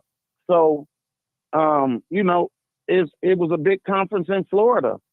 All the mayors went. Tiffany hasn't went on a trip, I don't think, for a year straight since all that drama. I think her last trip might have been January, so it's creeping up on a year. I know. Can I say okay. Keep real quick. Well, okay, hold it. Question, but I'll let keep, hold it. I'm just keep real quick. Do you think that the people around her enabling her? Because if she were my friend, I would be saying, you know, you got to calm it down, baby. Listen. You know, you cannot win anything. You get more bees with honey than you do vinegar. Do you think that people around her don't see the disrespect? I don't care about what she's doing with the money or anything else. If she mayor, that's mayor. My only concern is the disrespect, and it's been going on since 2013, like you said. It's been going on. The people know it. They know it's been going on. Ma'am, can I ask you a question too? Yes. Question. How? And I'm not being disrespectful. How old are you? And I know you shouldn't ask women that, but how old are you? I'm old enough to be Tiffany's mother, and if I was her mother, she would be B. I'm old enough to be her mother. So I would have told her. Where I want to go with that is, we all are learning. We all are growing. Nobody is made it to the point of where we all are perfect. And what I think that we should do as a people, if we see that somebody is erring or something that we can give them to help make them a better person, we should pull them aside. We shouldn't come to meetings and bash them and that's what I'm telling you. You don't look you this or that. Hey, no, I'm saying for you, for Mike, I'm gonna address that is not here, that can send her a message and say, you know what, I understood where you might be was coming from, but maybe you should try it like this or try it like that. Because guess what? I talk to Tiffany about that all the time. You know why? Because I was considered a hothead as a young elected official. I got elected at 18 years of age. My senior year in high school, I got elected trustee in Dixmoor. And you know what? There was no rule. There was no playbook to tell us what we're supposed to do, how we're supposed to act. But I learned from just watching other people, attending other meetings, going to conferences. And guess what? It grew with maturity. Because the things I did at 18, I don't do no more at the age of 34. Because I had to learn. Hey, Mike. Mike, let me just... And you get that maturity, you know? Good. Let me say something, Mike. This is what I heard a person say too, which I don't like. Marcus, you next. Then I'm gonna go down the line again. I want to finish addressing that woman. Okay, Keith. Question. Okay, cool. Let me just say this. Ma'am, are you still there? Go ahead, Keith. Go ahead, because I want to make a statement. I'm here. Go ahead, Keith. Okay. Mr. Martin, I just don't want to lose it. Okay, what she asked, what she had asked was, is it the people around her that I feel like was disabling her? Key word I used was enabling. I do think she had some people that she believed in and trusted that was enabling her. And now they're one of the main people that's trying to tear her down. When she had her senior advisor, he would always advise her, just don't respond. Don't say this. You ain't got to do this. You don't have to do that. You this, you that. Mike and I don't take that approach. We want to respond. We want to give the information out. Today on the news, we addressed a flat out lie that was put out, and we gave them all the emails to show that the attorneys had told a trustee multiple times that you cannot do a phone poll. It's illegal, and you cannot cast a vote by however the word is they used it. You have to be in person, but yet they put these things out on the internet as if somebody else did something wrong. No, trustees are elected or appointed. They're elected to do a job. You come in. If it's something on the agenda you don't like, you vote it down. If it's something you're okay with, you roll with it. But I do think some people were around her that she trusted very much that misled her, and that's all a part of growing and learning.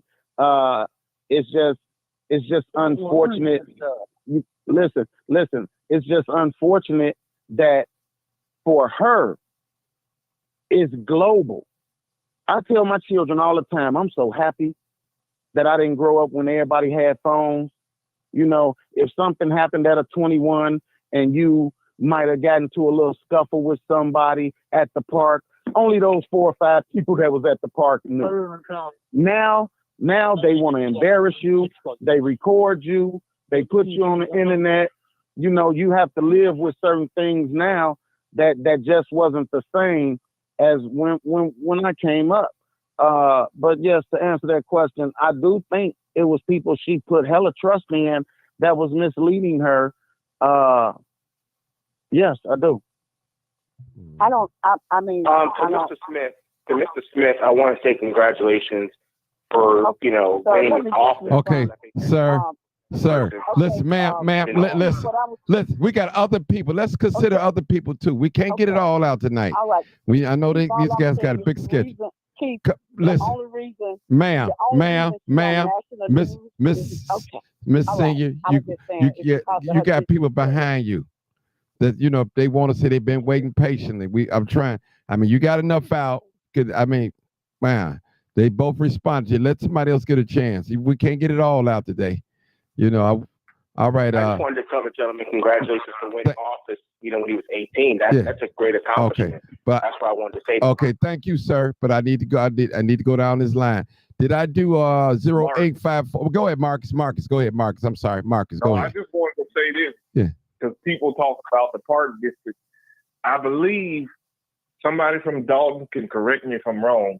The park district is separate from the city of Chicago. It's separate from Dalton. It's the same way. I believe the park district is federally funded because I used to work for the Chicago Park District here, and a lot of people think the city has some input in it, but not when it comes to capital improvement. The federal government owns the park districts. They only bear the city name because that's where the parks are at. And Chicago has the largest park district system in the country. Okay, that's it. Thank you, Marcus. Okay. It's definitely a separate entity, brother. Yeah, thank you. 0854. Did I call on you? 0854, last 4 digits. Oh, that's me. Okay. Yeah. Well, I mean, basically, you did. I'm just listening to a lot of what y'all saying, and a lot of it is, both sides is to me is equally the truth. You know what I mean? Or yeah, and like the one lady said when she asked Keith Price about her Tiffany being around people enabling her. Yeah, I believe that's true. That's the way it looks. Like she was around people. I mean, because she was young, and they were taking advantage of that. A lot of people, like Mike said, when he was 18. A lot of times people try to take advantage of you when you're young. This is my first time being elected into politics. I'm sure if I wasn't the type of person that I was before, people would be trying to take advantage of me. But that's the political game. But you have to be able to have tough skin and take what's coming. And I get it. It is hard being attacked.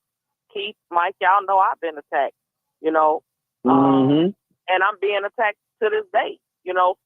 And you saw how they attacked and lied on me. You lived it. One person even came to you and told you lies. And you said you couldn't take it no more. Yeah.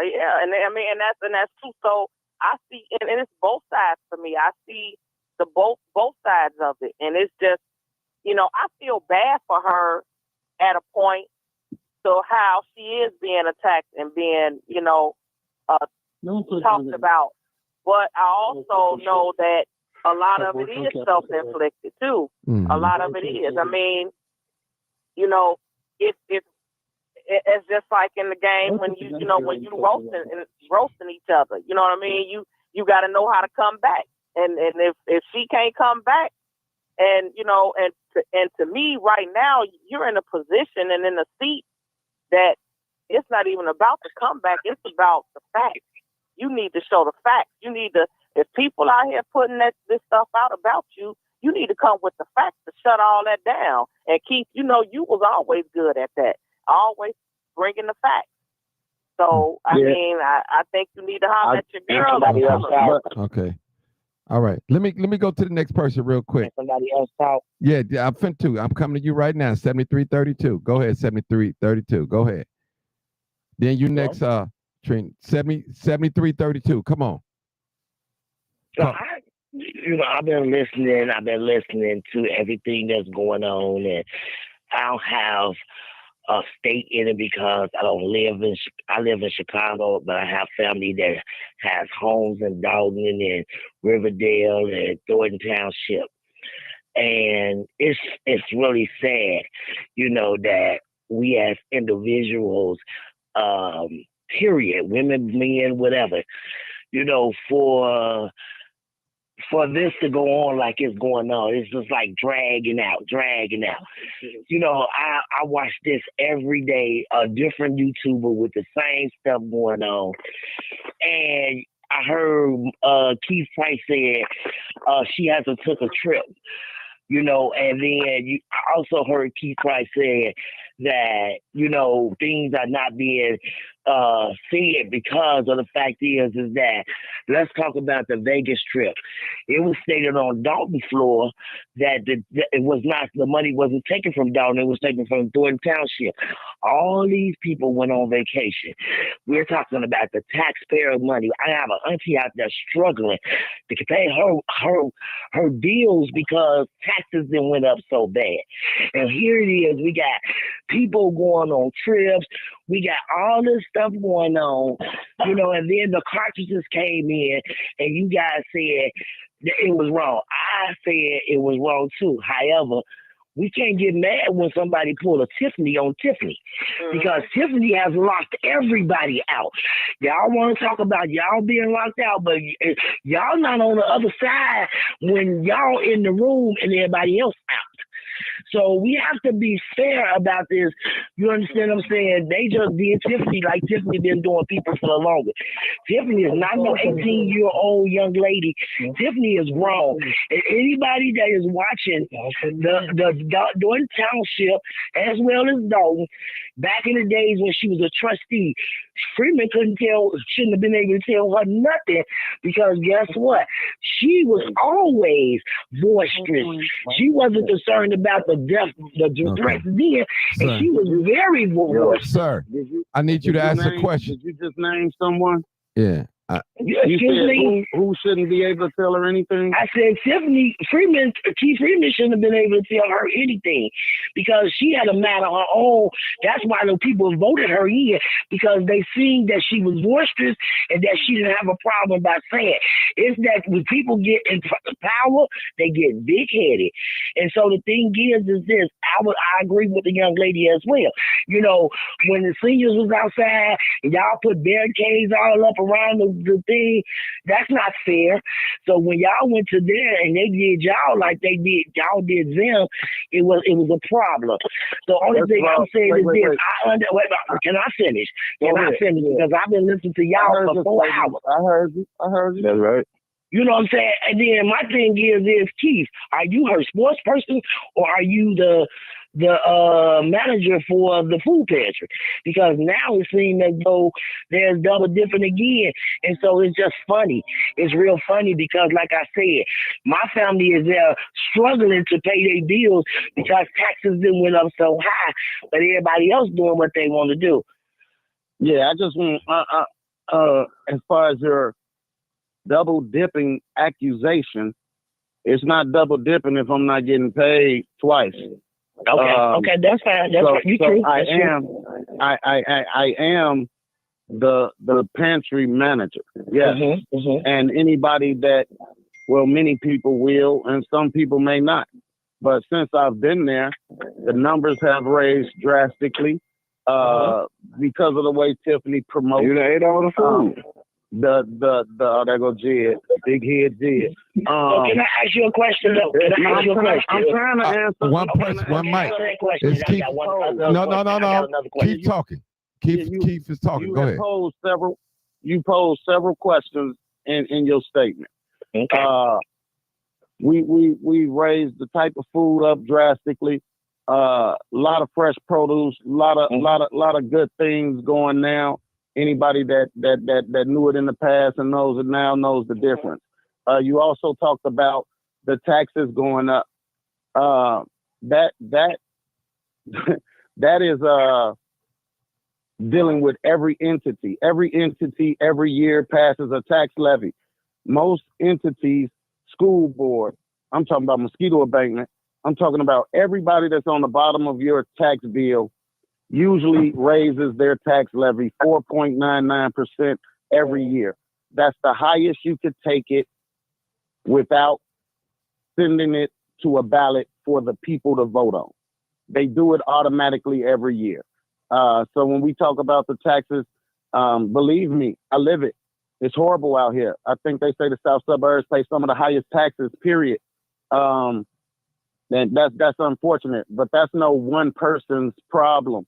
That's every board. That's the people that vote every year to raise a tax levy up to the max of 4.99%.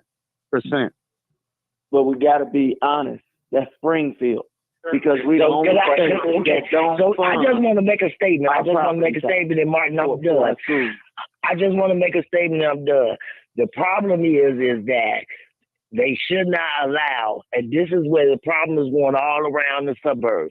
Everybody is holding two positions. There should be only one position being able to be held at one time, because all these people, you got one person over here, then you got one person over here, and everybody running for these positions. And being a supervisor and the mayor, I'm just trying to understand how you juggling both of those. So that's just my statement. That's just my statement. That's my opinion. And that's a great opinion, and I agree with you. We wouldn't even have this mess. Listen to me, man, because I don't know if you know, like, when I say who I am or what I've been through politically, right? I'm the case law that deals with incompatible positions. It seems like it's only illegal for Keith Price to hold multiple positions in the state of Illinois. There was a Keith Price law that they were going to pass in Springfield. They threw it in the closet, turned the light off, and boarded the door up because too many of their friends would have been affected. I agree with you 1,000%. You shouldn't hold all these positions. You'll never get me not to. I will never disagree with that. That has been my stance for years. I have fought. I was attacked by Anita Alvarez. I was taken out of 3 of the 4 positions that I was holding, although only one position paid. I was taken out of 3. So there's a plethora of elected officials in the state of Illinois that hold incompatible offices. And okay. hey, I agree with you on that. One mic. We too many voices. Hold it, people. You said something about. Hey, it's the call. I got to go to the next caller. Okay. This is Dalton resident, 5011. Come on, 5011. Go ahead. I know you've been waiting patient. Thank you. And so, which one of you guys said that you weren't getting a bonus there at Thornton Township? Who said they weren't getting a bonus? Yeah, someone asked about bonuses. I haven't received a bonus. And so, Keith Price, you do know I was there at the meeting today, correct? Yeah. All right, and so line item 6, number 2, approval of bonuses for all Thornton Township employees. And you are an employee, correct? That's an item that's on the agenda. So be approved for bonuses for all Thornton Township employees. correct? Yeah, but we're not talking about $20,000 bonuses. We're not talking about $17,500 bonuses. We don't have anything attached to this meeting agenda stating how much those bonuses will be in total or on an individual basis. I'm sure that's something that they could get you with no problem, Ms. Downs. With a FOIA, correct? You know, I usually give people stuff. They want a FOIA to keep record of the items that the entity is getting rid of. I don't try to hold stuff and get extensions. If I have something that someone wants or requests, I give it up immediately. The whole point about the bonuses was the fact that it was in, like I said, it was in a $4.6 million. We both agree that that's an agenda item. That's all I'm stating at this time. Of course, it's an agenda item. Yes. All right, and also one more thing. It's a big discussion throughout everywhere about Tiffany Henyard's salary. That salary was inherited per board decision at Thornton Township, and so Thornton Township Board decided to give Tiffany Henyard Frank Zuccarelli's salary, stating on the basis that it is inherited. How do you inherit one's prior salary when it's based on a tier lawfully of when you start as township supervisor? And so how is she inheriting one's salary per board vote? And now it's this big thing about this salary of hers, and she's also using the full scope of what the township supervisor entails. When Frank Zuccarelli was here, he had a current Yukon Denali. She has a current Tahoe. You understand? She has the budget for. Come on with the question. Come on, baby. You just going on. All right. Gets it from a terrace, and she's not going on Michigan Avenue. She does have a budgeting amount of a ridiculous. She doesn't need $50,000 for clothes. This is what was allotted to Frank Zuccarelli. I'm saying, how is this inherited plus a $270,000 salary plus a $20,000 to $50,000? You can't get it all out, baby. You can't get it out. We got people waiting. We got 2 more people waiting. No, those are facts, and that's it for the record. Have a good night. Thank you. You want to answer? Or no? No, let's go to the next question. Yeah, go ahead. You know what? Though, but I do want to touch on it because it's a quick and simple answer. Okay, come on with it. There was a vacancy, right? Right. Frank died. She inherited the vacancy. She inherited the seat. She inherited the pay. That pay and all that was in the budget. It's just, again, it's so ironic. I spoke very early when I got here that I didn't hear anybody talking about this when the other man had all this money and, cars and things like that. But,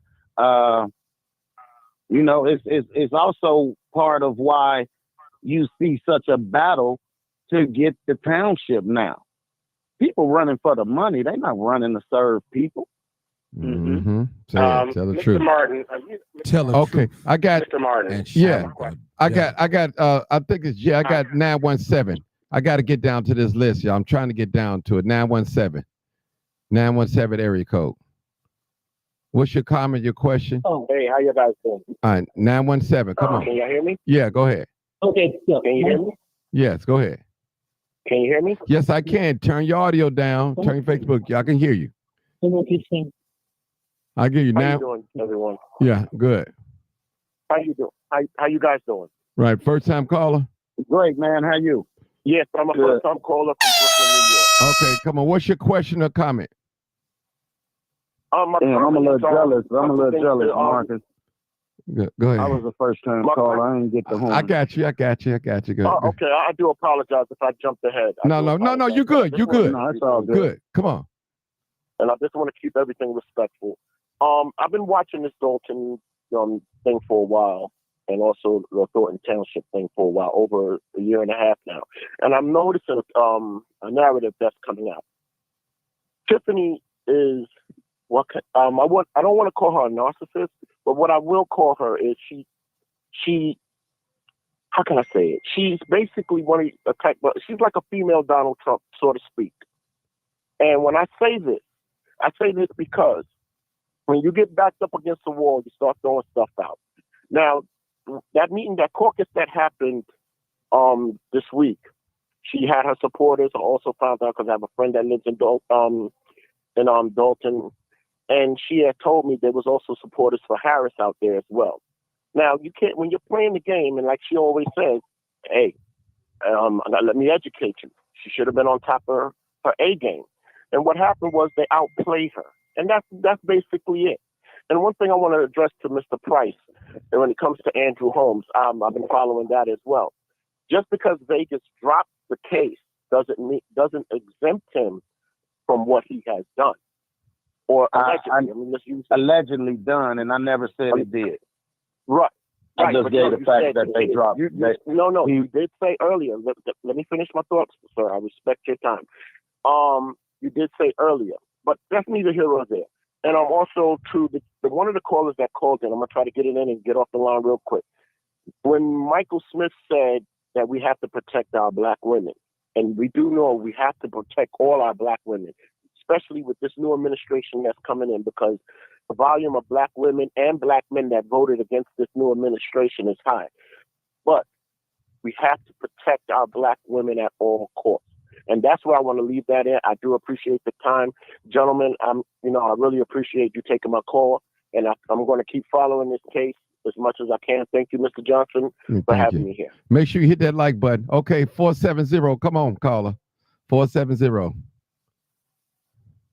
What else? What's up? I feel like the candy man. You call me and I show up. That was not me that made that comment, Mr. Keith Price. That was you. I know your voice. No, that really wasn't me. My phone's been muted the whole time, and I don't lie. It's not a practice of mine. So what I come on here to say is, unfortunately for me, I've been listening, and actually this has become a little hard to watch. But the problem that made me want to say something to y'all is that I have yet to hear anybody acknowledge the many gripes that the residents and the people are saying, and that now there's this attempt to paint her as a victim. And I think that the jury of the public opinion, people have pretty much decided, and politically, if I was politically astute or approaching this, I would at least attempt to acknowledge the things that people have said, but there's this continuous attempt to act like there is no elephants in the room. And it just feels very disingenuous. And so when I think about what people are saying, and people are talking about the treatment of Tiffany, and even people saying, where are the facts? Well, people have been saying things over and over and over and consistently, but what I've not seen the administration do is even try to act like they wanted to address the injustices that people were claiming. And then the biggest gripe is about how the people who are part of her team benefit from the things that she has done, not about how she has necessarily governed. For example, I just talked about how DeMarcus Quigley has 5 Airbnb properties operational in Dalton, but Tiffany said no Airbnbs in Dalton. He has not been ticketed. They are very operational. His name was on them. I got all of the screenshots of pre and post me saying it, and nobody's acknowledging that. People are talking about the fact that this girl, Fania Dukes, this woman, made a claim and how Tiffany handled it. There was not even a statement acknowledging the fact that this woman's claim was there, just as she was a supposed disgruntled employee trying to make off with taxpayer money. People were trying to figure out the comment made against Alexis Wilson. And then I can go on a litany of things. And then there's this whole notion of, oh, a person ain't been convicted or charged, or people are slandering names. Like Michael Smith, I literally was in court with this guy. We made an agreement. I did my end of the bargain. He definitely didn't even acknowledge the fact that I not even mentioned him. He's still trying to pursue a restraining order that he's not going to get. But nobody's lying on anybody. Nobody is saying that he was charged with this act against children. We're saying that he was accused of it. He went through a process. He was fired for it. And just because if anybody know how these systems work, just because DCFS come back and say it's unfounded, don't mean that it didn't happen. Doesn't mean that it's not something that was investigated. And so what I'm trying to basically say is that before y'all do the media tour of playing the victim, how about acknowledging at least one thing that any person is saying and debunk it? Show that this is unrighteous, that these lies that these things are not factual, and then approach people as politicians to try to figure out how to get some common ground. If Tiffany is this great public servant, then where is the time when she gets to, when does she sit down with the people who are against her and actually make the case with the receipts as she has been promising to do for the last 8 months that even I've been paying attention to this? You done, Jed? Nope. Yeah, you're done. I want it. You want him? I gotta hit. You want him? Hey, don't say that. Don't say that. Don't say that. Don't say you gotta hit it. Not to Jed, bro. Don't say that. He playing on me, Keith. Don't do it, that boy. You won't have to worry about me ever doing that. Let me say this. Yeah, hell no. I got a witness. Hey, man, go ahead, man. Let's have a conversation. There's a lot of people. Okay. Let's have a conversation. Come on. Man. Okay. So to first say that I'm pursuing the case on him that I said I would let go. Number one, man, I didn't even know about the court date. Let me tell you that. I've been so tied up into this is election season. I got all type of objections going on. And when I found out about it, I said, man, I forgot about court. So no, it ain't that I'm all want to tear into Jedediah Brown. First of all, man, let me say this. People talk about that stuff in that school district. If that stuff was any truth, number one, there would have been charges filed on me. Okay? I have never had such of those allegations put out until after I got in with helping with Tiffany. The problem is people want to isolate everybody from Tiffany. I don't agree with what everybody is saying on how Tiffany is. Why? Because me and Tiffany sat as trustees together. We sat as elected officials together. And I seen the fight when everybody else wasn't around that she was doing in the village of Dalton.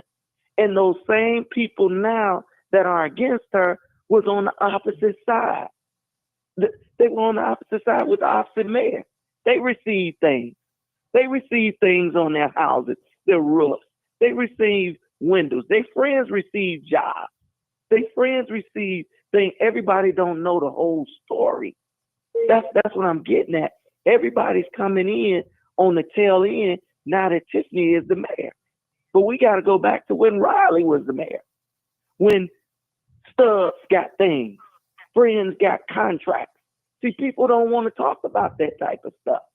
But it's all out there. And I tell you to do your research. People don't want to talk about it. And if I may just say this back, though, we have, and I feel like a lot of those things are touched on, and you all have had, like I said, I can only speak about 8 months. You all have had 8 months to show comparisons and to make these things understood. Jed, hold on. Let me tell somebody. Jed, somebody please turn their video down or put your phone on mute. Jed is talking. Okay, go ahead, Jed. Go ahead. You all have had 8 months to make people understand what you all are alleging as it relates to who people are, and it hasn't really happened. What I'm saying is now we're in the 11th hour, and it's crying victim instead of, and it's deflection. I can't get a pass for my behavior just because the person who sat in my seat before me did some things. If Frank was the worst politician in the history of politicians, that is between him and what happens on the other side. You cannot make an excuse or make that the standard and then say you're not that. So what I have repeatedly looked for was for, out of the many accusations that have been pitted against the administration, for you all to acknowledge just one and actually engage it so that people can see the truth and not the talking points or the spin. There's no way I'm going to believe that 100% of everything and then give a disingenuous response such as, I don't agree with everything a person does. I know for a fact that people have been in this thing making accusations for years. I think it's 3. So now you're coming to election time. And I'm not interested in telling y'all how to do it. I'm just trying to figure out, why aren't y'all acknowledging the accusations head on and facing them? Because guess what? I get death threats. I've been getting death threats all my life. Every time I advocate, I'm called out of my name. I'm hated. I just fought everybody on this phone. And I get death threats from weirdos on the internet. That comes with the territory. So why aren't y'all talking about the stuff that people are saying and addressing it? For example, and then but I got a problem. Yeah, I hear you. Why don't you acknowledge the fact that there is more people that support Tiffany in the township that is against her? I have yet to hear you acknowledge that. Why haven't you talked to none of her supporters? And I think if you came a little bit close to the caucus, you'd have seen what we seen. And what I seen, and I told Keith, I thought it was just, to be honest with you, me and Keith. But I sat outside and I talked to a gentleman and his wife, a very intelligent young man that's not even from Dalton, that's not even from Harvey, Riverdale. Guess where he was from? Homewood. Him and his wife came from Homewood and had so much positive things to say about Tiffany Henyard. And I said, man, I wish some of the people that's so against Tiffany would have this opportunity to see some of these people. And when I say it wasn't just black people, there were white people, there were Hispanics, all trying to get in there for. Well, Mr. Martin, I would like to ask the two trustees a question. Who are you, sir? I please leave with just one question? Okay. One thing, and then Jed, I can come back to you if you need to. I want to say one thing. Go ahead, Jed. One thing, and I promise I'm done. All right. I have been reviewing this caucus thing. I've taken no position. I wasn't a resident. I was not welcome. However, when you guys say about how unfair this was, there are a lot of things that I don't understand. Like, number one, there was never even, I ran for office twice. She never even filed a letter of intent. There are things that is just standard that you do when you're running that was not done, regardless of the rules and all that. I get how all of that could have happened and ran, but there was not even a letter of intent, which is the basic type of stuff. And I could kind of go on and on and on. Yeah. So I'm going to tell you one thing. What am I not understanding? The Illinois Caucus Guide. Read the State of Illinois Caucus Guide. That would tell you you don't have to file a written intent to be a candidate. That paper you sign coming in the door. It's that affidavit. That's your intent to be. Oh, that's the intent. Okay, but then that's what I'm saying. If you all knew that he was the majority caucus whip, why would you sign an affidavit with a party where you're clearly not in lockstep with the decision maker? It wasn't even a sound strategy. No. Well, you don't expect the person not to let the people in that to a function that starts at 6:30. And you've been letting people in the side door for 3 hours. A lot of these people, see, the best thing about this, Jed, these videos don't lie. No, they don't lie. We see all the people in there that don't live in Thornton Township. Mm-hmm. We see them yelling "I" during the vote, and they don't live in Thornton Township. They committed a crime by signing an affidavit saying that they do. Correct? Who's to say they even signed one, brother? And then who's to say because we weren't allowed to properly vet the crowd. But just like when you have poll watchers during election, we had our computers ready to set up at a desk and make sure every person that came through that door was qualified to participate in the caucus. They did not allow that opportunity. I promise before God. So you guys believe that in a room that holds, if I'm not mistaken, 600 people, that you all had. That was a very 300. Yep. Okay, so I got the wrong number. I have another ticket. So 300 people. So y'all had you guys had the numbers to outvote that crowd because you say she has that much support in Thornton Township, and they were there that night. We Yes, they were. had the numbers. We had in, over in 600 buses plus. and cars and everything. Let me tell you something. I'm gonna tell you like this. If he believed he could win, he would have let the people in. That's right. And Jared, let's get on you. Hey, let me get on you a little bit. No, don't do that because I'm being nice. No. I'll Yeah, get on. Don't get on him now. Don't get on. You're right, Mike. Thanks. I have a question for the council. No. Hold on. Hold on. We got another call. We got two more callers out, Jed. Hold on, Jed. You ain't got to go nowhere. 719. Come on, call. Area code 719. Oh, hey. What's your comment or Thanks for question? taking my call. Yes, go ahead. First time caller? First time caller? Yes, I'm a first time. All right. Go ahead. All right. Man, let me get my first time. There you go, King. You got two, King. All right. Go ahead. I'm a big guy. I need two. Okay. Go ahead. I've listened to this with great interest. I watched this caucus thing go down last night, and as a guy who lives in a state where we do caucusing, it was amazing that the people that support Tiffany in her biggest moment on the political stage couldn't get it done for her. And you're going up against a guy who counts votes for a living. That's what a majority whip does. He counts votes.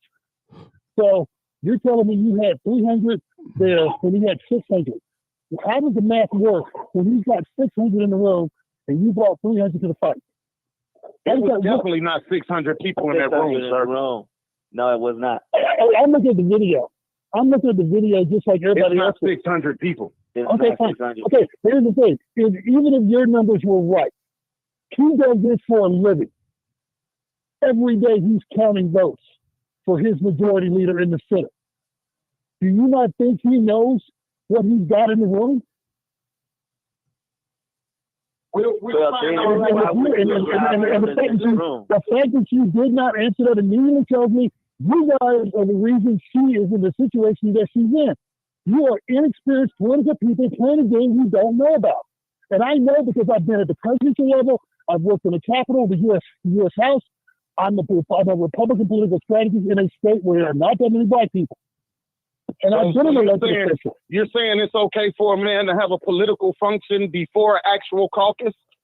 And then I'm saying that all the his guy people who in the starts side. No, I'm caucus asking you a living. question because you're making accusations. I don't draw. I'm not making accusations. I'm making an assessment of your political skill. And I'm telling you, your political skill sucks because I would have done exactly what he did, and I've done it before. I stack caucuses in the state of Colorado. I do it every 2 years. How did you stack it? I brought my people there first. I brought them there first. I made sure they were in the room first. That's what you're not understanding. We brought our people, but our people were not allowed to get in because he had already made the cutoff. He cut it off. That's what I'm telling you. He got the room before you did, and you guys got beat. And while your man was out there getting pressure, doing an interview, and on Facebook, because I'm watching this crap that she's doing in real time, she wasn't getting her people ready to go in and do the things she needed to get on the board. We were in line since 4 o'clock. We were in line at 4 o'clock, bro. We were in line at 4 o'clock. Okay, she was on Facebook at 5 o'clock, so somebody, the math of the timing is not working out. At 5 o'clock, she's on Facebook doing a Facebook Live. You're awful angry. What is it that you don't like? Because I'm tired of black people spreading that political politics. You guys don't know what you're doing. You're done. You got worse yesterday. You don't know brother. You don't know that I can say it because I've done it. You're making. I can say it because you guys are a bunch of idiots. And you make the distinction. You make the distinction. You do bad. You're really angry. It sounds like you have some underlying issues to me, sir. No, I don't have any underlying issues. I don't want you to go. I don't want you to go. So I'm just telling you. Where are you from? I'm just telling you right now, dude. You guys know what you're doing. And you're getting How do we not know what we're doing? And we were there 2 hours and hours early. You're lost. You say no. You say no. You know what you're doing. Where are you from? You see nothing on the bag? No, I'm just asking, where are you from? I'm from Colorado. Colorado. That gives me a better understanding of your thinking since we're making accusations tonight. Yeah. Well, yeah, my and it kind of explains to me the anger I hear in your voice. I'm not angry. I'm just frustrated with the fact that I sat here for 4 hours and watched live and buffoonery and tomfoolery and filibustering and a bunch of crap. Say what you really want to say, man. Say the real words you want to say, man. I don't even say what I say. I'm real good at what I say about it. You want to say, Colorado? What real words? Can anyone? You guys suck. Yeah, hold on, ma'am. You guys suck. What? And you suck. And you guys suck. I'm glad you All right, guys. I'm glad. Okay. Because now, when they talk like crap, Okay. Yeah, hold it. Man, you got a lot to say. Hold it for a second. For the gentleman. Okay, 719. Let me talk to people that's from at least Illinois. Okay, 719. Hey, okay, 719. Cowboy from Colorado. 719. I'm not a cowboy. 719. Hold it. Be a man and say what you really want to say about black people. I said what I said. You guys suck. Like you haven't did that. 719. Say it, man. 719. Hold it, guys. Everybody, hold on. Let me say something real quick. 719, real quick. 719. Let me just say this. I said yes, sir. Okay, let me just say this. I want to say this. Now I'm asking you a question real quick. Are you saying that caucus, everything that was done by the book, not on Tiffany's side, but on the other side, did they do everything correct by the book to your knowledge? I'm asking you a question, since you're the expert in this. I would say they did. Now I don't know if they vetted everyone, because what I saw on that video, and I watched it from different angles and different videos, everyone had a badge. And I know when I go to caucuses and I go to assemblies here in Colorado, that badge means that you've been vetted and that you met the criteria to be in that room and be able to vote. Now, I saw most people with a badge. Now, So if they had a badge on, badges, so if I'm the one that passes out the badges and I let people into the building hours before the function, if that happened to you, I'm sure you would raise hell. If I'm the man in control of the badges and I can give it to whoever I want, it don't matter where you came from if I can give you the badge. That doesn't mean you've been properly vetted. I understand what you're saying in a normal instance. Okay. All right. I'm trying to tell you, what I saw was that, here's the thing. What I saw, go ahead and ask your question. I'm sorry. Okay, I need to go to the next caller, but go make your statement real quick. I'll give you another minute or two. Yeah, I got to go to the next call. You can't say black and then say, and then say an insult right after that. I don't think that was okay. Right. That's why I asked him to say what he really want to say. Yeah, that's why. I knew where it was going. What do you think I was trying to say? I'm trying to black men like you guys. First of all, that word doesn't come out of my mouth. I grew up that. No, don't put the word. Come on, people. All right, that word was used. That word was used a lot. I don't use that word, but I will say that you guys, black men playing in the world of politics, you didn't know what you were doing. You got your butt handed to you. How many times have you been elected, sir? Okay. How many times have you been elected? Brother Key. Hold on. Hey, Chad. Give me 1 second. Get off of here, but okay. How many times have you been elected, sir? Paying attention to politics. I was elected as the youngest city council member in the city of Colorado Springs with an annual budget of $2 billion. Let me hear him. Caucasian men do things just as corrupt. I've seen Tell me if you've had a $2 billion budget. Functional. Tell me if you've ever won the majority like this. In front of it, Tell me that. from where you're from, that was not cool. Hey, Jed, let me say this. Let me say this, guys. Let me say this real quick. Now, he answered his own question. Sir, I asked him, did he see anything wrong on the other side that did that caucus? He said, not to his knowledge. But it was black people, really. Majority blacks that did that, set it up. So did they not know what they was doing? Napoleon them? It was predominantly black people inside of that. That was predominantly black people. I think Napoleon had good help. Yeah, Napoleon had great help. But he's black. He's black. He's black. Well, hey, look. Hey, listen.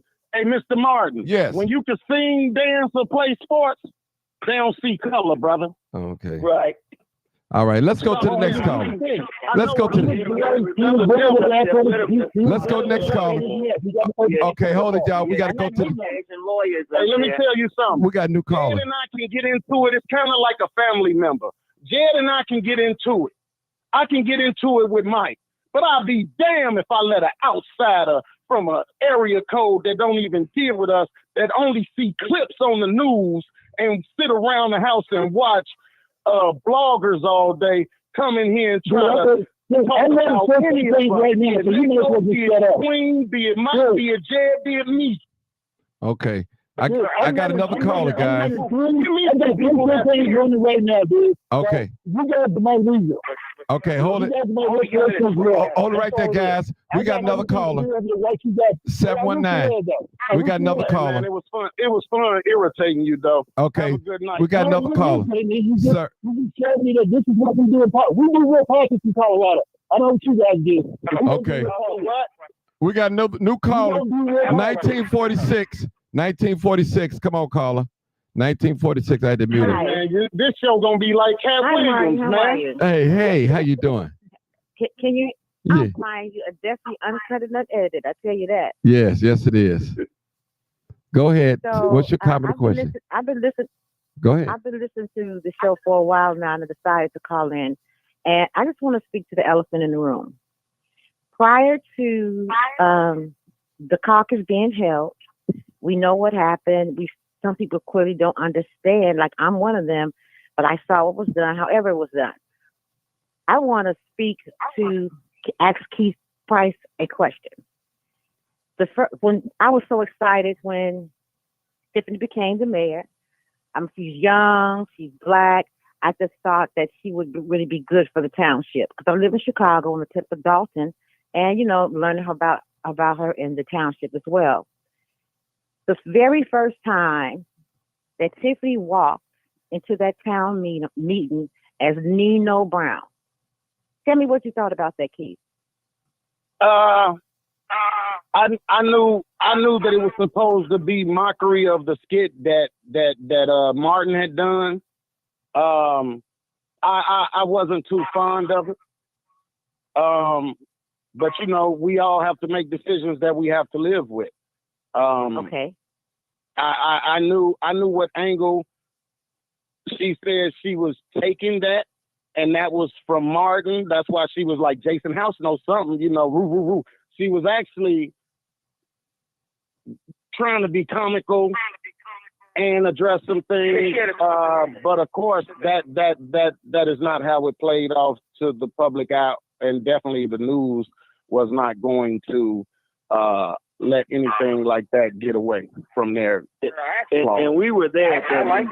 Somebody got to turn their audio down. Somebody have the audio. Turn your Facebook down or whatever, your YouTube, whatever you're on, or get me off speakerphone or something. And Okay. I want to comment because somebody said earlier that she said, "B better have my money." She never said that. She didn't say it.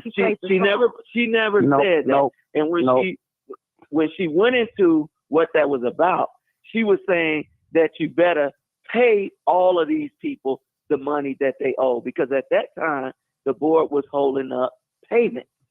That's what that was about. And I tell you this, that clip was cut. Yep. That clip was cut, ma'am. Listen to me. I'm just telling you the truth of what I bear witness to. When she was talking about that stuff, she said, all the vendors are calling me, and this is what I have to hear. And that's when the song came on. They cut it. Yeah, they cut it. The news cut that and made it like she was talking to the resident. She was talking about what she hears on a daily basis from vendors who was owed money. Okay. And they cut it and used the clip in front of it that talked about residents. Okay, I get it. Whether it was the full video or whether it was edited, that was disrespectful to the community. Second question I have for you: when Mayor Lightfoot came out and revealed the spending for Dalton, and you just stated when she walked out as Nino Brown and you explained what it was, and you said you talked to her about that there's a way that things can be done. So when all of that information came out with thousands of dollars being accounted for, She went on Roland Martin. She lied, said she didn't take these certain trips on the company's money. When she said all of these things, Mr. Price, where was all the energy at that time for the community and in her response? Because she was never made to produce receipts. She said she had things. She never let me finish. She never turned. I was going to answer. I like to try to answer the question. You come, let me get it out, because you're going to take so long and you're going to try to twist it, right? No, I'm not. And so, you have a preset line. Let me finish. Oh my goodness. So when all of that information, when everything happened, and it was revealed that it was thousands and thousands and thousands of dollars that were missing, and the news stations, after Lightfoot came in, wanted to come in and have conferences with her and to find out and question and interview. She refused them all. She never accounted for that money. Everything that happened to her at the caucus is things she's been doing for a very long time. She got to taste her own medicine. But I want to see how you felt about that. What did you say to her? And how did you guys address that with the community? And going forward, how it's still not addressed. So how can the community trust Tiffany at this moment, because she has never committed everything she committed to? She hasn't done it. But now all of a sudden, when she feels like she's a victim, she's having so many press conferences and interviews. But what she says is, I'm only going to talk about the caucus. I'm not going to talk about anything else. Can you address those for me? Well, can I address the dog issues when Lori Lightfoot put up about all of these expenditures, right? At a time when I was coming in as the village, quote unquote, village administrator, I found every receipt that Lori Lightfoot put up. And one thing I want to say is Tiffany Henyard's name was not on it. Number one. Number two, we talk about these expenditures from Amazon and I forgot the other one that it was. That was stuff for the village. That was for the village. Okay. That was ice rink stuff. A couple of other things. Now, the other thing you touched on, you said about money's missing. First of all, we got to go back to the reality that Dalton has always been in the deficit. And you say, Michael, how do you know that? Jump in real quick? Vic, huh? I just want to pause it real quick. Okay. Ma'am, I encourage you to look up the 2019, the 2018 Dalton budget finances. Is Jed still on the line? Yeah, I think he's still here. Yeah, he's still here. Jed, he ain't gonna answer. But here, go ahead. Hey, Jed. I mean, do you mind just telling the people when I sent you those documents about before Tiffany became mayor, what was the deficit? I'm not speaking of that. And I'm coming around. I'm coming around to you. I'm coming around to answer you, ma'am. Since 2013. She said that there was okay, so let's jump past that then. Let's jump past that, because I really just wanted to make one quick point. I didn't really want to do a whole lot of back and forth. I was gonna let Mike take care of that. But Dalton had, was it 50 million, Jed? What was the deficit? It was 50 million. 58? It was 50, it was 50 plus, million. 50 plus. So this is what I would like to say to you, ma'am. If Lori Lightfoot was getting paid $400 an hour for this information, why she didn't tell you what the money was spent on? She did. No, she didn't. Listen, she said it was 40,000 at Amazon. Guys, I'm not gonna let you twist it, because my concern is about the person you're talking about today, Tiffany. Well, you brought up Larry Lightfoot. I can't speak to what happened in 2013 or from that time. I'm only talking about the time Tiffany served in Europe and Dalton. So let me ask you this. Hold on. I want to answer your question about the we just trying to answer your first question. Here it is. Dalton has been in a deficit, and people want to know why. Because of the Dorchester. The Dorchester was a venue that has been in Dalton for many years. And at some point, people told them you need to sell it. because you're not making a profit off of it. And I they remember sat hearing there that and allowed, the trustee said that. they allowed this facility to sit for so long. And then what they did, they started borrowing off of it. That's why you see at every year, Dalton was doing these, Chief, these tax. It's almost like, okay, I'm gonna borrow off my tax money. And then once I receive my tax money, I'm going to pay. And Dalton had began to do that for many years. Oh, you're talking about a anticipated tax loan. Yeah, anticipated tax loan. They take them out every year to cover the deficit. Hold on a minute. I understand all of that, but I don't want you. I need the questions answered. The questions I'm asking. The questions that I'm asking is about what was Tiffany's actions when she came in. If she came in with all of these things going wrong, what were her actions in trying to get Dalton on track? Because what happens the time she's been there, you end up being $9 million, right? And that it still has not been spoke to. Her first, and you guys still has not stood before the people, the community, like you're talking on this phone. You have not addressed all of those things with the community. Why do you think the community feels the way they do now? They feel like they've been gaslit.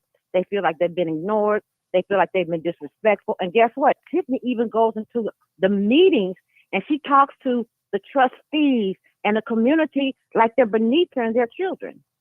So would you want to? I just think there's a lot of bad blood between those people. Yeah. But I'm talking about Tiffany, guys. I understand what you're saying, but I need you to address the person I'm talking to because how did Tiffany come in to try to fix this? You said that, right? Yeah. I was doing a financial how does she fix it? Because at the end of the day, everything that Lori Lightfoot reported has never been brought to the community. You maybe have known. You maybe have known. The community never known. But guess what? Now you will. But guess what? Now she didn't do any interviews.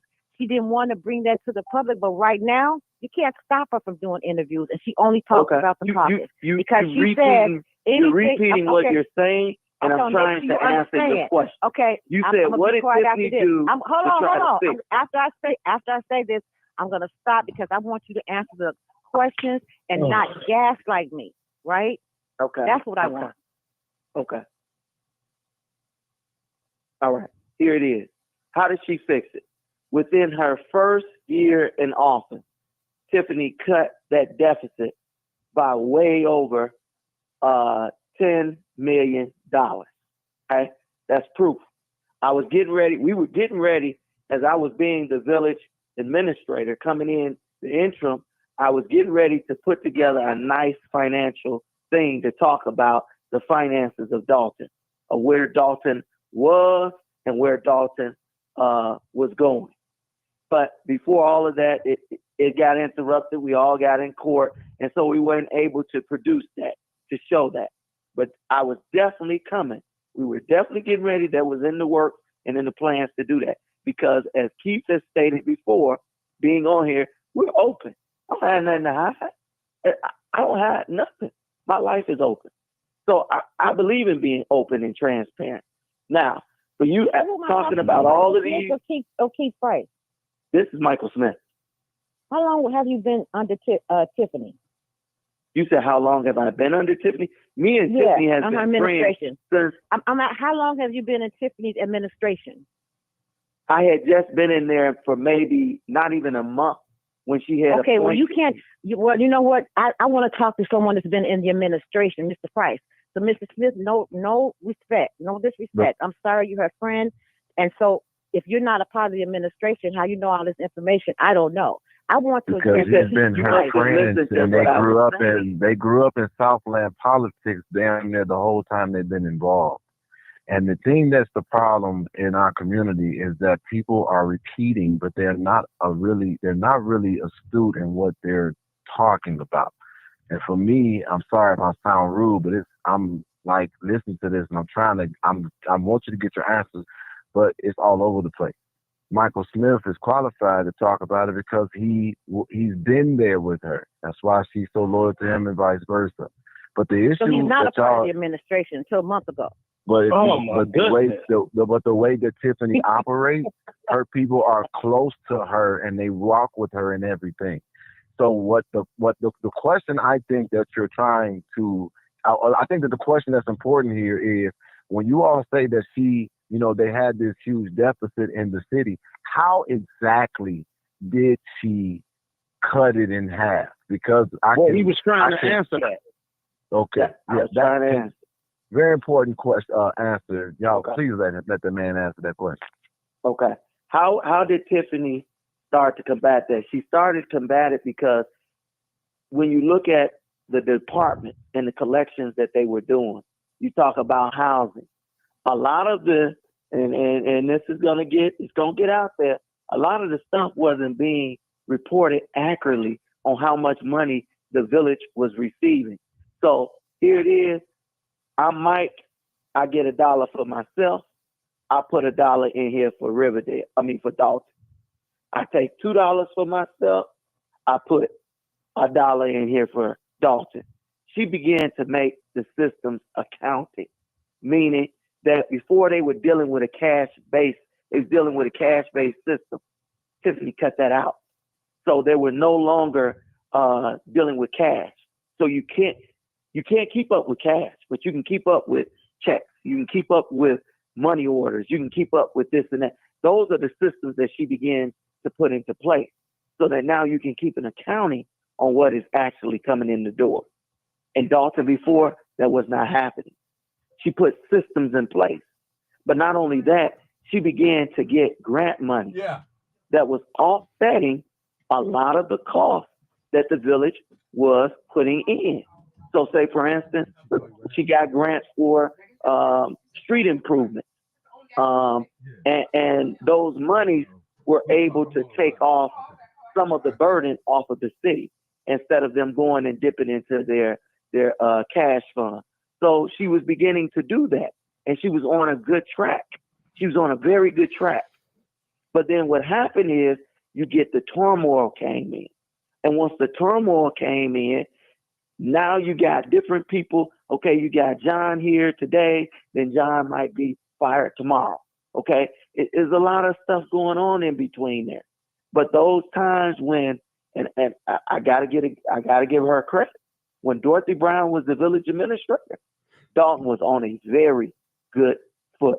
Tiffany and them was doing excellent financially. Okay. So let me ask you this one question. I mean, because I know other people have to come on. I'm trying to address Tiffany herself because now it seems like she wants to be a victim. When Lori Lysa brought out and the attorney said she had vendors' checks on the desk, the checks had been cut, but they had not been paid. I'm just going on what you were saying, how she tried to get the village back in order, and she was trying to follow things by the book. How was it that you had, 600 and some odd checks that were already cut for vendors and they were never paid, and now they're in a situation where vendors are still talking about they're not paid? Let me say this. That's easier than that. When you have employees that have not come to work in the village of Dalton, and I can say months now, how can the mayor sign the checks when she's not given the opportunity to sign the checks for the checks to be cut? Okay. I know this. If I may, can I ask this question? Because if you say this, and what you just said is absolutely correct, and what I believe to be sound. When Tiffany Henyard got in, she was on a warpath because she had fought the previous administration her whole time as a trustee. She then was getting tapped to get the role of a supervisor. She had the favor of the Speaker of the House. His wife worked for the administration as a lawyer. She was doing the things that she did. I feel at some point she got off track because even though she had a lot, eventually, and having a lot of people around her with all these people and Tiffany also has another characteristic that I've discovered. She likes to take care of her people really well. And I feel like at some point, she just found that, at some point, it went from being satisfied to seeing the opportunity, and she overindulged. And that's just going to be my way of expressing it. I feel like she got a little greedy. It got a little sloppy. She had people around her who didn't have her best interest at heart, and Tiffany was going along with hanging out. Everybody was that would be, in my opinion, the biggest downfall of the administration. Too much party, hanging out, buddy, everybody cool, and not a lot of taking care of the business. And that's how this got off track. She started off amazing. She could have been probably the governor of the state of Illinois, but she got off track at some point, and that good accounting became putting your hand in the cookie jar, in my opinion. That's Jed Brown. Okay. Well, thank you guys for that. All right. Thank you, Jed. And one last thing. I'm done. One thing. This is one Look last at question. Okay, go ahead. You said that last time. Yeah. Okay, I did because you brought something else. I wish I would have had that much time. You've been on here all day. You have more than enough time. Okay. So basically, No, I didn't. I had when 3 Lori minutes. Lightfoot came in, when Lori Lightfoot came in, and she found out about Tiffany Henyard's security detail and how people that were not eligible for overtime were getting overtime. I knew you were getting ready to go here. Because listen, you know what I'm going to say to that? I'm speaking to the elephant in the room. Let her finish. Let her finish, man. That's called. I know. Okay, go ahead. She's talking to me. Okay. So when that happened, and all of that came out, you had one police officer that had 300 hours a week. You had so much money for overtime. She had her own security. What did you tell her about that, Keith? Oh, hold on. I got to tell you what that was. No. People don't know what that was.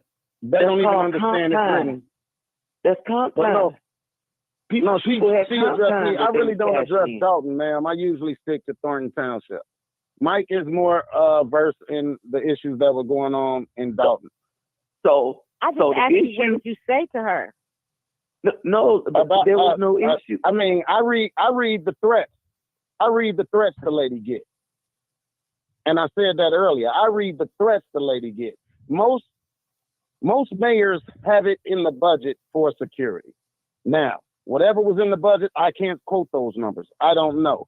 But most mayors can have security or detail, whatever you want to call it. That's a given. Mike can address anything else. Okay. So while you're addressing that, why is her security gone now? It's not gone. I wanted to address the fact you said that it was all of this overtime. That's not overtime. That's comp time. And it should have been paid in a different light, in a different way. So what somebody did was they said, hey, I got a comp time sitting here. I want to cash out my comp time. They wasn't double dipping and getting money that they shouldn't have gotten. And this is the explanation that we were getting ready to come out with when we talked about the financial meetings that I wanted to have, being the village administrator for Dalton. But there's so many issues. When I tell you that week that I sat into, I think it was maybe a week or 2 weeks, sitting in there as the village administrator, what I seen, a lot of the public would have been like, oh my God, I can see a different side to this. And I saw a total different side. I saw, as I was telling you, people that's supposed to be working for the village. I ain't seen them. Ain't never came in. But Michael, all of that wasn't comp time. For example, Lacey got $200,000 plus as a salaried employee, and he actually should have been criminally prosecuted. And he has yet to be that is yet to happen. And I know why, but all of it is comp time. That was next. Yeah, when I tell you that, and I get you the paperwork to show you that was people's comp time. And what they did, they turned around and put it in like it was with their salary. And when you do comp time and when you do your salary, you should cut a separate check. It shouldn't always be, it shouldn't go into one check. So actually, it might in the end time hurt those employees, because guess what? They may not have taken the proper taxes and stuff out of it. That's what I'm trying to tell you. People cashed it. People had comp time. Okay. It has a lot to do with the administrator that was in place. We got two. Correct. We got two last. We got two last calls. I'm gonna let. Okay, after I take these two. Thank you guys for your time. Thank you. We got to thank you guys. Have a beautiful hit that like button. Yeah. Hit that like button for me. We got two last callers, and I'm gonna end with Mike, Keith, and Jed. I let them three end it up, if Jay's still hanging around. Come on, I'm gonna take you. What's your Bill? Come on, Bill. Thanks for holding. I just want to make a comment. I have in-laws and other family that live in Dalton, and I've paid attention, and especially the last few nights, got a wider view, and I think Tiffany might have been a pawn, so to say, or something that was said kind of triggered me.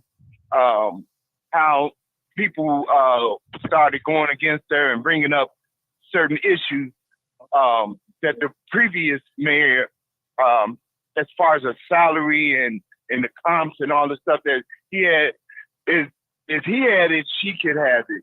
But I think the whole country eyes is on Chicago and the city of Dalton at this point, saying that the way she responded to her residents and a lot of the stuff that's been going on within the area where the Democratic Party has ignored the people that voted them in. And it's a change. And I think she disregarded who voted her in and used a lot of muscle tactics and slung her weight around and did a lot of things that was disheartening to the people that voted her in. This is not that was not a position to take to be play Nino Brown gangster or get in your feelings to fight your residents. It's about being righteous, period. And the people who have spoken, they use the same thing that she used against them. And as far as the people on the panel that support her, that's been speaking, Mike, the other guy, everybody is, if you like her or was on her administration, you damn well better come up with some kind of version of what you perceive that was done that might come up being wrong later on. If she took on that job as a mayor, she knew it was in a deficit, especially if she worked for the township first. So she had to have intentions to do what was right. Or like Jed said, got to a point where she thought she could do what the rest of the previous administration did. One thing we all should get out of this, you're sitting on here, going back and forth, while we being laughed at by a whole, I agree with you. A whole country that wanted to see her fail because she's going to be the scapegoat for what they've done for many, many years. She's going to be the scapegoat Tell the truth for what shame what other people have done. And we have made a mockery out of ourselves. And perfect example when some people just can't handle power, man. And they fall victim or get called on these elites in different parties, particularly the Democrat Party. And then you got to keep your mouth shut because they got a little something on you. And now you can't do what you wanted to do for your people. It's all a game. Wake up, people. All right, we got last caller. Let's go to the last caller, 5865. Hey, caller. You're live, uncut. Hey. How you doing? Okay. This your first time question calling? I would like to know. This your first time calling? Yeah, this is my first time calling. All right, Keith, this for you, man, Keith. That's another one for Keith. All right, go ahead. All right, go ahead. Go. Okay, my first question is, if Tiffany's so righteous, why is she being investigated by the FBI, and why was she subpoenaed by the FBI? And then, not only that, why is it that all the tactics that she used, they used on her at the caucus, but now the people who represent her, they want to speak up for her, But when she was doing it to the people in Dalton, it was okay by them. Well, I don't to address the first issue, investigated. I think Ben Bradley kind of did that for us last night when he took off the investigation part. And he said, oh, she only been subpoenaed. A subpoena is, as somebody said, is just as good as a piece of paper. All it's saying is, hey, I'm looking into some stuff, but we have not gotten any word from the FBI to say that we are in an active investigation against da-da-da-da. We just know that there were subpoenas, right? So we have to acknowledge the fact that there were subpoenas. And subpoenas were put on everybody. I don't think that anybody has addressed that issue. There were lawyers that were subpoenaed. There were trustees that were subpoenaed. There were a bunch of people. It's not just Tiffany. And a lot of people started quitting too. Yeah, point I'm saying is, people started getting out the way. But the point I'm saying is the FBI is not going to just waste their time and come and investigate someone if they is so righteous. We saying investigate, and that has not been confirmed. The only thing we can say is subpoena. Even if it is an investigation, no one really knows if they're looking into records before she came, right? Or spending by some employees that have been under definite investigation. Right. So one thing I'm not gonna do, God, is turn my back on somebody without no proof. Nope. A lot of people have done it. I've had conversations with Jed about this. I don't just. One thing about me, if we're together somewhere and we came together and somebody jumped you, you never got to worry about me being a friend that got on the bus and was at the next bus stop while you got jumped. We gonna fight together, long as I believe in you. And I've told Jed this. I said, if it comes a point where she is convicted, I will apologize. But right now, we're talking about all accusations. The lady hasn't even been charged. Mm-hmm. And I don't think it takes that long when you've been in one place for only 2.5 years and another place for one term, for them boys with one of the largest budgets in the world to nail you to the cross. I just don't think it takes so long. But we all. I know they take a while to do their thing, and when they come, they got you. I know that. They'll leave you out there and let you keep building. They do it all you'd be a fool to keep building if you was doing anything. The average person who keep building gets comfortable. When they get comfortable, then they get reckless. You know what I mean? Yeah, I just really think, and you know, it could be because I got faith in her. It could be. But I really think this investigation had more to do with some of the people that was around her and some of the moves they may have been making. It's a couple people under some serious investigation that was around her. So you know, I don't know if they're digging deeper into that person. I don't know if they're digging into credit card usage, that all of a sudden people don't come to meetings because it was time to approve the forensic audit on these cards. I don't know. But one thing I'm not going to do is turn my back, accuse, and say somebody is guilty when I don't have no proof and the lady has never asked me to do anything illegal. Yeah. Right. The other thing is everybody wants to talk about all of these people that Tiffany hasn't let in. Let's be honest. If you go to the actual, if you have been following Dalton for a while, you'll see that Dalton didn't have all of those residents. A lot of those residents are from other areas.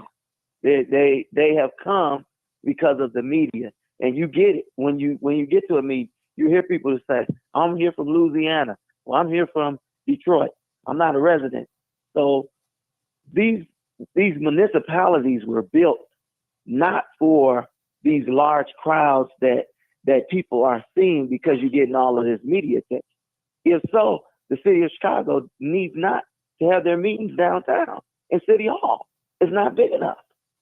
The city of Harvey shouldn't have their meetings in the city of Harvey. It's not big enough. But it's because of the media attention that Dalton has gotten that it has drawn an attention span to everybody, where everybody wants to come. And according to the Open Meetings Act, yeah, you can't limit people from coming. But what I think the Attorney General should have said, we're going to allow the Village of Dalton residents in. Because at the end of the day, the people that are not getting a chance to see their government at work because all these other people are coming from out of every other community and out of town. Man, Jed's sending all them people in there, man. Okay. Hey, y'all, listen. Let's hear from Jed real quick, and then I'm gonna let you and go ahead, Jed. 5 minutes. I'll give you 5 minutes, and so I got to get out of here. Go ahead.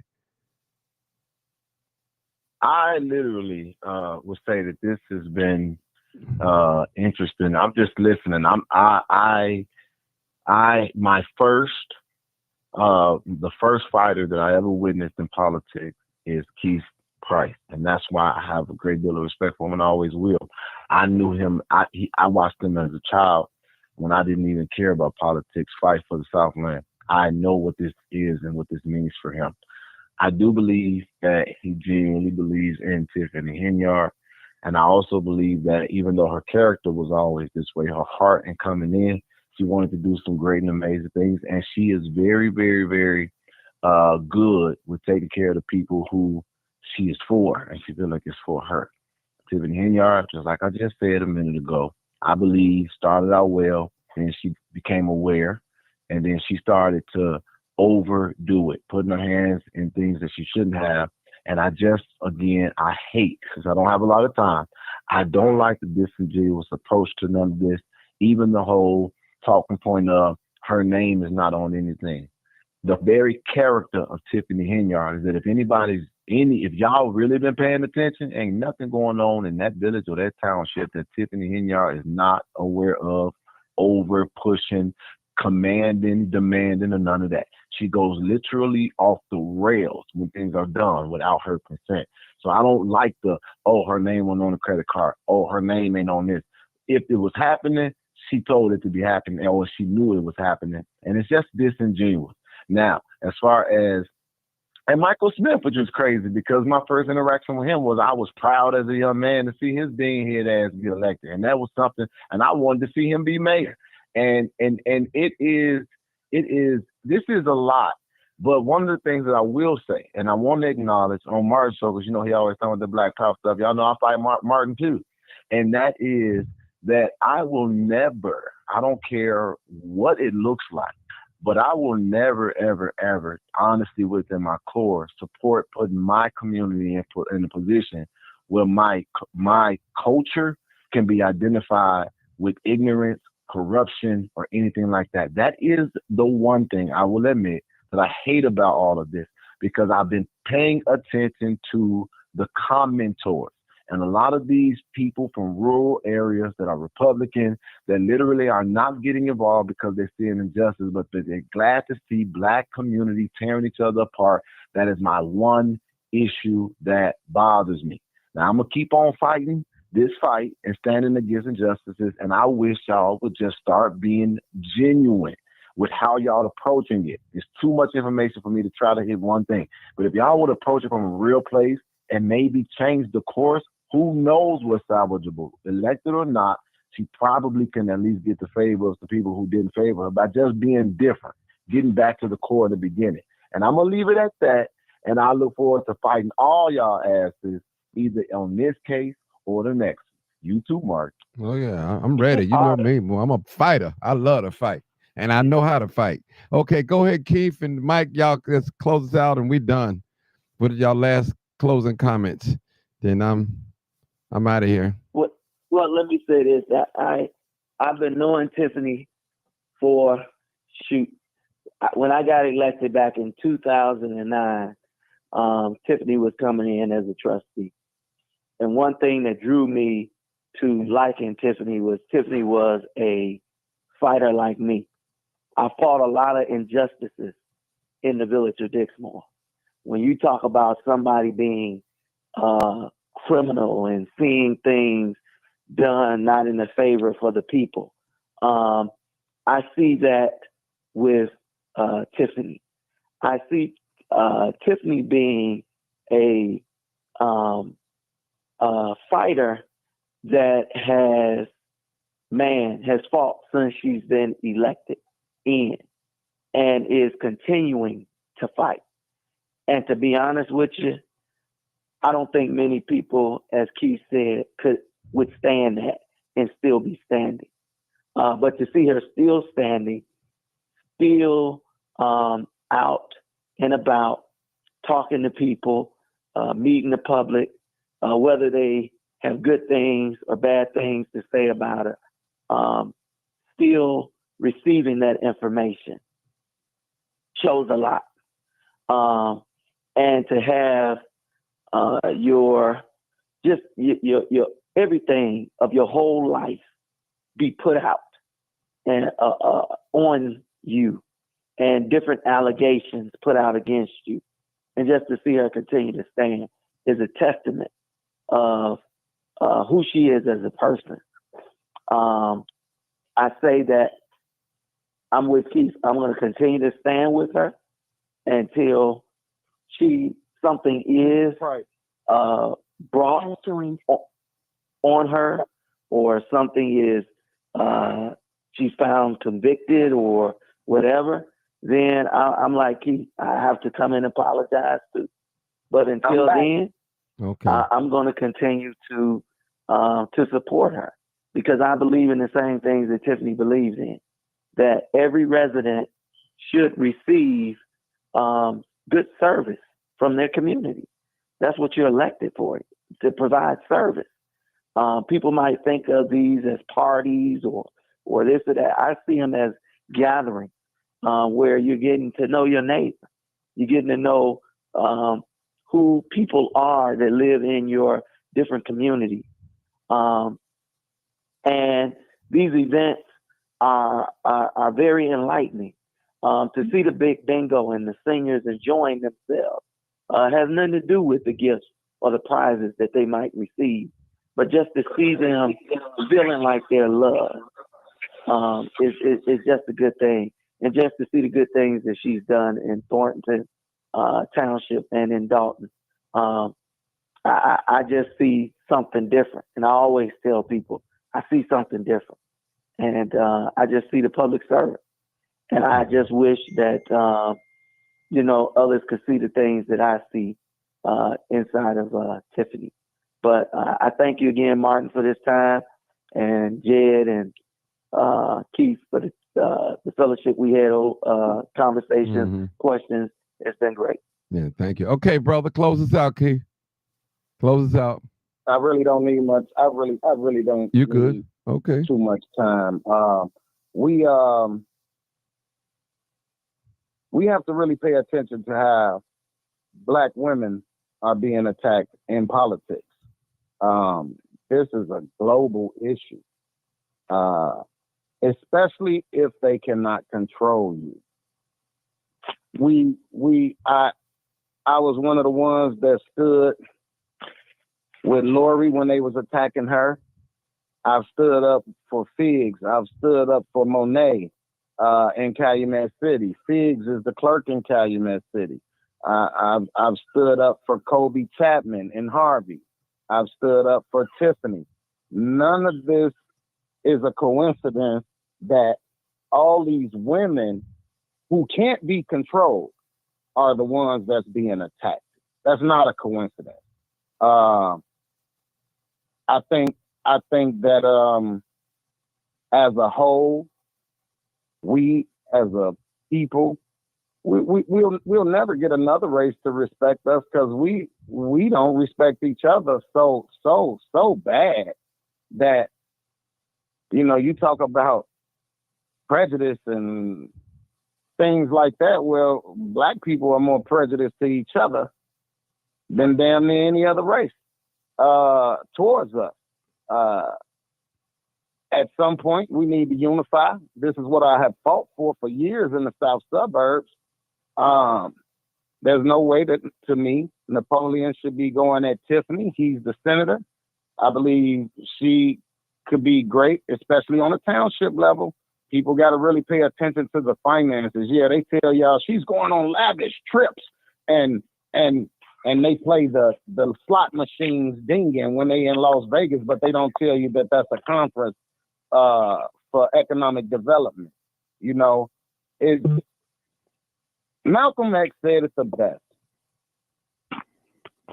The media has the ability to make a guilty person innocent and an innocent person guilty. This is an all-out political attack on Tiffany. And one of the funniest things, it's not funny, but I kind of used it. I was talking to Kobe about how she was arrested and how she was put out the meeting and, you know, this, that, and the other. I said, Kobe. She said, what? I said, how it feel to be Tiffany Henyard? And she just kind of paused. You know, one thing that's powerful is a woman that you can't control. And a lot of people, especially the good old boys and our own, don't like how women has taken over politics. To me, it doesn't matter. If they're going to do a great job, do a great job. If you like Tiffany or you don't like Tiffany, you know, usually it's a reason why you don't like somebody. You might not like the way she talks. You might not like the way she looks, which is ironic. A lot of the people that talk about her, I have to click on their pictures and see how they look, and I tell you, boy. But that's a whole nother topic. But the one thing she does is she gives back. She gives back, and she's done things in Dalton that hadn't been done in 2 whole terms. I didn't notice at first. I was a supporter of Riley. I supported Riley when he ran against her because Riley has showed me love and supported me. But I didn't know no streets were done. She came in there and she got streets done. She revamped all of Greenwood. It looks great over there. People can literally come in their own neighborhood and skate if they want to. The streets, the alleys, the tree trimming, the street cleaning. We're not getting that in Harvey, man. And I see a huge difference. I see a huge difference in how Dalton used to look, and Dalton looks a lot better than Harvey. So I mean, I don't even believe some men could have stood up to the abuse and the attack. And like I told you, man, a couple times I got emotional talking about it. When you read the threat, hell yeah, I would want metal detectors. Yes, I would want security. Yes. But I just appreciate us being able to come on here from opposite sides and talk instead of argue and talk about each other and call names and, you know, things that don't get anything accomplished. I appreciate that. I heard how Jed started off talking about me, then my phone died. I remember seeing Jed when he was young, man. I was like, this is crazy. You know what I'm saying? We talk about, I said, but he ain't scared of nothing. You know, any black man that run on the stage when Trump there, you know, he got a certain testicular fortitude that many don't. And just because we're on opposite sides with this, that don't mean that I gotta disrespect him. He may not like some of the things I do. I don't like some of the things he do, especially with that monkey. But that's another topic. But I have a respect for him. I have a respect for Mike. Mike and I argue a lot. The supervisor and I, we argue, but that's not for the whole public about why we argue. I mean, I'm more worried about the people that don't argue with each other than the ones that do. Because when you're not arguing with each other, y'all locked up in sync with something. And everybody don't think the same. I think since Jed has come, he's found out some things about some of the people he supports or used to support over there. You You know, sometimes you get in something and you start finding out extra stuff. And I respect his stance. We just don't agree. And once we all, as a people, can really sit down and agree to disagree, and we put people over politics and people over parties, you know, I think I have fought so long for Black people to unite in the South suburbs and be the powerhouse that I know we could be. But everybody's trying to hold every dang on position. Instead of letting each individual grow and be great at a position, everybody wants everything. You know, I got mad love for Harvey World all day. I love the South suburbs. One of the hardest things for me to do is leave because I fought so much out here. But sometimes you got to know when it's time to spread your wings, and you may have outgrown a cage. So I just pray that the younger people, I tell people all the time, I help people in politics all the time. I help Will Calloway in politics. I've helped so many people in politics because I never wanted to be a politician forever. I like teaching the younger people how to do certain things in politics. And I always wanted to pass the torch. And I believe that somehow, some way, we're going to get through this, and hopefully people learn to work together. But this is a big attack, and this attack is coming from Springfield, from state reps, senators, you know, some of the big dogs.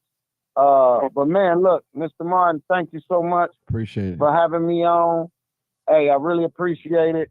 My phone was blowing up. Chappelle Hooks was like, you need to turn this on. I'm like, I really don't want to do this. Then I listened. I said, oh, well, let me go on and call.